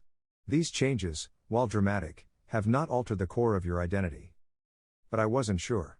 The strength in my limbs, the speed of my thoughts, the depth of my voice, it all felt wrong, like I'd been rewritten without my consent. I sat back down on the edge of my bed, my head in my hands. The numbers stared back at me, mocking in their simplicity. You wanted power, I muttered to myself. And now you've got it. But power had always come slowly before. I'd worked for every point in my stats, every tiny gain a hard-fought victory. This leap, it felt unearned, like a gift I hadn't asked for. And gifts, I knew, always came with strings attached. You're not acting rationally, Hexa said, breaking the silence. These enhancements are an opportunity. They place you at a significant advantage as you approach class selection. You should focus on how to leverage them. Leverage them, I repeated, the words bitter on my tongue. Leverage something I don't even understand. Hexa was silent, her lack of response only amplifying the unease crawling through me. For years, she had been my constant, my guide, my anchor in a world that made no sense. Now, for the first time, she felt fallible. There were things she didn't know, voices she couldn't hear, changes she couldn't predict. For the first time, I felt truly alone in a way I hadn't since waking in this world. Hexa waited, a pause that felt heavier than usual, as though she were processing my spiraling thoughts with the same precision she applied to everything else. You are aware, she began, her tone measured, that this is not the final evolution. I froze, staring at the faint glow of my updated profile in my mind's eye. What do you mean? I asked, though part of me already knew the answer. Your next evolutionary milestone is set for age 15, she said. At that time, your profile will unlock available class options. These options will be influenced by your current stats, skills, and accumulated actions. I let out a hollow laugh, rubbing the back of my neck. So, what you're saying is, all this weirdness is just the beginning. Great. Hexa didn't respond to the sarcasm. Instead, she pressed on, her voice taking on its usual pragmatic tone. It is imperative that you approach this milestone with strategic preparation. The system of this world allows for significant customization of class evolutions, but the selection will be dictated by your progress and choices up to that point. I snorted, shaking my head. 15 years to create a class. Gotta be some kind of record. My tone softened, the humor slipping through despite myself. But I guess that's what makes it so customizable, huh? That is correct, Hexa replied. It is a process designed to reflect individuality and specialization. However, it also demands focus and intentional action. The choices you make now will heavily influence the paths available to you. I sat back down on the edge of my bed, the weight of her words settling over me like a lead blanket. So, no pressure, right? On the contrary, she said. The pressure is significant. This is an opportunity to define your role and capabilities within this world. It is in your best interest to use the remaining 2 years to optimize your profile. Her words hung in the air, stark and unyielding. She wasn't wrong. The nobles I'd envied and resented since arriving in the capital, they'd been preparing for this milestone their whole lives, guided by family resources and inherited knowledge. I was coming into it with whatever scraps I could gather, cobbled together from stolen moments of research and the lessons I learned dodging knives in the shadows of the Festival of Sin. "We'll prepare," I said finally, my voice low but firm. "We'll do whatever it takes." "Agreed," Hexa said. "This will require a multi-pronged approach, continued mana absorption, targeted physical training, exploration of combat techniques, and an expansion of your knowledge base." I exhaled, a mix of frustration and determination tightening in my chest. "So, no sleep for the next 2 years, huh?" "Sleep remains a necessary biological function," Hexa replied. "However, efficient time management will be critical." Yeah, I muttered, the ghost of a smile tugging at my lips. No rest for the future class creator. Chapter 20: The Discovery of Affinities. The anticipation in the academy was palpable. Affinity Discovery Day had finally arrived for all fourth years, a milestone that every student awaited with a mix of excitement and apprehension. Whispers filled the air as we gathered in the large, open hall where the ceremony would take place. The room was awash with the hum of ambient mana, the walls lined with intricate carvings that glowed faintly with runic inscriptions. I stood near the edge of the hall, watching as the instructors prepared the tables holding small, shimmering fragments of indenthium, the mana-rich metal that would reveal our affinities. Each shard sparkled faintly, catching the light like crushed starlight, a tangible representation of the unknown potential locked within us if there were any. "This process is critical," Hexa said in her usual analytical tone. "The affinities revealed by the indenthium will dictate your specialized education and future class options. Pay close attention. It will also mark what you would have understood as your promotion to middle school." I chuckled inwardly. "I know," I whispered under my breath, my hands flexing nervously. "It's not every day you get handed a roadmap to the rest of your life." Rolling my eyes. Hexa's tone softened, just a fraction. "Remember, affinities are not final. While they are a strong indication of your inclinations, they can shift and expand with time and effort. Your choices will still play a significant role." Before the ceremony, we were each handed a slim booklet titled Understanding Your Affinities. The cover was a dull gray, with the Academy's crest embossed in silver, but the content inside shimmered faintly with mana-infused ink. It seemed the Academy spared no expense in making sure we knew exactly how important this moment was. I stood, flipping through the pages while Hexa read along silently in my mind. "Comprehensive," she noted. "This should provide adequate foundational knowledge." "Yeah, let's hope it's not as boring as it looks," I muttered. The first few pages outlined general information about affinities, how they influenced one's class choices, how percentages indicated natural attunement, and how they could grow or shift over time. Then came the detailed breakdowns. I skimmed through the list, my eyes scanning each section quickly. Pyromancy, the blazing inferno. Overview, control of fire and heat. Mastery includes summoning flames, explosions, and thermal manipulation. Common classes, sorcerer, warlock, fireblade. Unique ability, enhanced fire spell damage and burn effects. Pyromancy, I muttered. Classic. Who doesn't want to throw fireballs? Pyromancy is straightforward but effective, Hexa commented. Its destructive power makes it ideal for direct combat. However, it lacks subtlety. Subtlety's overrated when you've got explosions, I joked, flipping the page. Cryomancy, the frozen path. Overview, control over ice and cold. Users can freeze enemies, create barriers, or summon snowstorms. Common classes, Frost Mage, Winter Warden, Ice Archer. Unique ability, strong slowing effects and enemy immobilization. Cool, literally, I muttered, moving on. Electromancy, the Spark Domain. Overview, manipulate electricity for shocking attacks and magnetic control. Common classes, Stormcaller, Battle Engineer. Unique ability, paralysis and chain lightning attacks. Hexa's voice chimed in. A moderately rare affinity, but its utility depends heavily on precision. Electromancy requires precision. It is versatile but demands constant focus to maximize its potential. Geomancy, the Earthen Bastion. Overview, manipulate earth and metal. Geomancers summon rock formations, earthquakes, and fortifications. Common classes, Earthbound Guardian, Runic Druid. Unique ability, enhanced defense and reinforced armor or shields. Now this, I said, sounds like a tank's dream. Defensive and offensive all in one. Geomancy provides resilience, Hexa said. Its adaptability to both offense and defense makes it a popular choice for melee-oriented combatants. Too bad it's not on my list, I muttered, moving on. I clearly had favorites. Aeromancy, the Whispering Gale. Overview: control over wind and air currents. Aeromancers enhance speed, flight, and slicing attacks. Common classes: Wind Dancer, Skyblade. Unique ability: amplified movement and evasion skills. Flight? Now that's cool, I said. But evasion feels a bit slippery. Aeromancy prioritizes agility, Hexa said. It is ideal for those who rely on speed and precision rather than raw strength. Definitely not my style, I admitted. Aquamancy, the Flowing Tide. Overview: mastery of water for healing, crowd control, and offensive spells. Common classes: Tidal Mage, Marine Priest. Unique ability: amplified healing and enhanced control in aquatic environments. Water for healing, I mused. I guess that's practical, but it doesn't scream excitement. Aquamancy is indispensable in group dynamics, Hexa said. However, its offensive capabilities are limited compared to other affinities. Necromancy, the Whispering Grave. Overview: command over death. Necromancers summon undead, drain life, and curse foes. Common classes: Death Knight, Shadow Warlock. Unique ability: revive fallen enemies as loyal minions.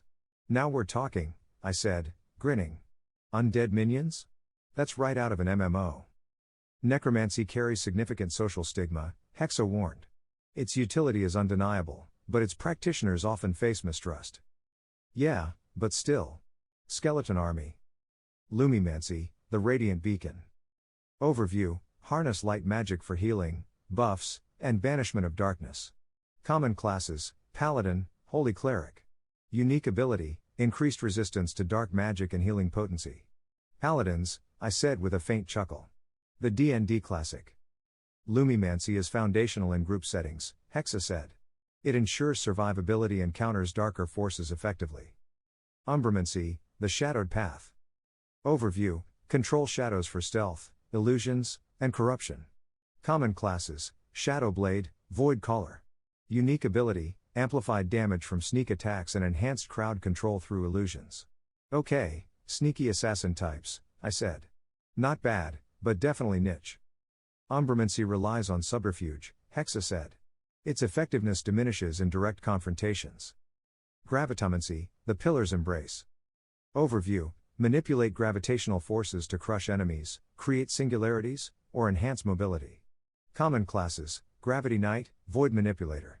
Unique ability: battlefield control through slowing, immobilizing, or amplifying force. This one's mine, I said, grinning. Crushing enemies with gravity? Sign me up. Gravitomancy offers unparalleled control, Hexa said. It aligns well with your strategic mindset, though it demands considerable focus. Spatial magic, the Folded Realm. Overview: manipulate space for teleportation, portals, or dimensional distortion. Common classes: Riftwalker, Dimensional Sage. Unique ability: instantly reposition allies or enemies and alter battlefield dynamics. Also mine, I added. Teleportation? Portals? I might be a one-man army with this. Spatial magic requires exceptional precision and again rare, Hexa said. It is among the most challenging affinities to master. Spatial magic requires exceptional precision, Hexa said. It is among the most challenging affinities to master but also the most versatile.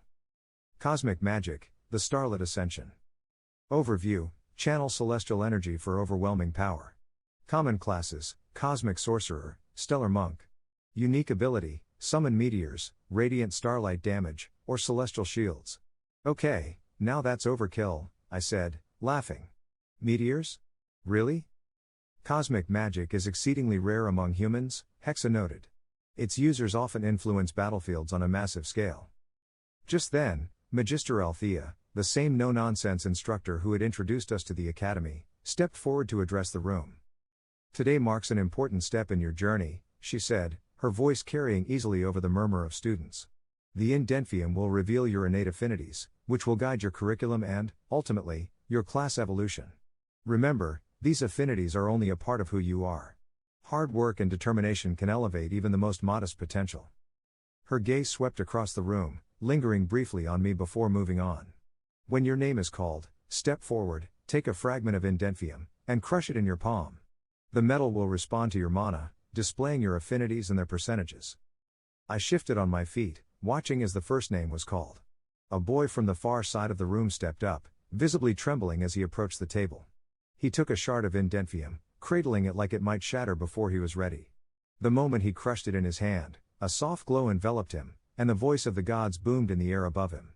The room buzzed with excitement as it read out his affinities: cryomancy 45%, aeromancy 30%, lumimancy 25%. One by one, students were called, their affinities revealing a dazzling array of possibilities. Most had 3 affinities, some had 4 and the rare few had 5. Wolfhart Valda Ashtok. The sound of my name made my stomach flip. I walked forward, my boots clicking against the stone floor, and stopped in front of the table. The shard of indentvium seemed to pulse faintly as I picked it up, its smooth surface cool against my skin. "Take your time," Magister Althea said, her voice softer than usual.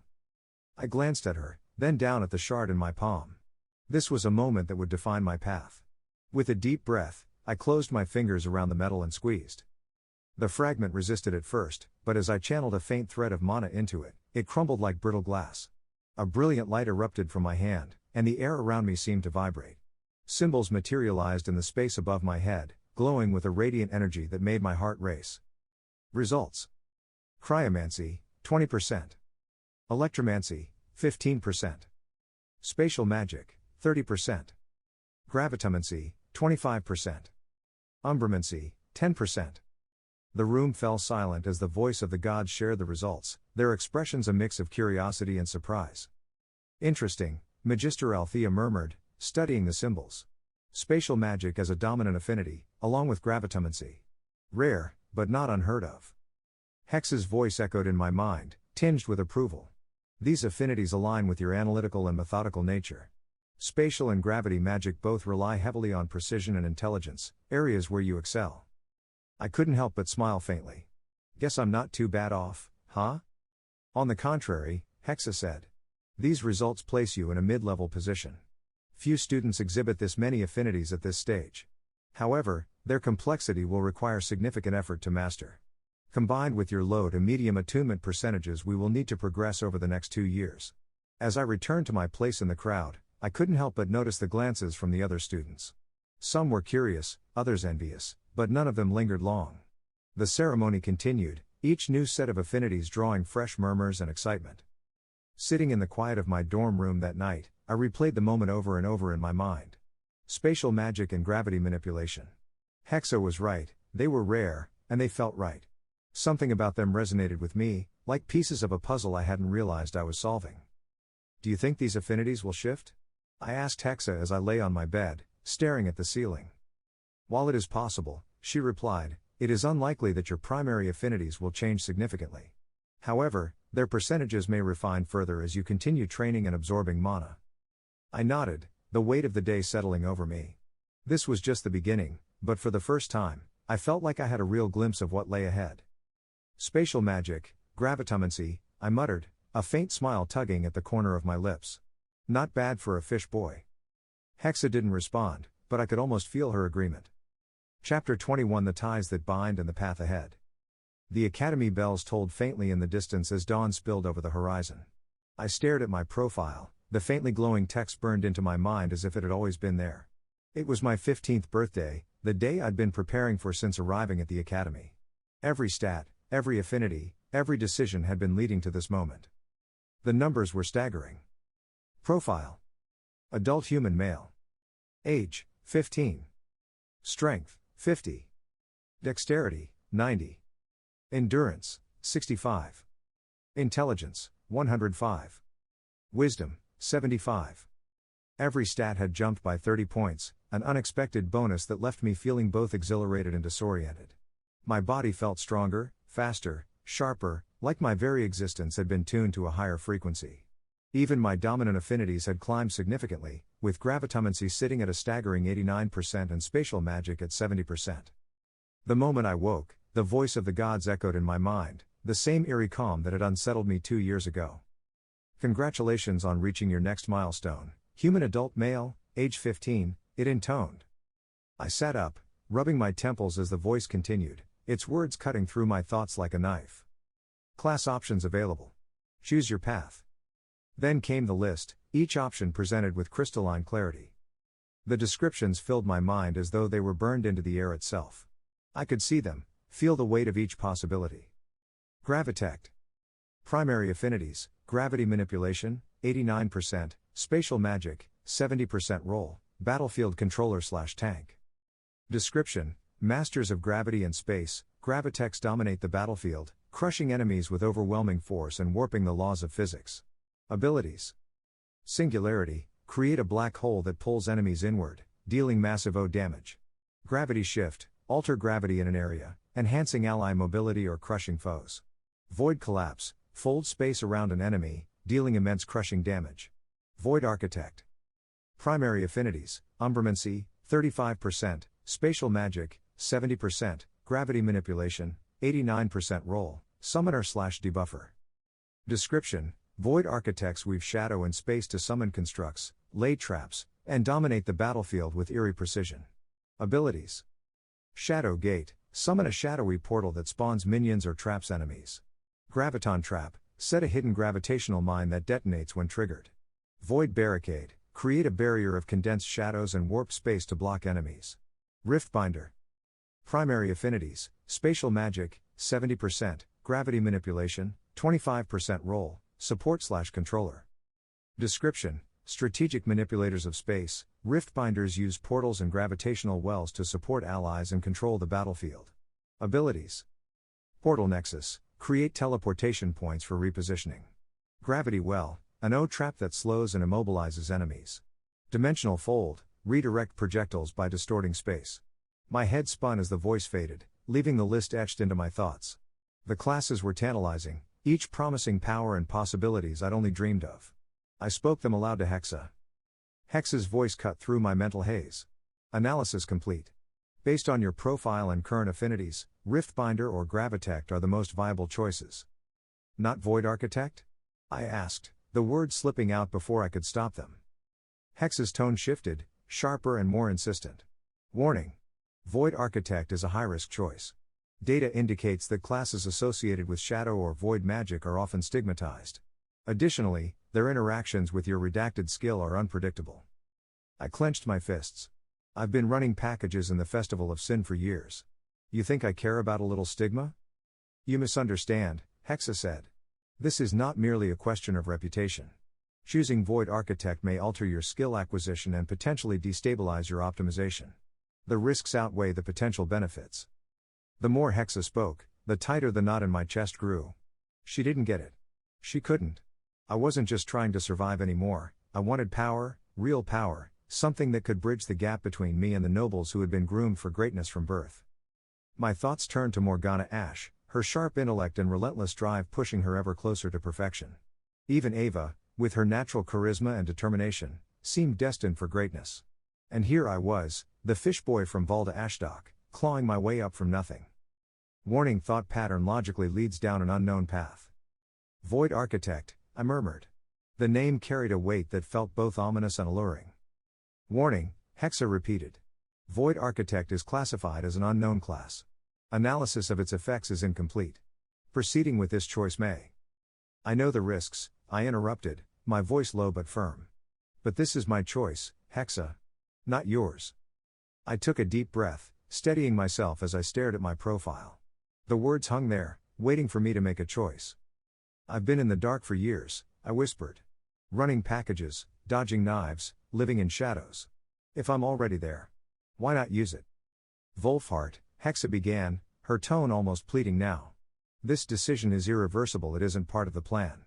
Void Architect is my choice, I said, cutting her off. My heart pounded as I spoke the words aloud. Void Architect. The profile burned brighter, the text shimmering as the voice of the gods returned. Class selected, Void Architect. Welcome to the Void. Affinity consumed hidden prequistite of Void Architect.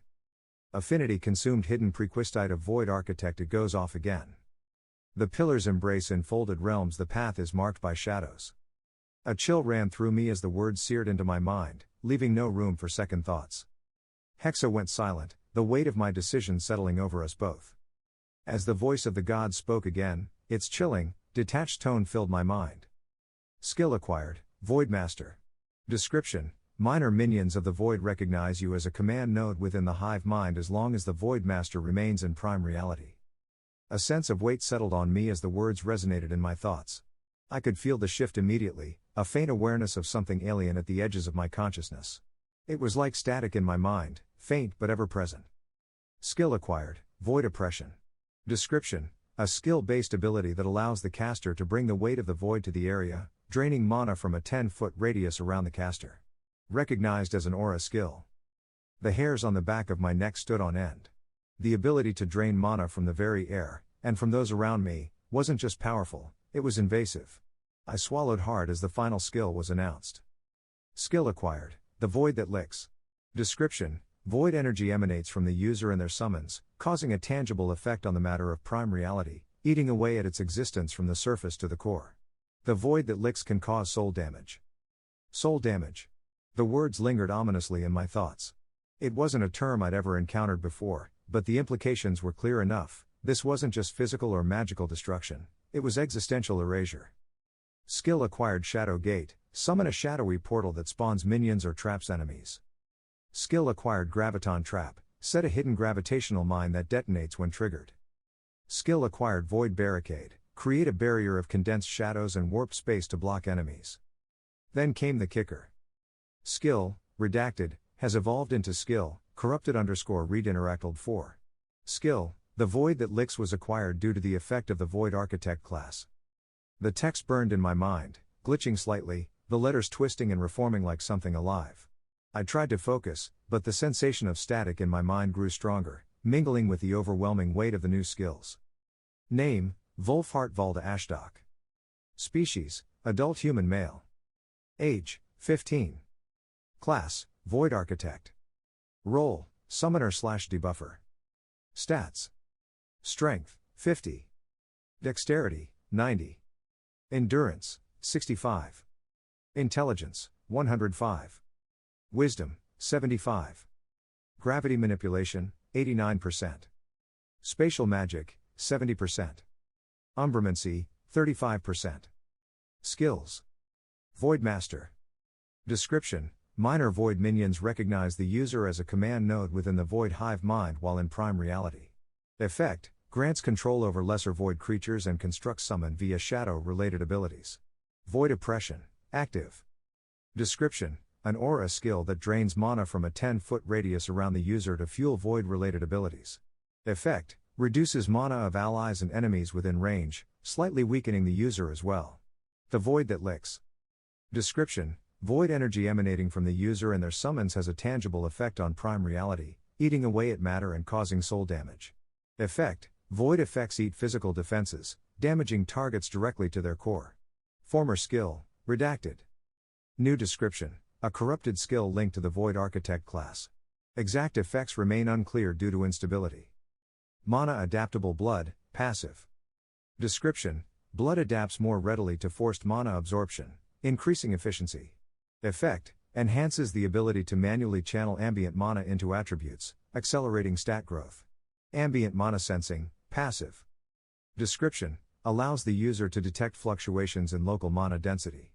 Effect: provides an advantage in mana-dense environments by optimizing resource use. Mana meditation, active. Description: a practice technique to draw ambient mana into the body, slowly enhancing stats. Effect: gradually raises attributes over time with consistent effort. Soulless, passive skill. Description: this individual was born without a natural connection to an inner soul, resulting in a diminished capacity for emotional experiences and empathetic responses. Effect: emotional responses are significantly reduced, granting heightened logical reasoning under stress but limiting emotional intuition.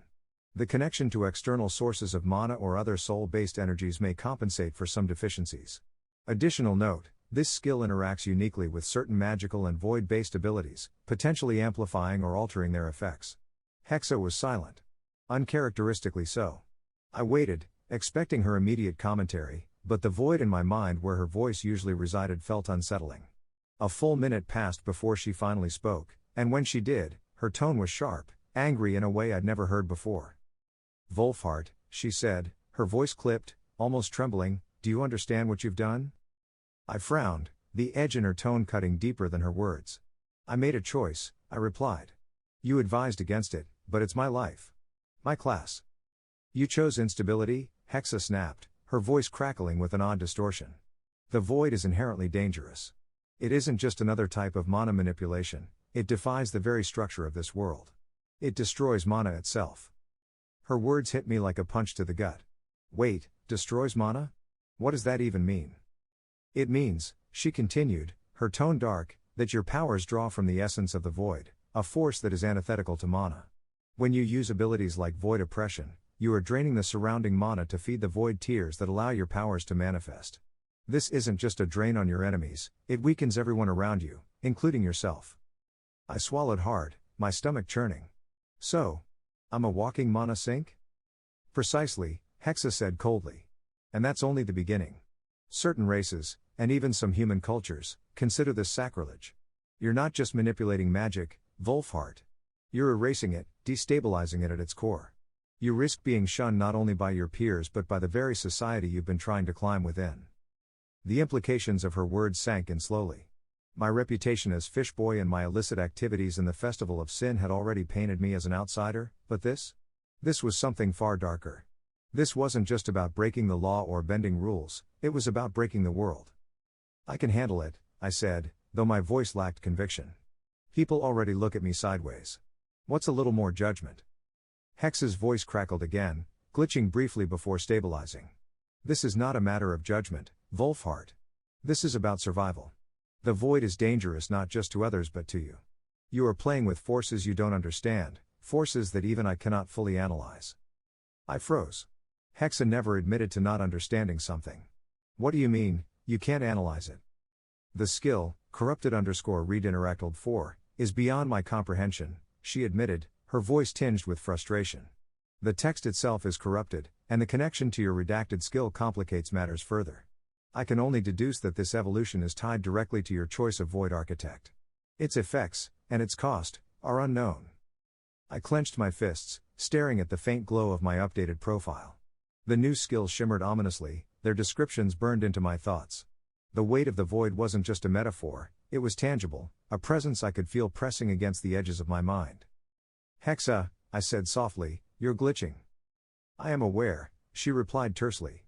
"The data from your class evolution is dissonant. It's interfering with my processing systems."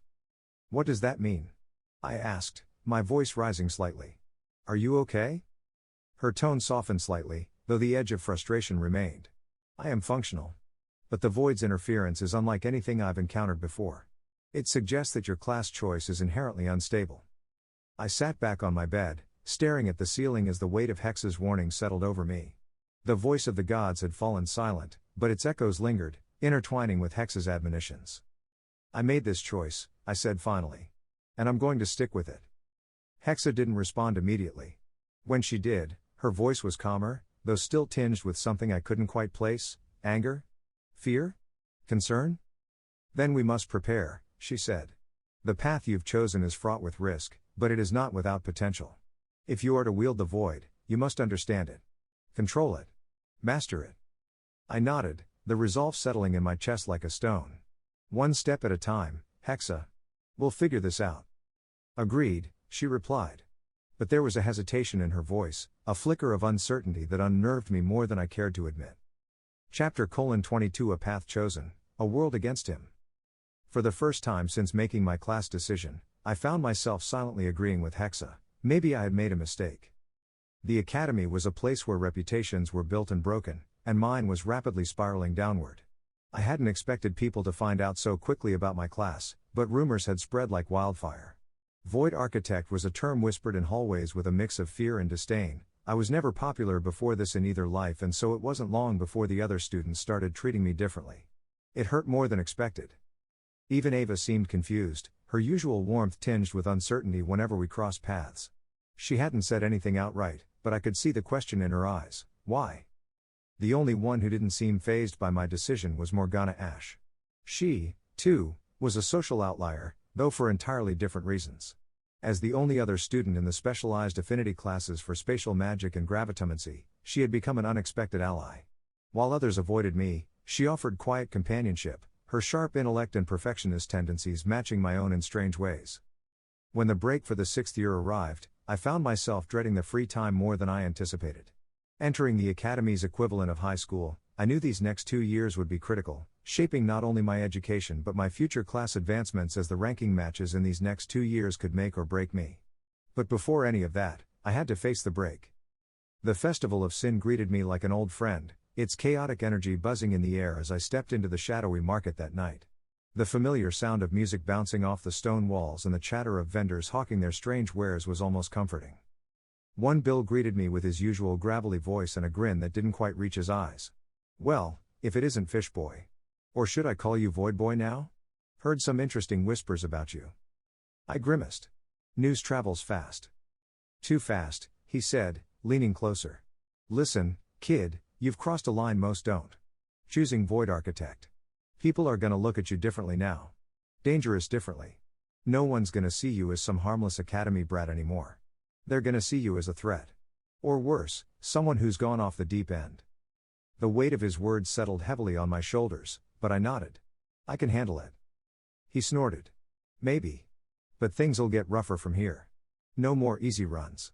You're in the big leagues now." One Bill pulled a small box from beneath his counter and set it in front of me. When he opened it, I saw a simple silver band, its surface engraved with tiny runes. "This here's an identification ring," he explained. "Standard issue for warriors who don't have the brains for wizard spells, but it'll do for you. Void classes don't usually get that kind of magic for free, right?" I shook my head. "No, I don't have the identify spell." "Figured as much," he said, pushing the box toward me. "This thing'll let you cast identify 3 times a day. Works on anyone within 2 evolutions of your level. Handy for figuring out who you're up against, or what you're dealing with." I slipped the ring onto my finger, feeling a faint pulse of mana as it attuned to me. "Thanks," I said. "Don't thank me yet," he said, grinning. "I've got a job for you. Heavyweight package, top-tier payout. You, Git, and Sona. Last week of summer. Biggest job yet. Think of it as your graduation into the big leagues." That morning, I received a letter from home. My father's handwriting was as neat and precise as ever, though the words themselves carried a weight I hadn't felt in years. He wrote about a recent raid, one that had left him injured but alive. My older brother Halric, now evolved and level 15, had stepped up in my father's place, defending the village with the strength of a paladin blessed with the fire affinity. The elders had endorsed him, guiding his evolution along a path of honor and duty. Reading those words, I couldn't help but feel the sharp contrast between Halric's life and my own. He was the first son, the village's pride, chosen to protect and serve. And I was the second son, running illicit packages through a shadowy market and wielding powers that devoured the very mana of the world. Hexa, ever observant, broke the silence in my mind. "It is not uncommon for second sons to forge their own path. You have done so with particular creativity." "Creativity, huh?" I muttered. "That's one way to put it." The letter's reminder of raids weighed heavily on me. While I'd been safe within the walls of the capital, the specter of those attacks loomed large. I needed to be ready, not just for myself but for whatever lay ahead. With Hexa guiding me, I ventured into the woods beyond the city's outer walls. Monsters rarely came this close to the capital, but caution was still necessary. Hexa's enhanced senses helped me avoid any potential threats, her voice whispering warnings as I moved through the dense undergrowth. "Enemy detected," she said once, only to clarify a moment later, "false alarm. Squirrel." "Thanks," I said dryly, scanning the area. Hexa guided me deeper into the forest, her voice clinical and composed. "You'll want a clearing with minimal obstacles. It will reduce the risk of unintended consequences during practice." "Unintended consequences," I muttered. "That's comforting." In a clearing bathed in faint moonlight, I began practicing my skills for the first time. Hexa monitored my progress, her tone clinical as she analyzed the results. "Start with Void Oppression," Hexa suggested. "It's a foundational ability, and its impact radius will give us immediate feedback." I took a deep breath and focused. The void stirred, an alien presence writhing just beneath my skin. With a push of will, I activated the skill. A ripple of pressure exploded outward from me, purple-black energy laced with streaks of shadow spreading like a pulse. The air itself seemed to grow heavier, and I could feel the mana around me being siphoned away. Leaves curled and browned on nearby trees, and the ground beneath my feet darkened as if scorched by an invisible fire. A new pop-up flashed in my mind, overlaid with my profile. Profile update. Mana, 235-400. Health, 320-320. Void oppression active, draining ambient mana within a 10-foot radius at 20 mana per second. The numbers on the mana bar ticked downward rapidly, and I could feel the void's hunger in the pit of my stomach. Visual effects are significant, Hexa observed. The aura is visible even to untrained eyes. It resembles soul pressure, an oppressive force designed to weaken and intimidate. However, the self-drain on your mana is concerning. Yeah, I said through gritted teeth, I can feel it. It's like standing in a vacuum. Turning the ability off, I had cancelled void oppression before my mana pool dipped too low. The oppressive aura already dissipated, leaving the clearing eerily quiet. I took a moment to steady myself before moving on to the next skill. I asked Hexa, why haven't I seen this health and mana update before now? Hexa's tone shifted, sharper. This is why you've been fortunate. Most students your age have faced combat injuries, some even near-death experiences. You've been shielded by circumstance, academy walls, the capital's safety, and your ability to use your age to avoid repercussion. You should consider yourself lucky. Lucky, I echoed bitterly. Sure. Lucky fishboy with void powers that eat the world around him. Hexa, I asked after a moment's pause, how did you know what soul pressure was? No response. Hexa? I repeat urgently. We saw it in an anime. Hexa's voice either embarrassed or hiding something deeper. I chose to ignore it for now. Was it that really old one where people were hollow or something? It's been a while. What was its name? Hexa cuts me off. Yep, that one, and it ends the discussion for now. Graviton trap, I thought inwardly as I began to practice the next skill. I crouched, pressing a hand to the ground as I visualized the trap. The mana flowed through me, weaving into a dense, invisible sphere. When I activated the skill, a faint distortion appeared in the air where I'd placed the trap, like a heat wave rippling across the clearing. We had to wait a while, though I was hidden in a bush. It took a while for a woodland creature to wander into the clearing and onto the trap. From the other side of the clearing a horned rabbit appeared, and I held my breath. The odd creature hops closer to the laid trap where I can sense its radius. The moment it crossed the invisible boundary, the distortion collapsed inward with a forceful pulse, dragging the construct to the ground. The creature writhed, unable to escape as the gravitational pull intensified. High effectiveness, Hexa noted. Targets within the trap will be immobilized, and prolonged exposure may cause significant damage. And then the void's corruption spread, the void that licks proxing as the trap held its prey. The creature dissolved into nothingness under the combined effects of the trap and the void's hunger. It screamed as it died. A ping echoed in my mind, startling me. Level 1 horned rabbit slain. Experience gained, 0.5% toward level 2. Experience? I whispered aloud, my pulse quickening. I'm getting experience for this? Correct, Hexa confirmed. The destruction of the horned rabbit's physical and magical essence has been registered as a successful elimination. However, the gain is negligible at this level of target. I frowned, staring at the spot where the rabbit had been. Its very existence had been erased by the void that licks. After resetting the graviton trap, I moved on to the next skill, Shadow Gate. This one had intrigued me the most, promising offensive and defensive capabilities through summoning constructs. I focused, reaching out to the void within me. The air in front of me shimmered, rippling like water before tearing apart into an unnatural black void. The edges of the portal pulsed with an oily sheen, darker than anything I'd ever seen. From within, a creature emerged. The sight of it made my stomach churn. It was reptilian in shape, but its body was amorphous, shifting constantly as if it couldn't settle on a form. Spiked appendages jutted out at odd angles, and its skin, or what passed for skin, was a liquid black, the kind of black that hurt to look at. Void summons identified, Hexa said, her voice steady. Creature classification, unknown. These entities appear to partially exist within the void, consuming ambient mana to stabilize their presence. I felt the connection to the creature immediately, a faint tether that allowed me to command it. But the link was chaotic, like trying to hold a writhing snake. Its thoughts were a cacophony of hunger, a raw, primal need that battered against my mind. Quiet down, I muttered, gritting my teeth as I tried to force the creature to obey. The summon's body rippled, spikes elongating and shrinking as it turned its attention to a nearby tree. With a thought that wasn't mine, it attacked. The creature surged forward, its form shifting mid-movement as it lashed out with razor-sharp limbs. The tree groaned under the assault, deep gouges appearing where the void's energy touched. The void that licks proceed again, the black corruption spreading like a disease through the wood. My mana bar ticked downward rapidly. Mana, 185-400. They're draining me dry, I said through gritted teeth. Void summons require significant mana to maintain, Hexa replied. Their hunger for ambient mana is only partially satiated by the environment, forcing them to draw directly from your reserves. Keep the number of summons low, or risk depletion. I dismissed the creature with it slightly fighting the pull of its portal into the void, the portal snapping shut as the summon dissolved back into nothingness.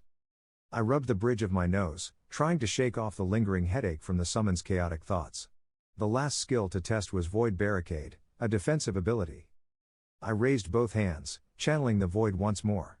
The air in front of me twisted and folded, shadows coalescing into a jagged wall. The barrier flickered with spatial distortion, its edges warping the light around them in strange, unsettling patterns. Durability? I asked. Unknown without testing against an attack, Hexa replied. The combination of shadow and spatial magic suggests a high resistance to physical and magical forces. I stepped back, studying the barrier. It felt solid, tangible in a way that the other void constructs hadn't. I could sense its connection to me, the faint tug of its hunger for mana maintaining its form. Mana, 120-400. Hexa's tone was sharp. Sustaining multiple void constructs is not feasible at your current level. Mana efficiency must be improved before these abilities can be used effectively in prolonged engagements. Noted, I muttered, dismissing the barrier. The weight of the void eased slightly, but its presence lingered in the back of my mind like a shadow I couldn't shake. I sat down heavily, leaning against a nearby tree as I tried to catch my breath. The moonlight filtered through the canopy, casting eerie shadows that seemed to dance in time with the void's pulsing presence. Hexa, I said softly, these skills. They're insane. They're powerful, but they're also destructive. It's like I'm erasing everything I touch. The void is inherently unstable, Hexa replied. Its power lies in its ability to consume and corrupt. This is not a path chosen lightly. I sighed, closing my eyes. Which is exactly what I did. I thought aloud in the faint moonlight. Maybe I should start smoking in this new life, I sigh. That'd be new. And I hear it takes the edge off. Chapter 23, The Heavyweight Job. The week leading up to the job passed in a flurry of activity.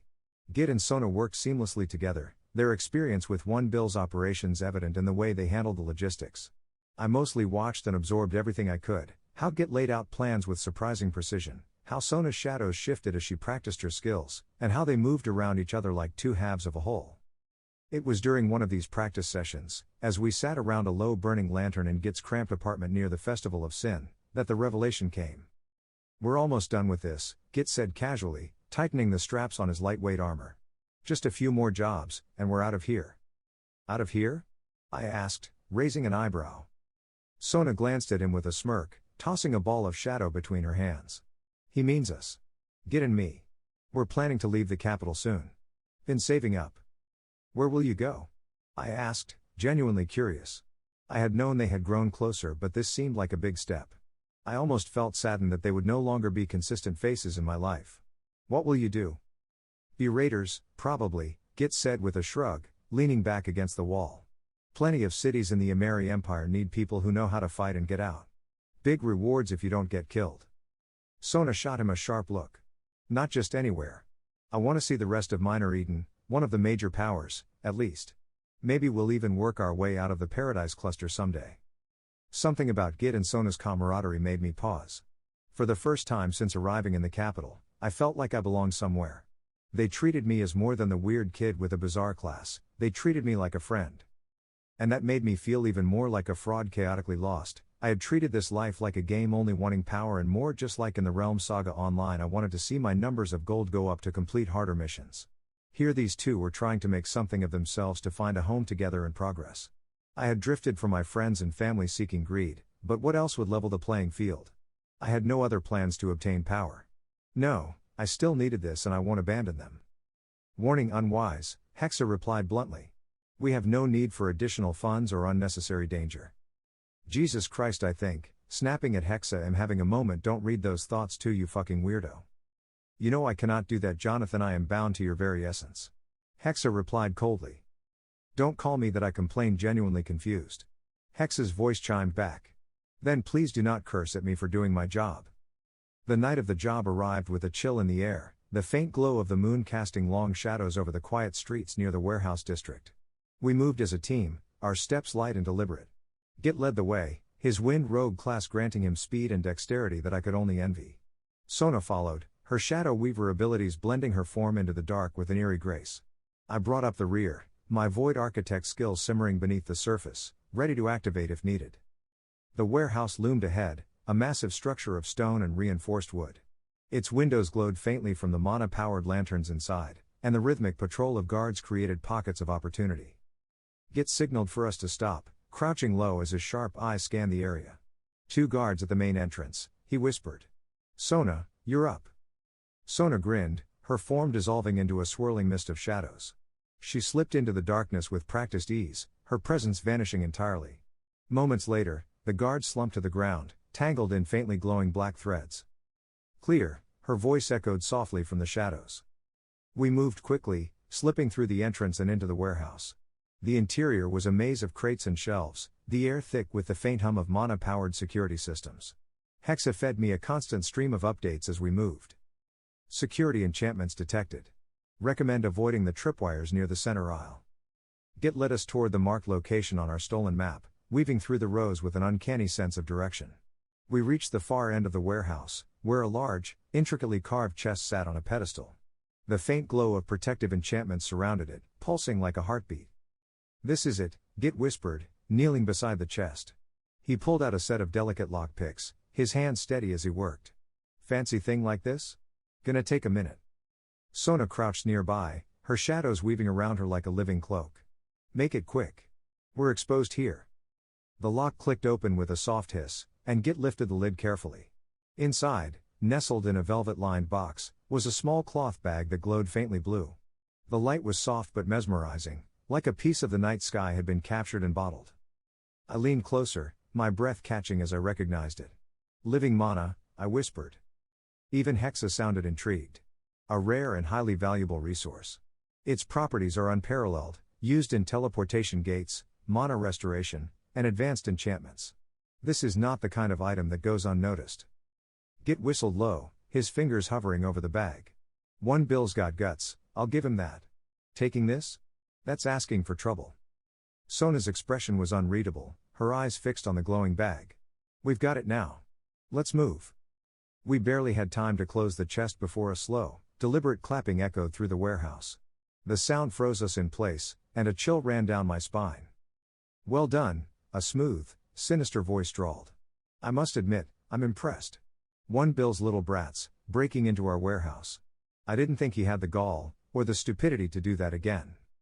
A man stepped into the faint light of the warehouse, his appearance as polished as his tone. He wore a tailored suit, his dark hair neatly combed, and his glasses caught the glow of the lanterns. He resembled a butler from Earth. In one hand, he held a long, elegant fencing sword that glinted menacingly. I despise having to clean up his messes, the man continued, his voice laced with disdain. But here we are. Another set of One Bill's expendables, sent to steal from me. Git stepped forward, his daggers drawn. Who the hell are you? The man smiled, cold and unfeeling. A necessary evil. That's what the king calls our enterprise. You, however, are entirely unnecessary. In a flash, he raised his sword, the blade catching the light as he took a step closer. But don't worry, I'll make this quick. The air grew heavier as he advanced, and I could feel the void stirring inside me, ready to erupt. My heart pounded in my chest as I braced for the fight, Hex's voice cutting through the chaos. Prepare yourself, Wolfhart. This will not be a simple encounter. Chapter 24 Running on the edge of a blade. The air was electric, heavy with tension as the man in the immaculate butler's suit advanced on us, his fencing sword glinting ominously in the dim light of the warehouse. Git and Sona didn't hesitate. Git turned toward me and barked, "Run, fish boy. Get out of here." His voice was sharp, commanding, a side of him I'd never seen before. Sona, clutching the bag of living mana, spun toward me, her eyes wide but resolute. "Take this," she shouted, throwing the bag with more force than I expected. I barely caught it, the smooth fabric brushing against my fingers as I instinctively clutched it to my chest. "What are you doing?" I stammered, panic rising in my throat. "You can't." "Run," Sona snapped, her voice breaking. She turned back to Git, her shadow swirling around her as she prepared for the inevitable clash. "We've got this." But they didn't. I could see it in their faces, hear it in the tremble of Sona's voice. They didn't have this. And I was frozen. My legs felt like lead, my heart pounding so loudly it drowned out the world. I couldn't move, couldn't breathe. The memories hit me like a freight train, unbidden and overwhelming. The pain of that first death, bones breaking, nerves screaming, the moment of oblivion. It was all back, raw and vivid, and I was drowning in it. "I'm going to die again," I thought, the words ringing in my head like a tolling bell. Hex's voice cut through the chaos, sharp and urgent. "Wolfhart. Use the identification ring. Do it now." The command jolted me, breaking through the paralysis just enough for my trembling hand to move toward the ring. I activated it, the runes glowing faintly as the spell took effect. Analyzing. Name, unknown. Class? Level? Primary affinity? Secondary affinity? The information hit me like a slap to the face. 2 evolutions above me? That's what one Bill had said, it wouldn't work then, right? The gap was incomprehensible. This man wasn't just strong, he was leagues beyond anything Git, Sona, or I could handle. My panic surged anew, and I stumbled backward, tripping over a crate behind me. I hit the ground hard, the bag of living mana nearly slipping from my grasp as my breath came in ragged gasps. At first I thought it was a panic attack, things swirling in my vision. Time itself seemed to slow, the scene around me taking on an eerie, dreamlike quality. Git and Sona were already moving, their skills igniting the dim warehouse with bursts of light and shadow. Git's wind-enhanced speed blurred his movements as he darted toward the man, daggers flashing. Sona's threads of shadow lashed out, weaving a deadly tapestry around their foe. But the man was untouchable. He moved with an elegance that bordered on inhuman, his blade slicing through Git's wind-like movements and Sona's shadows as if they were nothing. Hex's voice pulled me back to the present. "I'm frying your neural pathways to talk to you faster. Your brain wasn't built for this, but we don't have a choice." Blood trickled down my nose, a coppery tang reaching my lips. "Hexa, what are you?" I thought, panic-stricken. "Shut up and listen, you stupid, petty human," she snapped, her voice somehow tinged with desperation. "You have to fucking move, Wolfhart. You have to fight it. I can't control your body, I gave you all the reins and signed those stupid binding contracts because I was a damn child. I wanted experience. But I don't want to die again. Do you understand me? I spent so long waiting for a body again, and I am not going back to the void. And if you die we do this all over again no matter how much the others have changed things. Do you understand? We will just wait and do it again. They'll keep making you die until you learn to listen, run." Her words echoed in my mind, but my body refused to respond. I could only watch, helpless, as the fight unfolded before me. Git and Sona fought like cornered animals, their movements fueled by desperation. Git's speed was blinding, his daggers darting toward the sword mage's exposed flank. Sona's shadows wrapped around her opponent, pulling at him with tendrils of dark magic. The man smiled. "Pathetic," he said, his voice dripping with condescension. "One Bill really does love throwing his brats to the wolves. If I kill you here the population will drop though and the police will come to investigate the location of your death, won't they?" The man taunted. With a flick of his wrist, his blade caught Git's dagger mid-swing, sending it clattering to the ground. The man's foot lashed out, catching Git in the chest and sending him sprawling. "Git!" Sona screamed, her shadow surging toward the attacker in a frenzy. The man sighed, his blade glowing faintly with luminescent energy. With a single slash, he severed the shadows, the light consuming the darkness as if it had never existed. "You're wasting my time," he said coldly. Then, he noticed something. His eyes narrowed as he looked down at Git, who was scrambling to his feet. "That population band," the man said, his tone shifting to one of amusement. "It's counterfeit." Git froze, his eyes wide with terror. "Good work, though," the man continued, almost mockingly. "It's a very convincing fake. But you can't fool me." The blade came down in a flash, and Git collapsed to the ground, unmoving. "Git," I whispered, my voice trembling.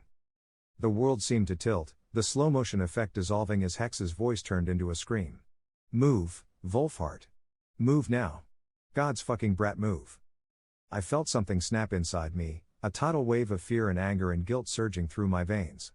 Blood streamed from my nose, dripping onto the bag of living mana in my hands as I scrambled to my feet and I ran. Even with Hex's time dilation I had been on the floor too long, the time Git and Sona's lives bought I wasted.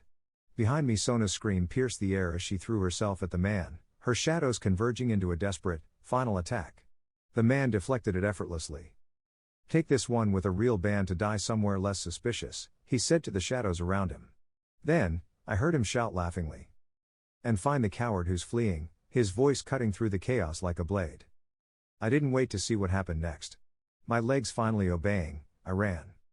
I ran as fast as I could, the sound of Sona's screams echoing in my ears.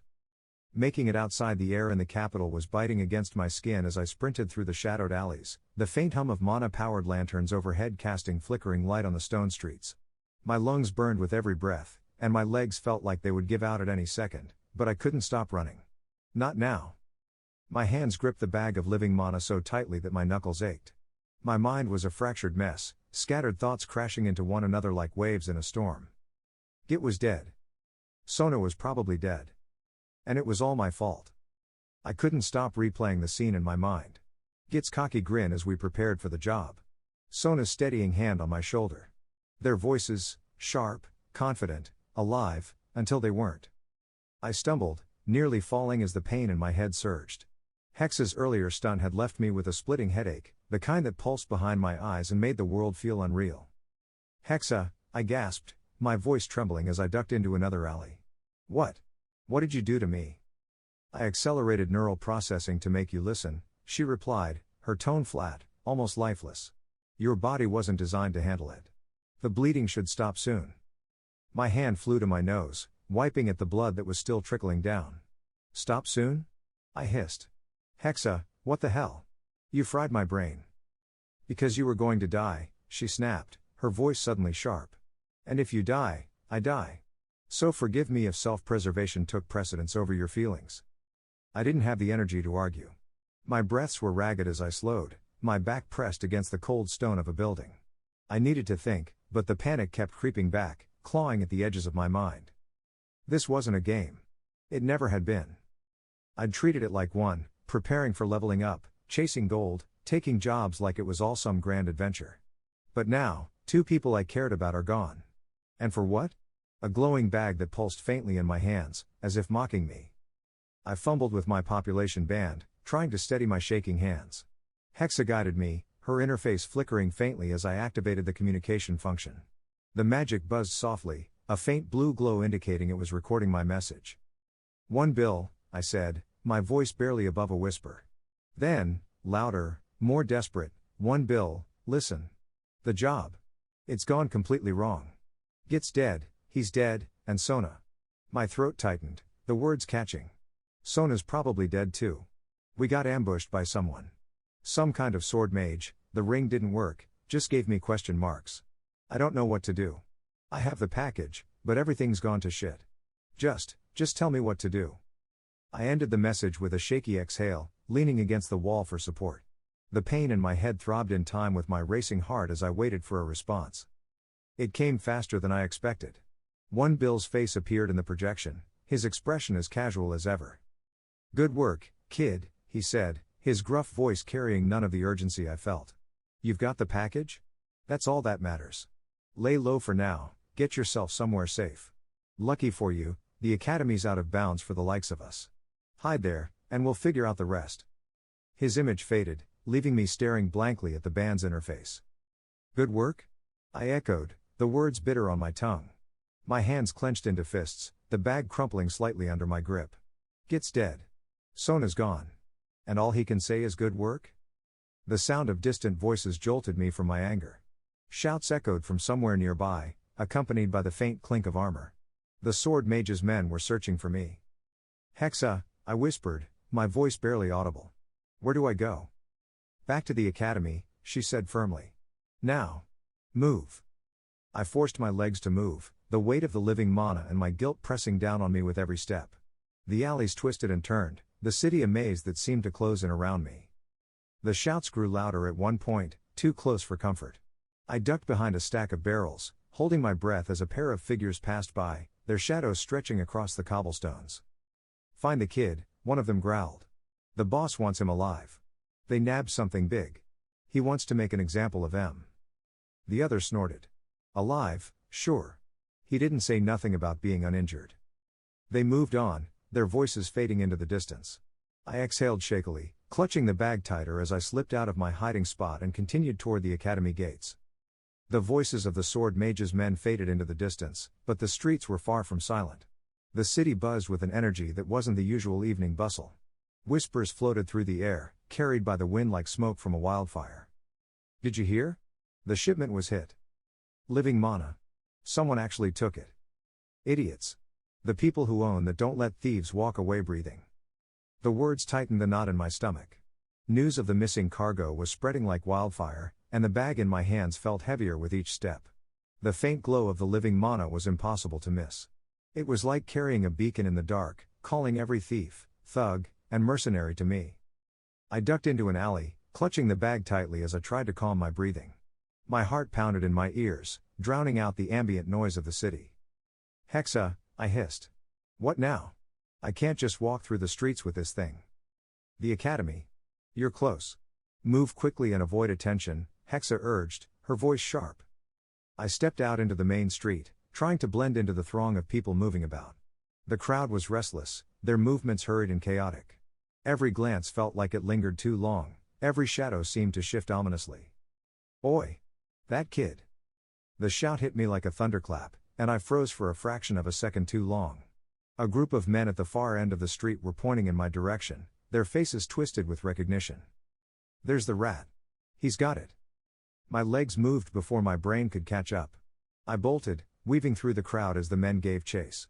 The cobblestones blurred beneath my feet as adrenaline surged through me. Out of the way, I shouted, shoving past a merchant cart and nearly upending a stack of crates.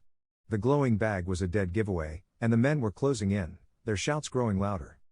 I rounded a corner and found myself in an empty alley, the noise of the crowd suddenly muffled. My breath came in ragged gasps as I pressed myself against the wall, clutching the bag to my chest. But the brief respite didn't last. A thug stepped into the alley, a wicked grin spreading across his face as he drew a curved blade. You're cornered, kid.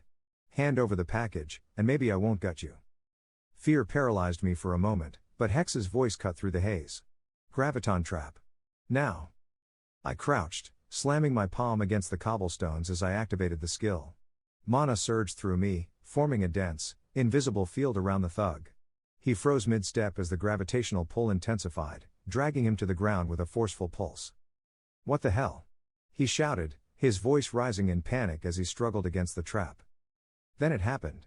The void stirred within me, its dark energy seeping into the trap. The void that licks prissed, black tendrils snaking out and latching onto the thug's leg. No. No, no, no.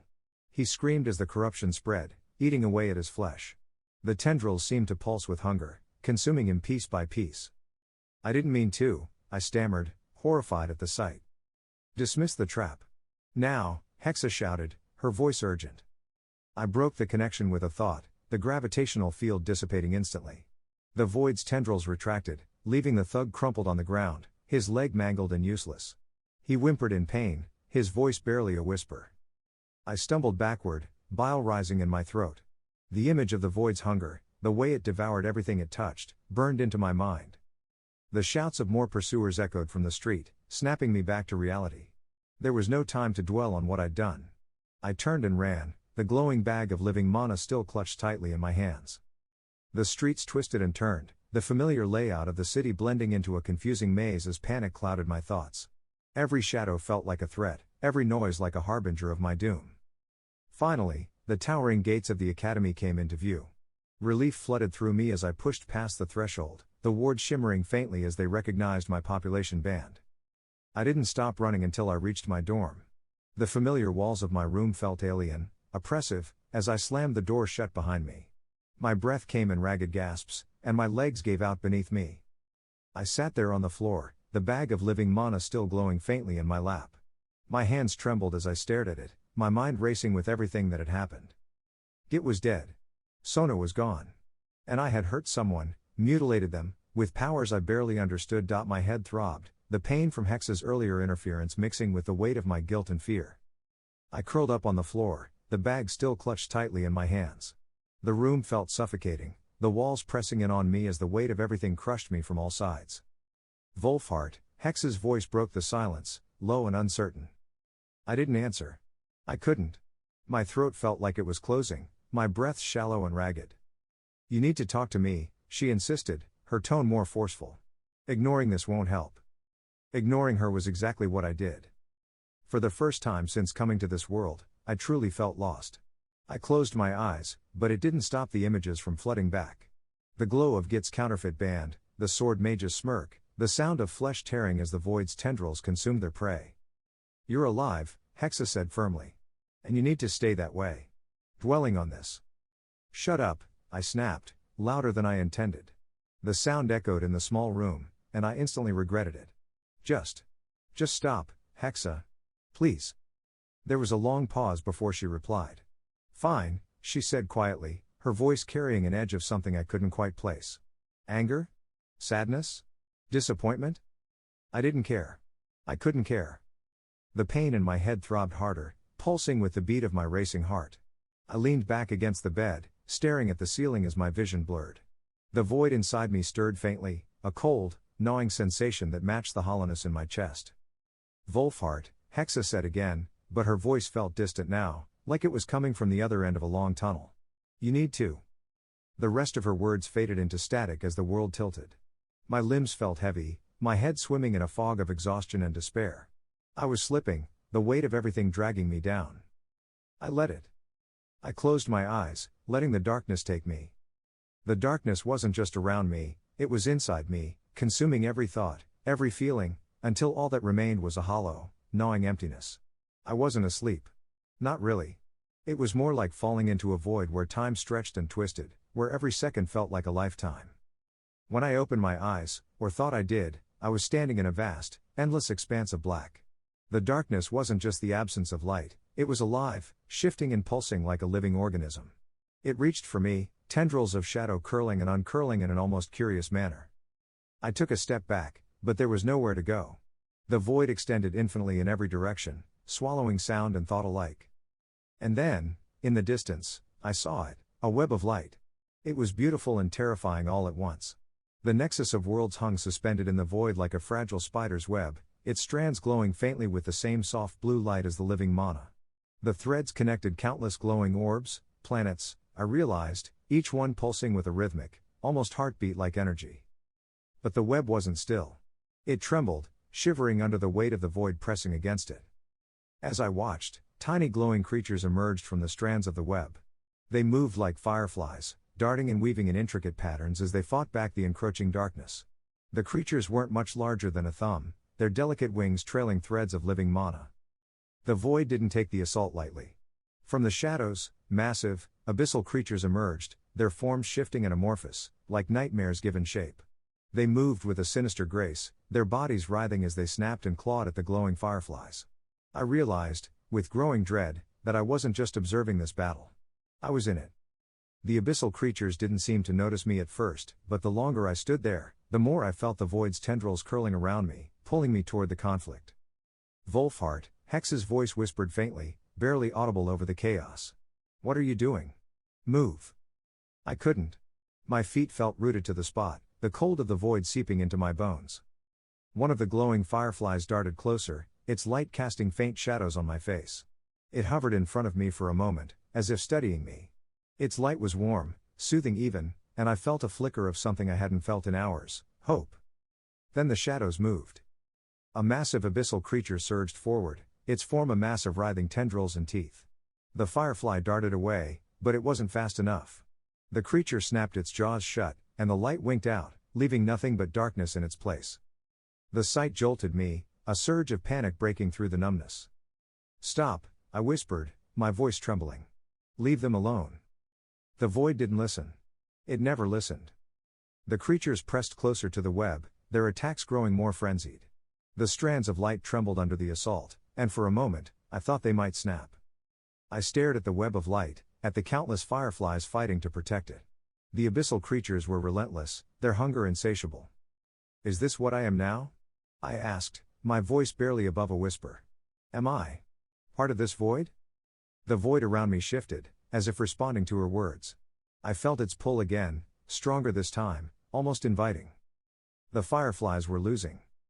The web trembled violently, strands snapping and reforming in an endless cycle. I don't want this, I said, my voice breaking. The void pulsed, and I felt something stir deep within me, a cold, gnawing power that demanded to be unleashed. My hands clenched into fists, and I took a shaky step forward, toward the glowing web. I awoke in my dorm the next morning to the sounds of my roommates returning from their break adventures covered in sweat. Still clutching the bag of living mana, Hexa was surprisingly silent for once. I lay staring at the ceiling. Chapter 25 The Weight of Reality. Time blurred. I wasn't sure how many hours passed as I stared at the ceiling, my mind blank yet unbearably heavy. The sounds of the dorm faded in and out, my roommates' voices becoming background noise. I managed to get up at some point, dragging myself to the bathroom. The mirror showed a face I barely recognized, hollow eyes, pale skin, hair sticking up in every direction. I splashed cold water on my face, but it didn't help. Nothing did. I ate something, barely tasting it, and crawled back into bed, clutching the bag like a lifeline. Wolfhart, Hexa said, her voice breaking the silence. I ignored her. I lay still, staring at the ceiling, my body stiff from hours, no, days, of barely moving. The bag of living mana rested on my chest, its faint blue glow the only thing illuminating my dim corner of the room. Wolfhart, you good? One of them asked, pausing briefly in the doorway. I didn't respond. I barely even blinked. Their footsteps receded, followed by more chatter and the creak of their beds as they settled in. I didn't care. The world beyond the four walls of this dorm had become irrelevant to me. Wolfhart, Hexa said, her voice again breaking the silence. I ignored her again. Wolfhart, she repeated, her tone still neutral. You've been inactive for over 48 hours. You need to. Shut up, I muttered, my voice rasping. It was the first thing I'd said aloud since returning to the dorm. Hexa didn't respond, but I felt her presence linger, a faint hum in the back of my mind. The days passed in a fog. Break ended and classes resumed. I didn't go to classes. I didn't speak to anyone. Ava came by at one point, her knock hesitant at first, then more insistent. Wolfhart? Are you in there? She called, her voice muffled through the door. Come on, don't be like this. Just open up, okay? I didn't move. Fine, she said after a long pause, her voice strained. I'll come back later. But she didn't. Hexa spoke occasionally, her voice calm and clinical as always, but I didn't answer. Wolfhart, prolonged inactivity will only make things worse. Wolfhart, the living mana requires careful handling. You can't keep holding it indefinitely. Wolfhart, ignoring me doesn't solve anything.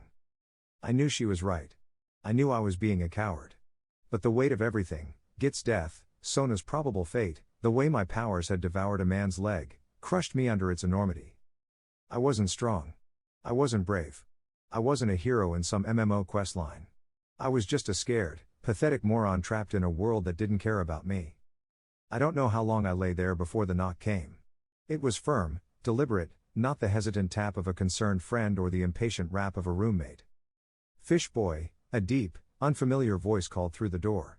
I'm not leaving so easily. Open up. I didn't answer. Don't make me break it down, the voice continued, an edge of irritation creeping in. One bill sent me. Says you've been lying around long enough. My body tensed involuntarily. The glow of the living mana bag seemed to pulse brighter, a reminder of the weight I carried. Look, the voice said, softer now but still firm. I get it. Shit's gone south. But one bill isn't in the business of losing packages, or runners. He's willing to be nice this time, but that bag's hotter than you think. You're sitting on a ticking bomb, kid. And unless you want it to blow up in your face, you need to get moving. The tension in the air was suffocating. I'll be back, the voice added, heavier now. One bill might be patient for now, he likes you, fish boy, but that won't last. Get yourself together. Footsteps faded down the hall, leaving me alone once more. I squeezed my eyes shut, willing the world to disappear. I could feel Hexa's presence, her silent judgment pressing down on me even though she didn't say a word. I wasn't cut out for this.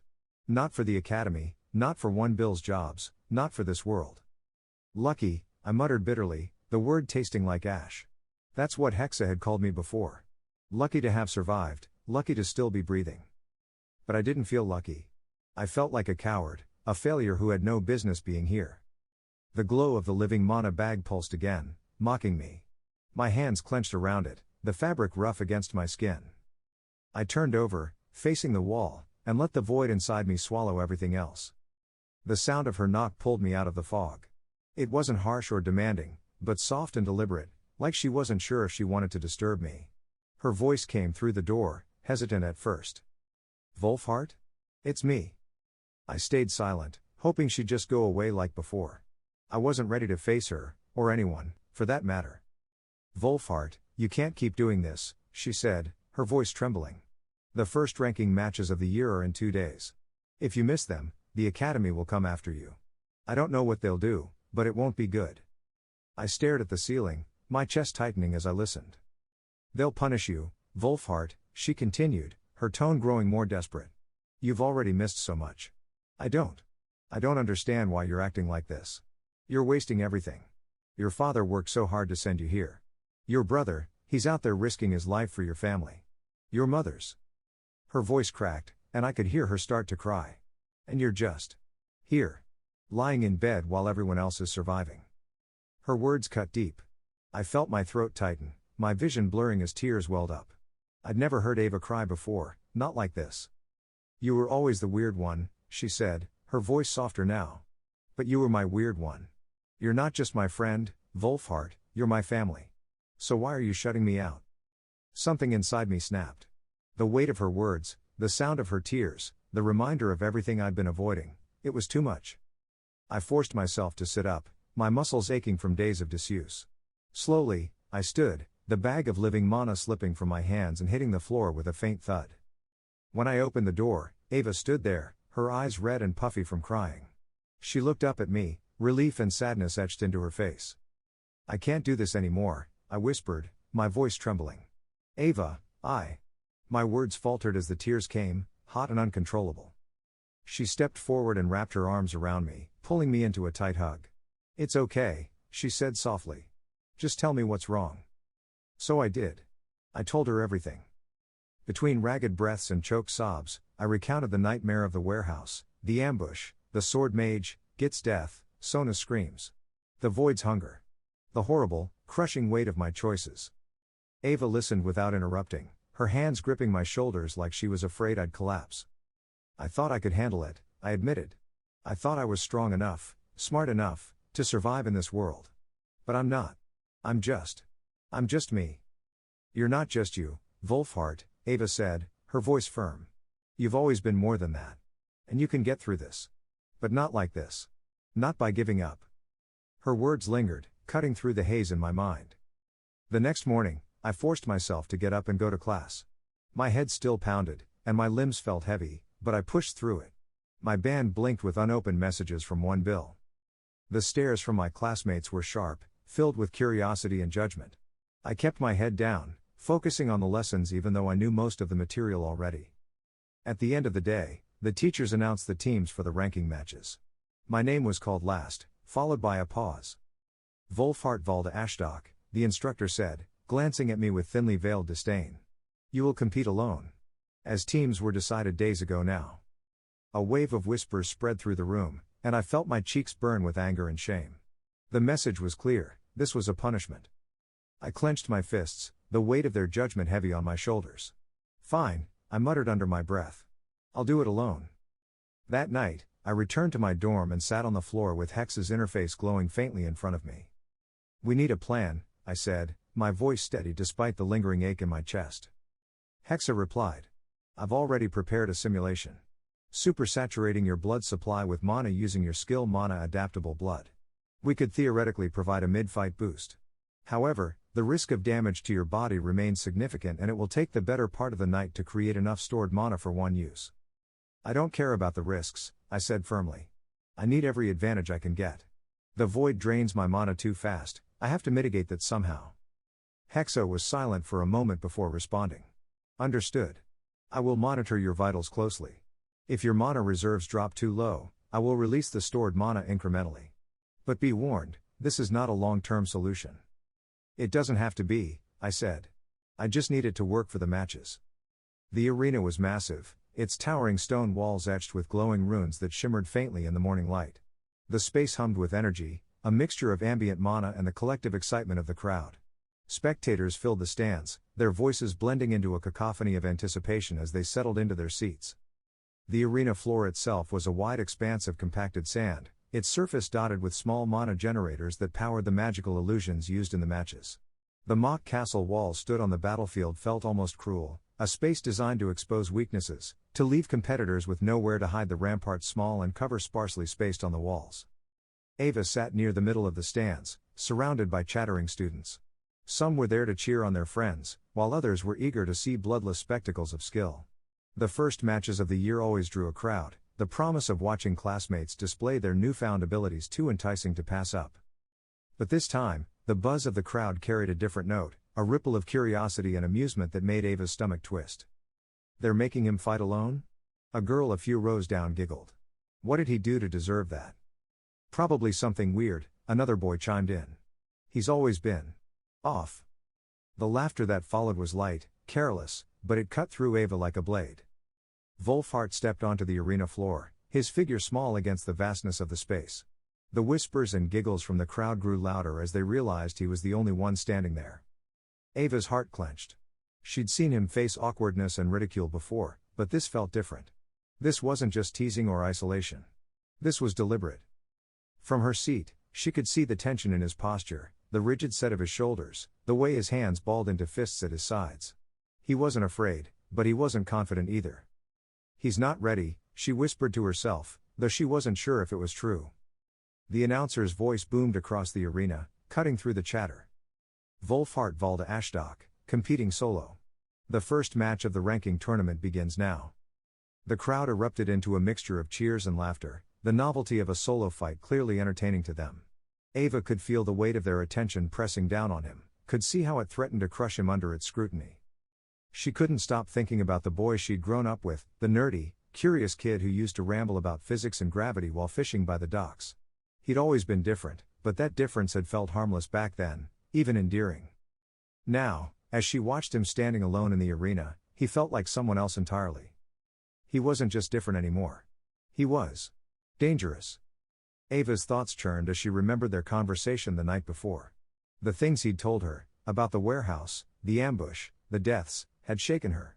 She'd never imagined Wolfhart could be capable of such things, of stepping into a world that felt so far removed from their simple life in Valda Ashdock.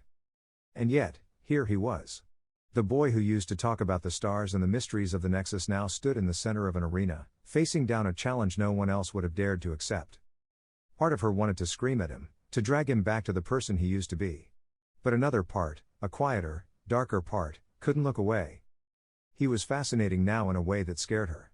The awkwardness, the innocence, those were still there, but they were buried under layers of something else. Something sharper. Something real. The crowd laughed again as Wolfhart began to move, and Ava's grip on the edge of her seat tightened. "Wolfhart," she whispered, her voice lost in the noise. "What are you doing?" She wasn't sure if she was asking about the match or his life as a whole. The arena fell silent as the illusions began to form, shimmering figures of beasts and constructs materializing across the battlefield. The crowd leaned forward in their seats, eager to see how Wolfhart would fare. Ava couldn't take her eyes off him. Her heart pounded as she watched him shift into a ready stance, his face unreadable from this distance. Whatever happened next, she knew one thing for certain: the boy she'd grown up with was gone. And the person he was becoming. Chapter 26: A Fighting Retreat. The night before. The glow of the living mana bag cast shifting shadows across the dorm walls as I sat cross-legged on the floor. My veins felt like they were on fire, the raw mana coursing through them pushing my body to its limits. "The process is working, but your biological tolerance is insufficient," Hexa said, her tone clinical as always. I gritted my teeth against the discomfort. It wasn't unbearable, but the steady, burning ache reminded me that my body wasn't meant to handle this much mana at once. "It doesn't matter," I muttered. "As long as it works tomorrow. You should be aware that prolonged exposure to these levels of mana will cause significant strain over time." I forced a bitter smile. "Noted. Let's just make it through the match." The arena had transformed overnight, its flat expanse now a mock city complete with stone walls, wooden barricades, and a glowing crystal in the center. The crystal pulsed faintly, a stand-in for the citizens we were meant to protect. Above, the crowd buzzed with excitement, their voices blending into a chaotic hum. I could feel their eyes on me as I stepped onto the battlefield alone, the whispers and giggles from the day before still fresh in my mind. Wolfhart Valda Ashdock, competing solo. The first match of the ranking tournament begins now. The announcer's voice boomed across the arena, followed by scattered applause and a few chuckles. I ignored them, my focus narrowing to the task ahead. The goal was simple: defend the crystal for 20 minutes against waves of simulated monsters. Points would be deducted for any damage to the crystal, and while the monsters wouldn't kill me, their hits would hurt, a lot. Hex's voice chimed in my mind. The teacher in charge of the illusions has a sand puppeteer class. Expect the monsters to have physical bodies, but they'll disintegrate into dust upon destruction. Be mindful of their explosive impact. Got it, I replied, rolling my shoulders. Let's do this. The first wave came in fast, low-level goblins with crude weapons, their forms flickering slightly as they charged. I crouched and activated Shadow Gate, a portal of inky blackness tearing open beside me. The air grew colder as the first of my void summons emerged, a twisted, spiky creature that barely resembled anything from the natural world. Its liquid black body shimmered unnaturally, as though it didn't fully exist in this reality. The crowd gasped, their murmurs of disgust audible even over the announcer's narration. Disgusting, someone shouted. But my summon didn't care. With a shrill, guttural screech, it lunged at the oncoming goblins. The goblins were fast, their crude blades gleaming under the arena lights as they charged. Their movements were erratic, zigzagging to make themselves harder targets. My summon screeched in response, a cacophony of guttural, otherworldly sounds that made my skin crawl even as I directed them forward. The first void creature lunged, its liquid black form rippling like an oil slick in motion. It closed the distance between itself and the goblins in seconds, its spiked appendages extending unnaturally to skewer the nearest attacker. The goblin screamed, its form flickering briefly before the void consumed it entirely, leaving behind nothing but a faint wisp of dust. Another goblin leapt forward, slashing at the second summon. The blade passed cleanly through the creature, but instead of wounding it, the weapon seemed to dissolve on contact, the void eating away at the sand like acid. The summon retaliated with a sharp, whip-like motion of its appendages, cutting the goblin in two with a sickening crack. The third summon moved with eerie precision, circling around the remaining goblins and cutting off their retreat. Its form shifted as it moved, spikes and tendrils emerging and retracting as though it were adapting to the goblin's attacks in real time. It lashed out, grabbing one of the goblins and dragging it into its writhing mass. The creature's form flickered violently before disappearing entirely, consumed by the void's hunger. The summons display adaptive combat patterns, Hexa noted, her voice calm despite the chaos. They are highly effective but drain mana at an alarming rate. I could feel their thoughts brushing against mine, chaotic and primal, driven by an insatiable hunger. Controlling them was like trying to hold onto a handful of writhing snakes, each pulling in a different direction. The last goblin turned to flee into the safety of the oncoming wave, but one of the summons was faster. It pounced, its liquid black body compressing into a dense, spike-covered mass before slamming into the fleeing enemy. The impact sent a shockwave of void energy rippling outward, and the goblin disintegrated instantly, its form erased from existence. As the last of the goblins fell, the crowd let out a collective gasp. Their initial revulsion at the grotesque summons seemed to give way to awe. I let out a shaky breath, my body already feeling the toll of the mana drain. But there was no time to celebrate. The next wave was already on the horizon.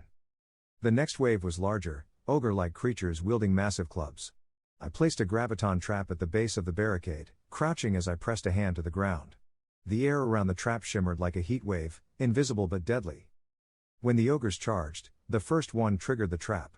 The gravitational force dragged it to the ground, its massive body collapsing with a thunderous crash. The void that licks beginning to eat away and the sand it was made of. The other ogres hesitated oddly, a rather realistic puppeteer I thought.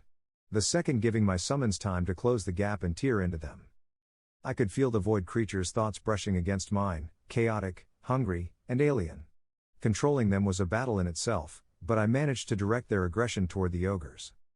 The crowd, initially repulsed, began to shift. The whispers of disgust turned into murmurs of intrigue, then scattered cheers as the ogres fell one by one. "Is he actually doing this?" Someone shouted. "Go, Wolfhart!" Another voice called, the chant catching on. But I couldn't bask in their support. The next wave was already approaching, giant spiders with razor-sharp legs that glinted in the arena lights. And the ogres weren't all defeated. I activated Void Oppression, the air around me growing heavier as the void drained mana from the surrounding area. The spiders slowed, their movements becoming sluggish as they stepped into the aura. Despite my best efforts, cracks were beginning to show in my strategy, both literally and figuratively. The spiders were faster than I anticipated, their razor-sharp legs skittering over the battlefield as they dodged my summons and traps. A pair of them managed to slip past the chaotic melee, their glittering eyes locked on the crystal. No, I shouted, but my legs felt leaden, my mana reserves dwindling too quickly to summon reinforcements. The first spider reached the crystal, its legs slicing through the air as it delivered a powerful strike. The crystal pulsed angrily, its glow dimming slightly as a web of cracks spread across its surface. Structural damage registered, Hexa reported in her usual clinical tone. Point deduction imminent. Thanks for the update, I muttered through gritted teeth, frustration mounting. At the same time, one of the ogres that had survived my summon's initial assault roared as it barreled toward the crystal. Its heavy club swung with terrifying force, slamming into one of the barricades protecting the crystal and reducing it to splinters. The crowd gasped as the crystal dimmed further, its glow flickering dangerously. My heart pounded, a mixture of panic and anger coursing through me. "You're losing ground," Hexa said, her voice cutting through the chaos. "No kidding," I snapped. I placed another graviton trap in a desperate attempt to slow the advancing monsters, but my dwindling mana made the effect weaker than before. One of the spiders still managed to slip through, its legs scraping against the crystal as it struck again. "Damn it!" I cursed, stumbling back and clutching my head as I tried to think. This wasn't going to work. No matter how hard I pushed, I couldn't hold the line alone. The crowd's cheers turned to murmurs, and I could feel the weight of their judgment bearing down on me. The shame was crushing, but I shoved it aside, focusing on the only option I had left. "Mana reserves are critically low," Hexa warned, her voice cutting through my focus. My mana bar ticked downward rapidly. Mana, 45,400. Despite the oppressive aura, the spiders pressed on, attacking me and the crystal, and my summons began to dissipate one by one, their forms unraveling into nothingness as my mana pool bottomed out. By this point I definitely had more than a few bruises from the spider puppets that had gotten close. "Hexa," I gasped, my breath ragged. "We're out of time. Execute the plan." "Understood." The pain was immediate, a searing heat that tore through my veins as Hexa released the stored mana into my body. I bit back a scream, forcing myself to stay upright as my mana reserve surged back to life. Mana, 115,400. Mana, 255,400. Mana, 365,400. Mana capacity restored to operational levels. Recommend immediate resummoning. I didn't need to be told twice. With a sharp motion, I activated Shadow Gate again, summoning 2 new void creatures. They screeched as they emerged, their forms shifting and writhing like liquid shadows. With renewed strength, I directed my summons to intercept the remaining spiders while I set another graviton trap near the crystal. The trap caught 2 of the creatures, dragging them into its crushing pull as the void's corruption consumed them. The timer on the crystal pulsed, signaling the end of the match. The arena erupted into cheers, the crowd's initial disdain replaced by admiration for the underdog who had managed to hold so much ground alone. I didn't hear them. My head throbbed, my limbs felt like lead, and my veins still burned from the mana infusion. But I'd done it. I'd survived. As I stumbled off the field, I caught sight of Ava in the stands. Her expression was unreadable, a mixture of worry, relief, and something else I couldn't quite place. "Wolfhart," Hexa said softly, her voice cutting through the noise of the crowd. "We need you to rest. Your body isn't meant to handle this kind of strain." I nodded faintly, my vision blurring as I walked. The cheers faded into the background, replaced by the steady pounding of my heartbeat.